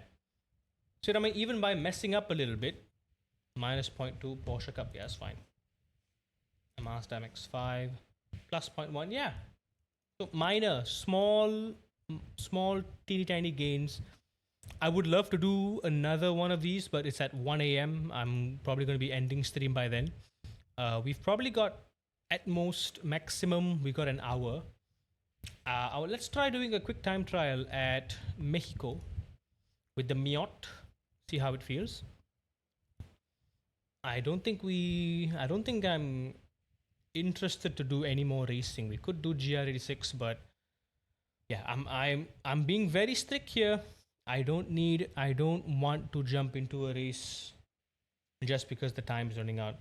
It's a bit of a sacrifice, you know. It's a sacrifice on top of a sacrifice.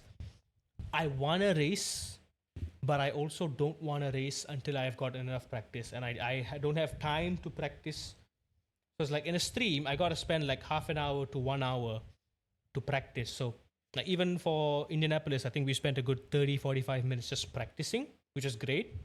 Yeah, we messed up here and there. We found out what to do, what not to do. We got our pace down 1 second behind top split. That's great. That's great. I love that. But I don't always have the time to do that. You know, out of 4 hours that I stream, 1 hour is just practice, and then 3 hours is just. Well, it's waiting for the series to come into the next slot. There's a lot of waiting around. GT3 is an hourly thing. Is it an hourly thing? Yeah, I would say it's an hourly thing, isn't it? How do I see the? Yeah, we'll look at race side. Should be an hourly thing. 149. 115. No, it's a 2 hour. Every 2 hours. That's a lot of time that we're just sitting and waiting around, you know. So that's why we do these time trials. I don't want to do other series because I'm not confident enough in any other series. So it's just not worth it. Do we have Porsche Cup this week? I would love to like time trial with the Porsche Cup. I missed Porsche Cup. We got prototype fixed at Algarve. I am keen to maybe take the Ferrari 409P for a spin. And also, you know what? Once we're done with this time trial, we got to hop into Le Mans, get some practice laps in there. There's a good chance I'm probably not going to end up doing the 24 hours of Le Mans with Draven next weekend because it's just the two of us. But yeah, in any event that we do end up doing it, I just want to get some head start in, get some laps in. Let's go.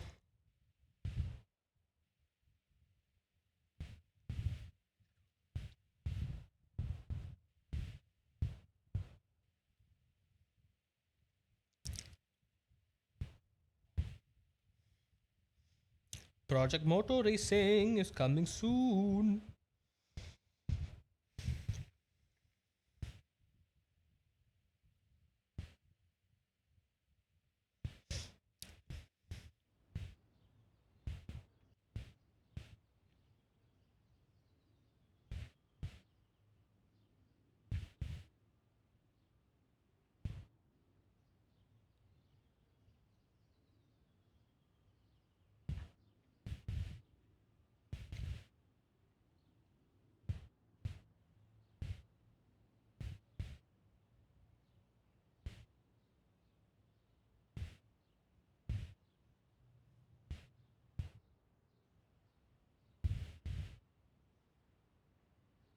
Ooh, we also got to get some practice for Suzuka as well.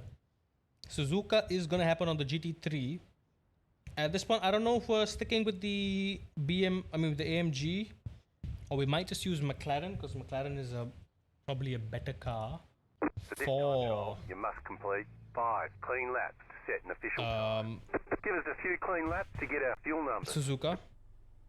We have to try and see. We need setups for them as well. Oh, yes, there we go. The FOV. The FOV is FOVing. The field of view is immaculate right now.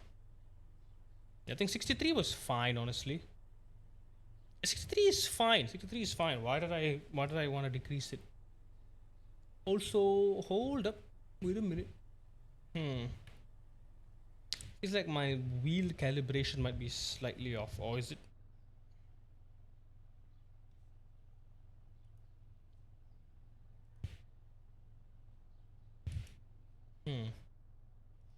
Okay, I think it's not a wheel thing. I think it's my pedal deck thing. I need to. So I think the height of my pedal deck is not. It's not even.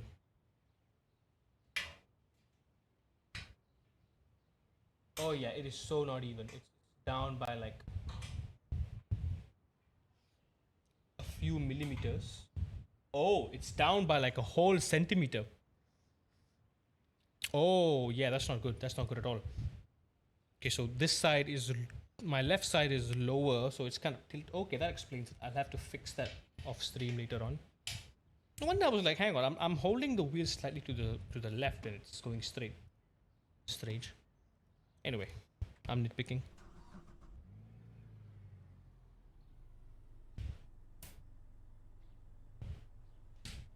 Okay, been a while, little Miot.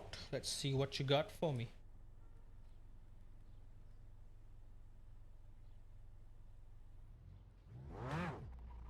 Gonna maybe bring it down to 0 or like 1.5. Oh, how I missed you, MX5.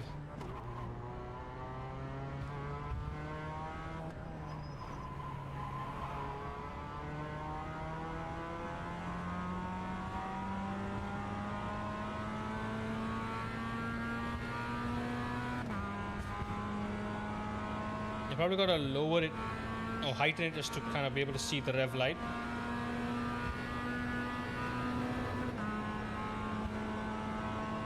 How many laps you gotta do? 5 laps? It's gonna be a long 5 laps, man.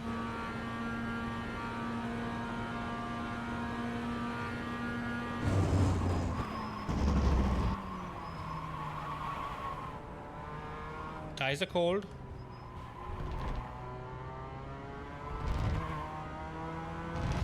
Yeah, on soft suspension cars, going over the curbs feels sketchy as heck. Heckin' sketch. I don't like it. I don't like it. A bit too risky for me. 63 is fine. Give it a bit of fob. I'm just gonna use my GT3 braking points and then just kind of figure it out from there, you know.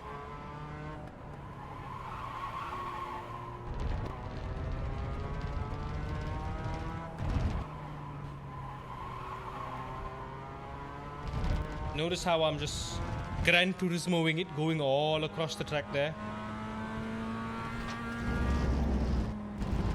You gotta do that, man. You gotta do it.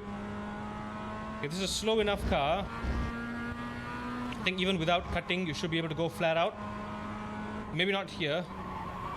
This part is sketchy even with the GT3s, but you gotta cut this one here. There we go, like that. But it's sketchy. It just bounces when you go over it. Yeah, maybe just drive it like I do in the GT3.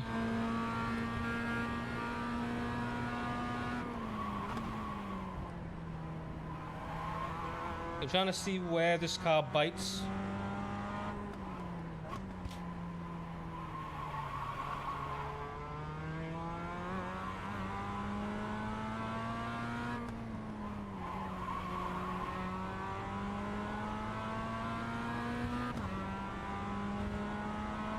There we go, not bad. I still got it. I still got the Miot. 207. What do you reckon you can do a two flat, perhaps? 2 flat. I think 202, 203 might be possible. Temperature is pretty high. We need 5 laps. I've done 1. Let's keep it easy. Let's stick to my GT3 references. I'm still not quite sure yet.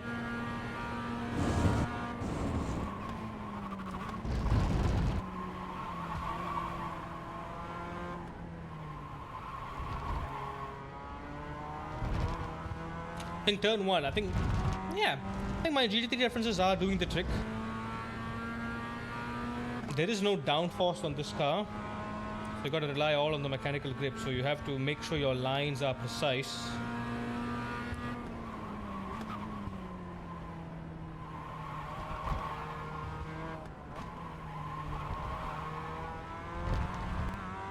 Oh dear, there's an off track.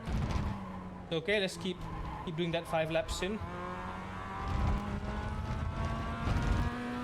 That's just what happens when you push, you know? You make mistakes sometimes. You just brake early, turn in, and then get on the throttle before you even.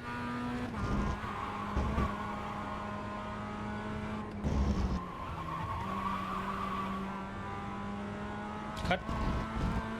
There we go. That's sort of how we do it. I think I braked a bit too harsh. Transitioning there. That whole part is scary in a GT3 car. Kind of take the whole sector flat out. You honestly just don't know what you're doing.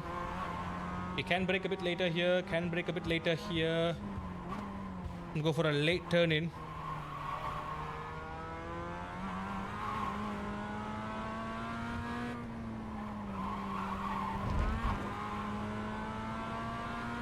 Out. Then cut back in. Don't have to go that wide. That was a bit too wide. That lap is invalid. Had an incident. The lap count has been reset. You'll need to do 205, okay. clean lap, set an official time. 5.9. 5.9. I can do a 4. I can do a 3. We've got our fuel use numbers. I can do a lot better. I can do a 4. I can do a 3. think a 2 is going to be a top split time, but we can do a lot better here.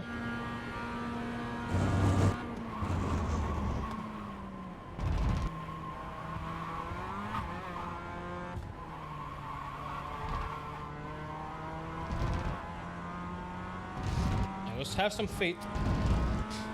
Nat, welcome in. I thought you were out. I thought you were out long time ago. No worries, Nat. You have a good night. Thanks for staying here. I feel like this might be a bit too early. Or is it? Yeah, just keep that right foot, right wheel on the curb. On the curbula. I think he just went out and woke up. There we go. Okay, light braking early on the throttle. Cut that, cut that, cut that. Just on and off, touch and go. It's okay if it pushes you wide because you're going to cut that left hand curb anyway. So you have to kind of get on the throttle early so that it does push you around that way. Brake a bit later through there. Can brake much later there still.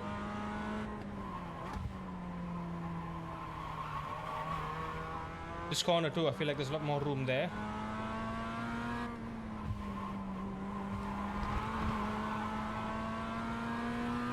Normally I wouldn't condone first gear in the MX-5, but 4, oh well. 0, 4, 5. New bus. 4 flat. You.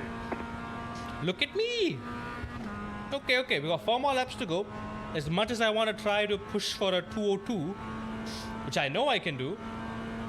I know where we can cut some track, push the brakes a bit more.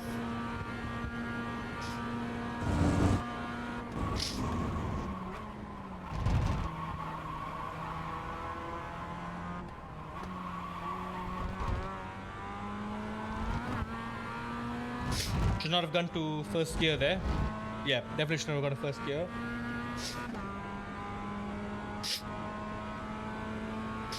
They were a 10th quicker. Could have been more.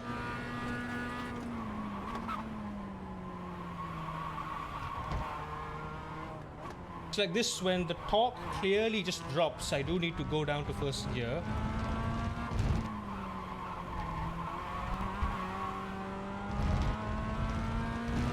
I love this car so much, man. Oh boy, it feels good to just drive a manual car.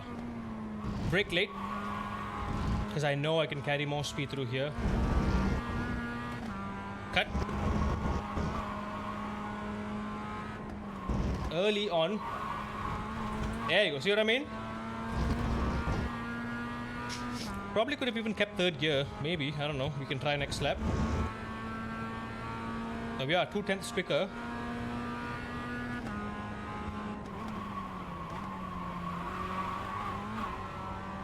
Compression gives us a bit of grip on the exit.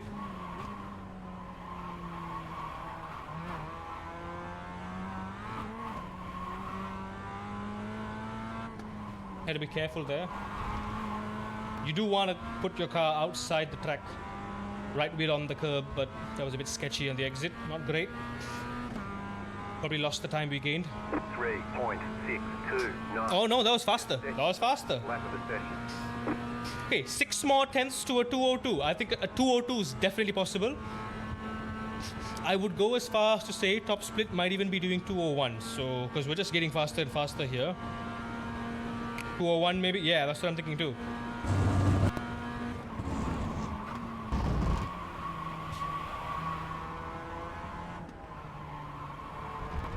I am pushing the braking zone for turn 1 more and more and more.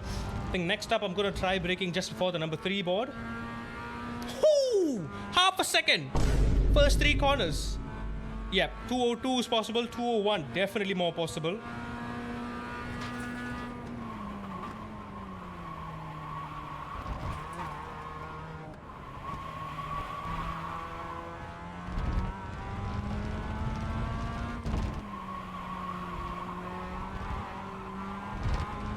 It's all about maximizing the track usage, man. I wouldn't even say 1.0. I think a 1 mid, 1 low even. I could have carried more speed through that. That was a bit of a slippery entry. Take a short line through here. I'm gonna keep it in third gear. Light on and off. Back on the throttle. Just go wide here. Cut the curb. Smooth it out. There you go. There you go. That should be like a couple more tenths. Yeah, full second. Speed. Then brake much later here. Yes, there you go. Push it all the way to the curb. Mexico City. First gear. Turn in. Hard. Curb. Throttle. Curb. Off. On. Throttle. Tight line. There we go. That was a 1.2 second gain at least. 2.333. That was your bus. 2.3. You know what? I'ma say 2 flat. Yeah. whatever I can do, just add 1 second and that stop split. Yeah, 2 minutes is possible. 159? Question mark. Brake before 3. Before 3. Before 3. Before 3. Sketchy.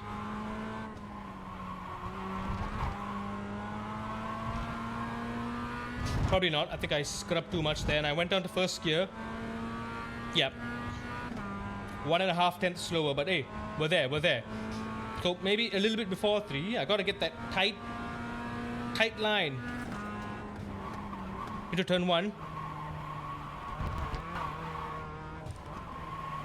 You gotta cut that yellow sausage curb. You really gotta sausage it in turn 1, turn 2. Here you gotta kinda double apex in the middle there. Keep it steady through there.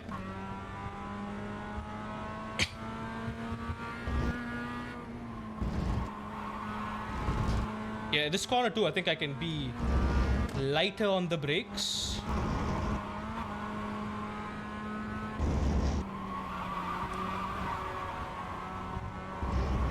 Hey, see what I mean? See how early I got flat out and even though I was going wide, just put 2 wheels over the curb, you're fine.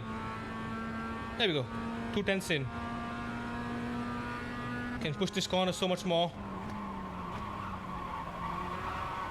Just use all that curb there.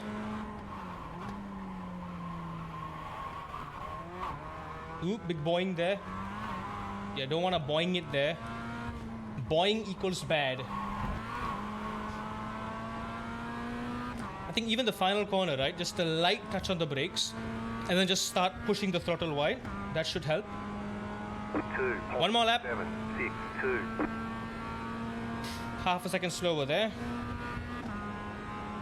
Yeah, see what I mean?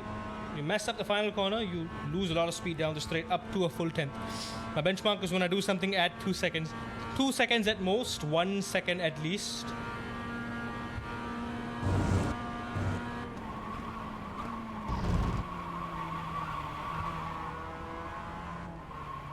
Oh, a bit too late there. Yeah, no, that second gear bogged me down way too much. Also, I spent a lot of time scrubbing the wheels. Oh, yep, real bad. I think I spent too much time transitioning from one to another. But yeah, you do lose a lot of time there.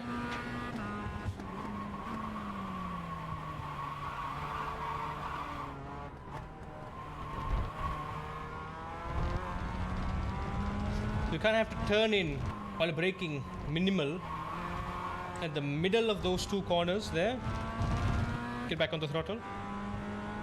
I'm gonna brake very, very lightly here.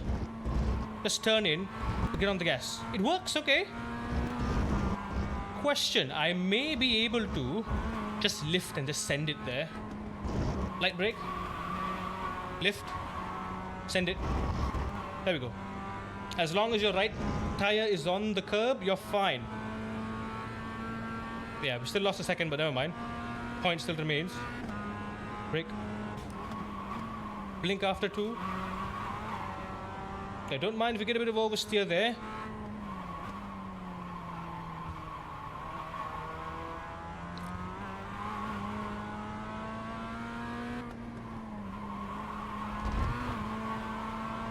Yeah, that's what I mean. It's very, very light braking and then just using the throttle to power the momentum out, go-kart style. You've set an official time. You can continue to do laps and attempt to improve on the time if you'd like. 3 points. I want to do one more lap. I want to try to do that 201. Let's see in the leaderboard what the top split is doing. I wouldn't be surprised if it's a 2 flat.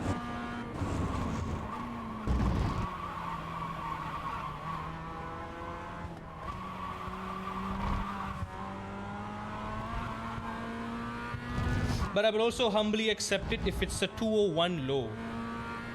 So just about a second quicker than us. Yeah, that was not bad, but I think the exit of turn 1 was a bit slow.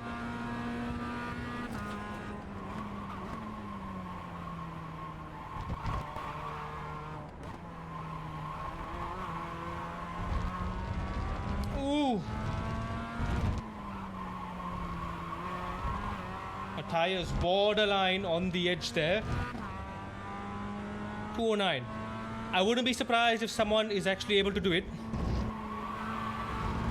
Yep, just like 10% braking and just throwing the car over the curb to shorten the distance. Same thing here.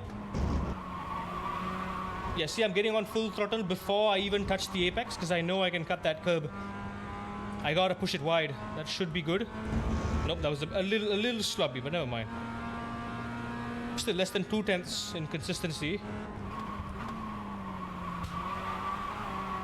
Yeah, it's okay if you slide a bit because that compression on the end will save you.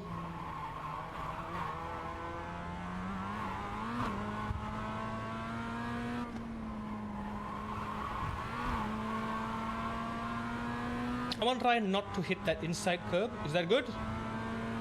Let's find out. Is it good? 2.55. Ooh, close. Very close. I think it's sector 1, yeah. My optimal and my best, I've only lost 1/100th of a second. So that 1/100th, I would reckon it is just turn 1. Let's see if I can improve on it, ever so slightly. Got turned in early. Oh no, that was off track.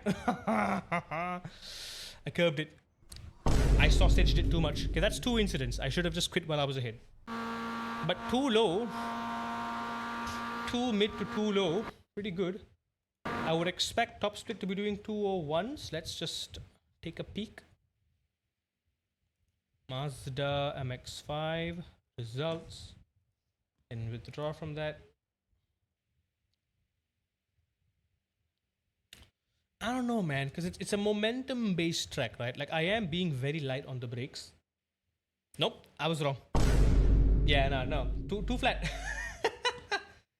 How on earth? And this is 2K!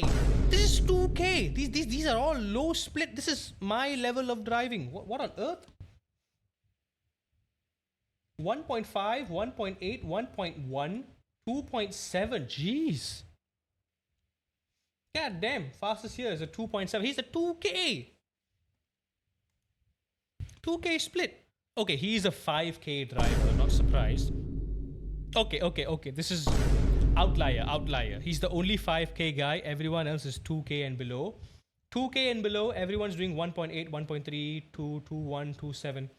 So roughly about there, but I think, yeah. You gotta dip into the ones or the sub 1. That is just insane.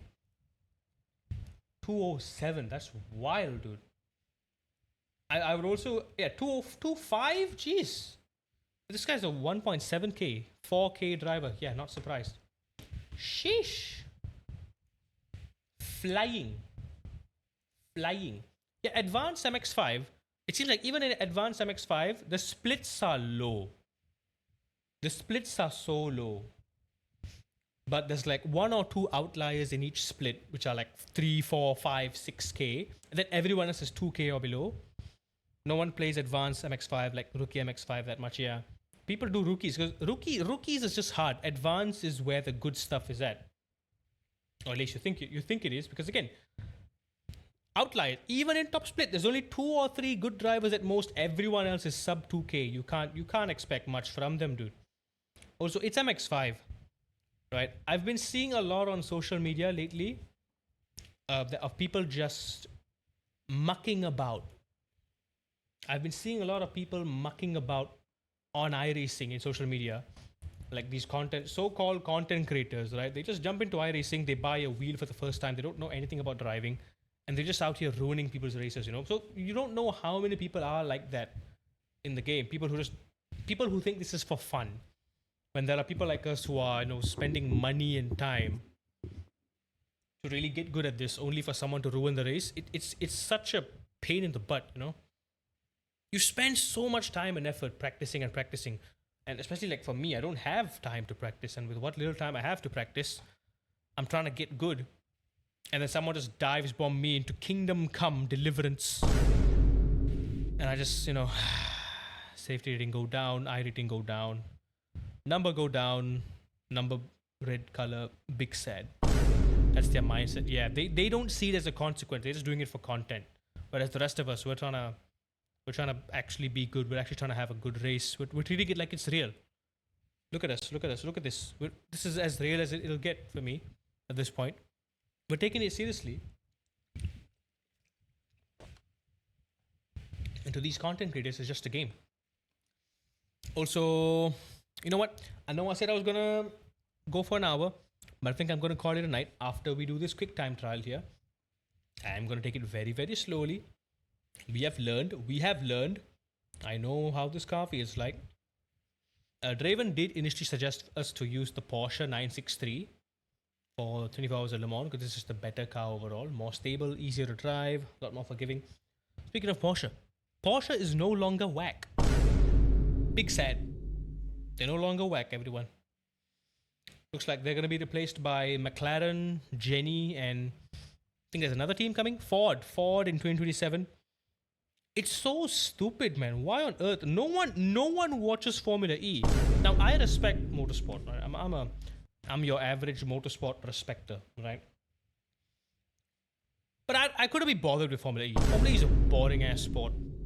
They run on boring ass city circuits. Like they can't even run Formula E on actual proper racetracks because the cars won't even last a certain amount of laps. It's so silly. It's a goofy ass sport. You know what I'm saying? I think Formula E needs a lot of work before it becomes viable. I think the whole swapping the car in the pit stop to refuel is just kind of silly. You essentially have 2 cars, you know? We need like some kind of hot swap battery module. You just eject the battery, then plonk a new battery in. I think, who was it? Was it BYD or was it Xiaomi? They were experimenting with some kind of that technology. You can eject the battery and then you can plonk in a new battery from the side, something like that, you know. It's also, honestly, it's not safe. When you're driving electric cars that fast, it's not safe. Anything can happen, man. Fires, especially. It's the electric technology is getting better and better, but it's still not at the point where I would want to put myself right in the middle of it, you know. It's still battery technology, I think, has plateaued. There's only so much we can do. Real life Mario Kart with the attack mode. Yeah. Oh my god, yes, you gotta go off the line, get a boost, and then you bzzz, they gotta add the sound effect in the broadcast. The Mario Kart when you hit the mystery box. Ding ding ding. You get a boost. I gotta configure controls. Why do I gotta configure controls? I got it already configured. Alright, it's fine. Oh, last I drove this was with the T300, that's why.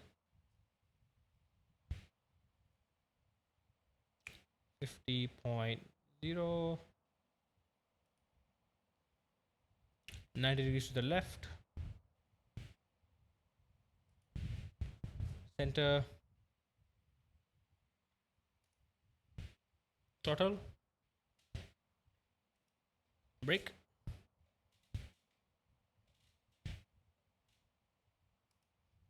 Clutch. Shift up.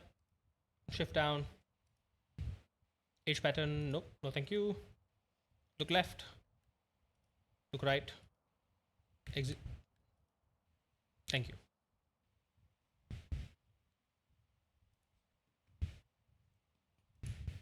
Auto blip. Apply and close. This is fixed, right? So I can't do anything with it. Time trial, you must complete 5 clean laps to set an official time. Oh, there you go. Feel me? You feel me?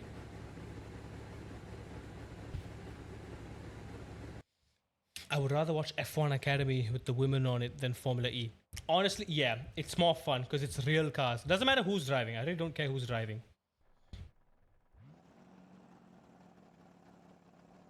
I think I messed up all my binds with the T300. Toggle windshield wipers. That's that. Don't need any of those. Interface. Yada yada yada yada yada.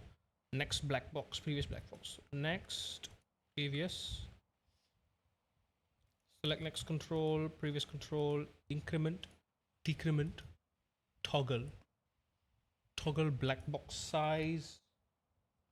Control profile. All cars.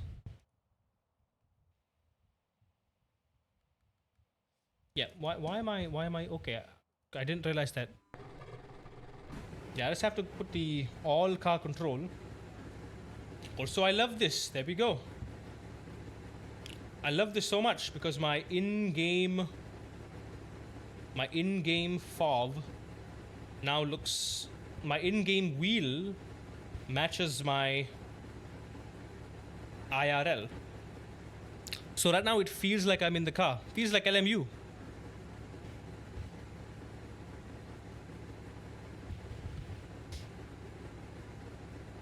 Brake bias is way too far forward. Still very uncomfortable, honestly. Feels claustrophobic. Feels like I can't drive this without triple monitors. That goes for this, the LMP2 and the LMP3, especially LMP3. Oh, you feel blind, the LMP3.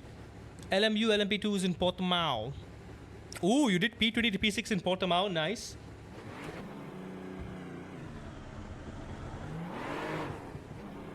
Yeah, be careful.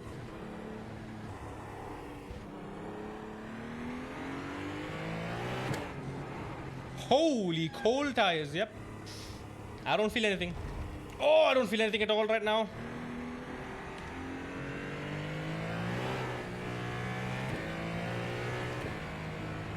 My god, the tires are cold.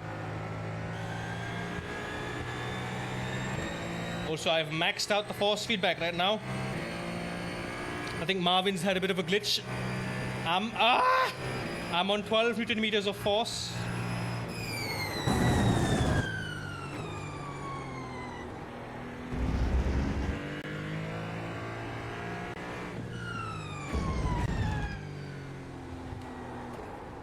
Yeah, I am on 12 newtons of force right now. Oh. Nope, nope, nope. Careful, careful. Tires are cold, tires are cold. Jesus. I probably got to calibrate this beforehand. 27%. Yes, about right. Brake bias a bit too far forward, I think.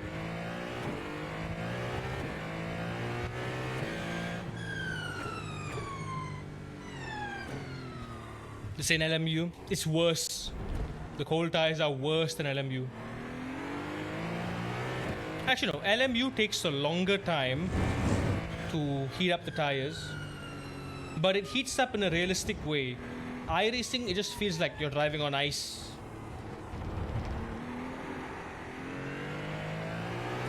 Like the lower gears are just borderline scary if you don't get it right. The lower speed sectors are scary if you don't get it right. So we're doing this time attack, right? The first 3 to 4 laps, honestly, is going to be subpar. Because you're literally just trying to get some temperature into the tires, not trying to go off track. It is a tough car to drive, this, see that? See what I mean?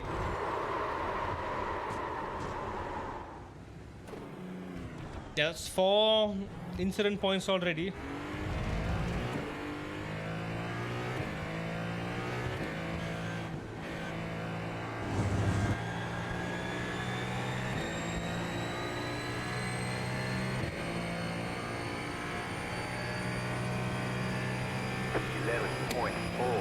Can't adjust the TC, can't adjust anything else.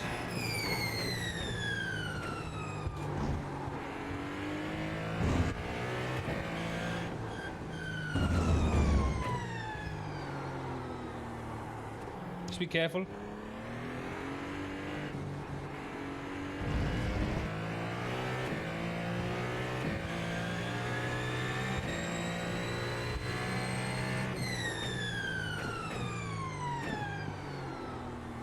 Another thing I hate about iRacing Portimao is it doesn't have any brake boards. That really sucks.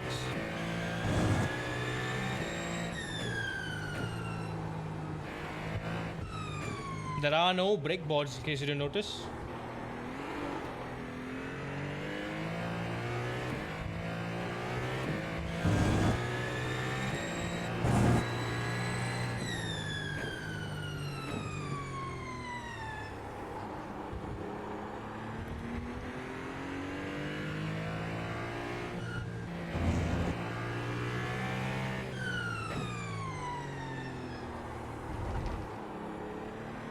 This version of Portimao really, look at that, second gear is so hard to exit out of. You just need that throttle control. And because this is fixed series, you can't change the traction control to make it safer. Look at that, I'm understeering there. Just waiting for LMU to have a spotter for the relay races, yeah. 40.93. They do have a spotter, just not the kind you'd expect. Not the car left, car right. Not the iRacing type John spotter, man. Just it just calls out your lap times and stuff. It's a useless spotter, man, basically. Which is why for LMU, using crew chief is definitely useful.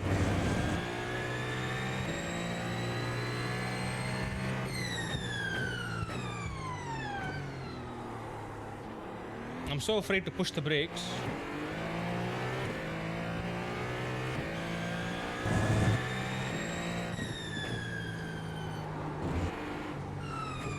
We're starting to feel a bit more grip here.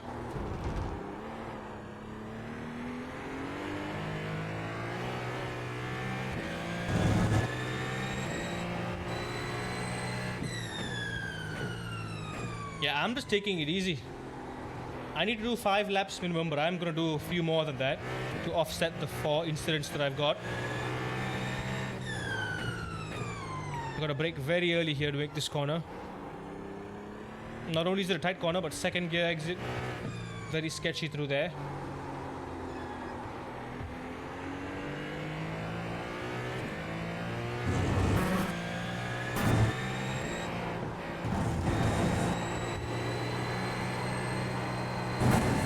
Whew. Hey, even on a hypercar, I can't go that flat out. 37.609. New fast flat for you.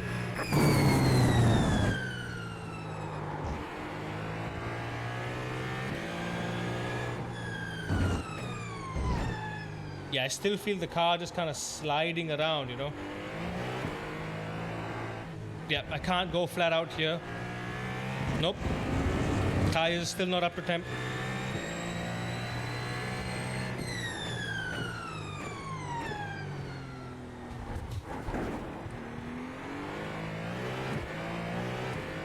Because even on exit, I'm sliding.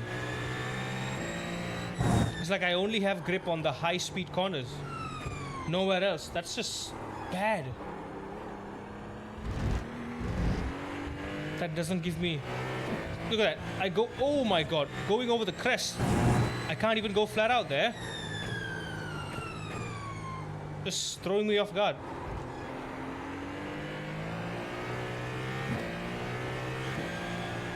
Holy crap, it's so slippery.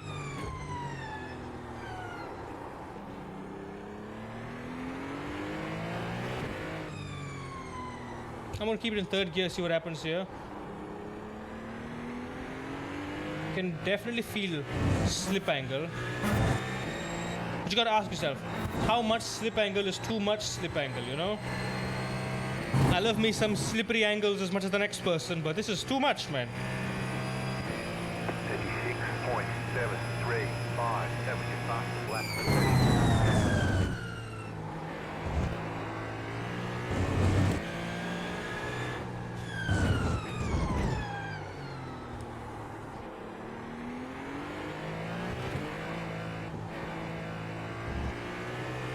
I know this is an easy flat out corner, but my tires are still not up to temp. I do not feel comfortable. Even on a flat surface, man, I can't punch it in second gear. It feels so slippery.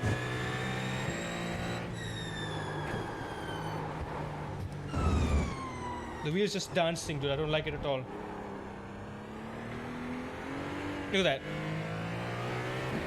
So sketchy.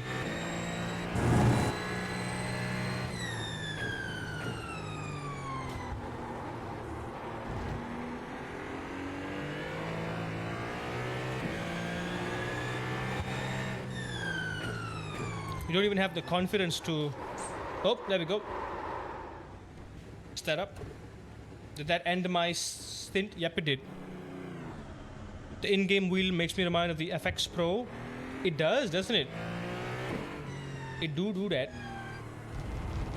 Hi, we're up to 6 incidents. I don't know what the tire temps are like, but we are gonna have to do 5 more distinct laps.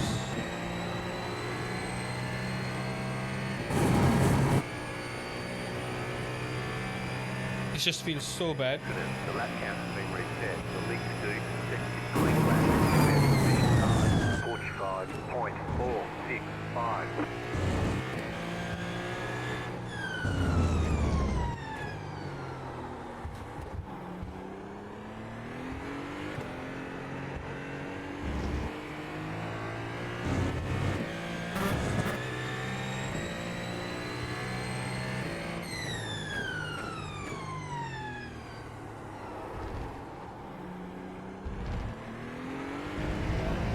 Like, I can't even punch it, man.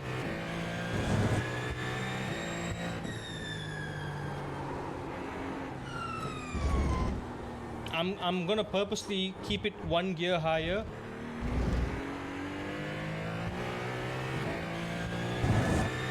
I'm not confident it's gonna grip.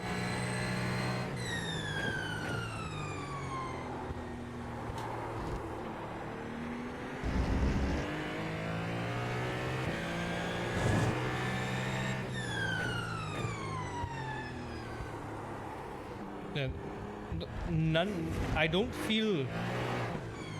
Yeah, the tires. It's been 6 laps. The tires are still not gripping.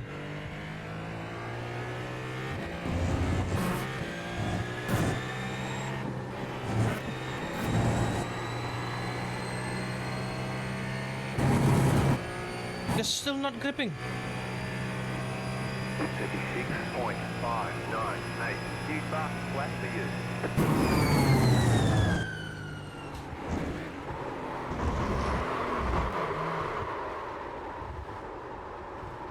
Yeah, nah, I give up with this, dude. This is a mess.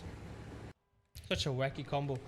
Can I even see like the temperature of the tires in here? I would guess like a 33, 32 would be possible here if I can get the temp. Right now it's just sliding all over the place. Or maybe the Ferrari just isn't a car you should use there. Either way, we gain some, we lose some. Really hoping, yeah, I'm hoping it's good. I'm hoping it's good. Hoping PMR turns out good. Honestly, just that. Okay, 2 incidents for that. Plus 003, nice. Yeah, I would have loved to do like another GT3 fixed. But yeah, I don't have time. Yeah, it's 20 minutes. I gotta be asleep by then. I think that's enough for now. If I keep going anymore. We didn't manage to get any practice at Le Mans like I was supposed to. Oops. Don't tell Raven. But it's fine. I really need to figure out how to fix my lighting properly. But yeah, first impressions of the new rig. I would say very positive. Everything's fantastic. While the driving ergonomics itself are absolutely superb, I will say. The driving ergonomics are superb. They're absolutely fantastic, right? Wiggly stick is a bit weird because my elbow is hitting the seat when I pull it down to 2nd and 4th gear, for instance. Handbrake is a bit far away. You can see my hand is fully straight when I'm yoinking it. So that isn't the most comfortable place for it to be in, I would say. I'm starting to still think of like an alternative where else I can put it, but this is all I have. It's fine. I just have to get used to this, you know. We're going to use this for drifting and rallying anyway. That's all we're going to use it for. Otherwise, boy, oh boy, this has been an absolute... It's wonderful. It's wonderful. I think pedal ergonomics are perfectly fine. Wheel ergonomics perfectly fine. It's amazing, man. I couldn't ask for anything better. This is peak comfort here. We've been driving for like 2.5 hours straight. Quite a lot of driving of the GT3. It feels fine. I have full control. So right now I can really focus on just getting my skills. On just getting good. Maybe you need to chuck the shifter a bit away from you. Problem is I can't. Yeah, there is a mounting issue. I can't push it any further away. Even if I can, right? Yeah, no, I can't. I just can't. The bottom of the shifter is hitting the aluminum frame, so I can't like push it too far back. This is as far as it can go, actually. Yeah, so there is a bit of a little situational problem with that. I could try swapping the shifter with the handbrake, so I can put the shifter over there and then put the handbrake closer to me, right? But that would mean the shifter would be in a suboptimal place as well. It'll be a bit further. But this is fine, you know. I did give it a try a little bit. It's fine. I can still shift pretty normally. It's a bit close. It's a bit too close to me, but it's fine. I've also tilted it slightly away from me so I can... There's a less of a chance for me to miss shift right now. So it feels very good. Now the handbrake is the one that's kind of uncomfortable. Like I said, I gotta stretch my hand out straight to yoink it. That's a bit weird, but otherwise, yeah, it's fine. When we do some Assetto Corsa Race Room Super Touring, we'll plug these in, see if they work, see if they're good. But otherwise, the magic is back, baby. The magic is back. We got our first win. Got our first win in a while in iRacing. What is my current position? I'm 410th in my division in the GT3 Fixed Series. We did skip 1 week. I don't know if we get P1 in our division this time around. We've also skipped out on the Global Sport Car Challenge as well. Yeah, let's. I want to keep racking up the wins. I think as of now, GT3 Fixed, right? I got a win at Red Bull Ring. I got a win at Le Mans. I don't have a win at Mexico, unfortunately. I got a P2 at Mexico. And we got a win at Indianapolis. So, I mean, in terms of points, we should be good, right? I don't know why we're 410th right now. I don't know. Let me see if I can check. The chair is too wide. Yeah, it is. But I have no complaints about the chair, man. The chair is good. It serves its purpose. It is an chair of all time. Oh, hang on. I think I am 410th overall. What about in my division? In my division, I should be somewhere. I should be top 100, I hope. Yeah, look at that. In Division 5, I am... Ooh, I'm 100 points down. Yikes. I'm 100 points down. But I think that's because I skipped the third week. I skipped... Oh, I'm P20. I'm P20 in my division. Yeah, I think I just skipped... Yeah, look at that. Participation, 5 weeks. But no, look, this guy also participation 4 weeks. 4, 5, 6. So what is it? Yeah, look at that. 3 wins, 4 pole positions. Average start 4th, average finish 9th. That was the Mexico race that someone spun me out. And I fumbled. And... yeah, there were a couple tries as well at Le Mans and Red Bull Ring where I also fumbled my first race, and the second race I won. We're keeping the incident count low. I like to keep that going. That's good. Also, I think it's just... I don't know how this is calculated. Is it the best of the week? Is it the best of the week, or do I just have to race a lot, you know? Like this guy, look, he's done 10... He's got 10 wins here. He's done 438 laps. That's more than anyone here. I've done like a quarter of that. I'm the P20. So I don't know how this is calculated. Is it just the frequency? I don't understand. I don't understand how this is. But it looks like if we really lock in this season for the rest of all the races, especially because we can do every single race out of this, I would love to do a few more Indianapolis wins. I think it's a lovely race. Pretty easy for me at least. We can keep this momentum going. Yeah, I don't know. I really don't know how this is calculated, man. It's very confusing. Check my certificates. Where is it? Results and stats, is it?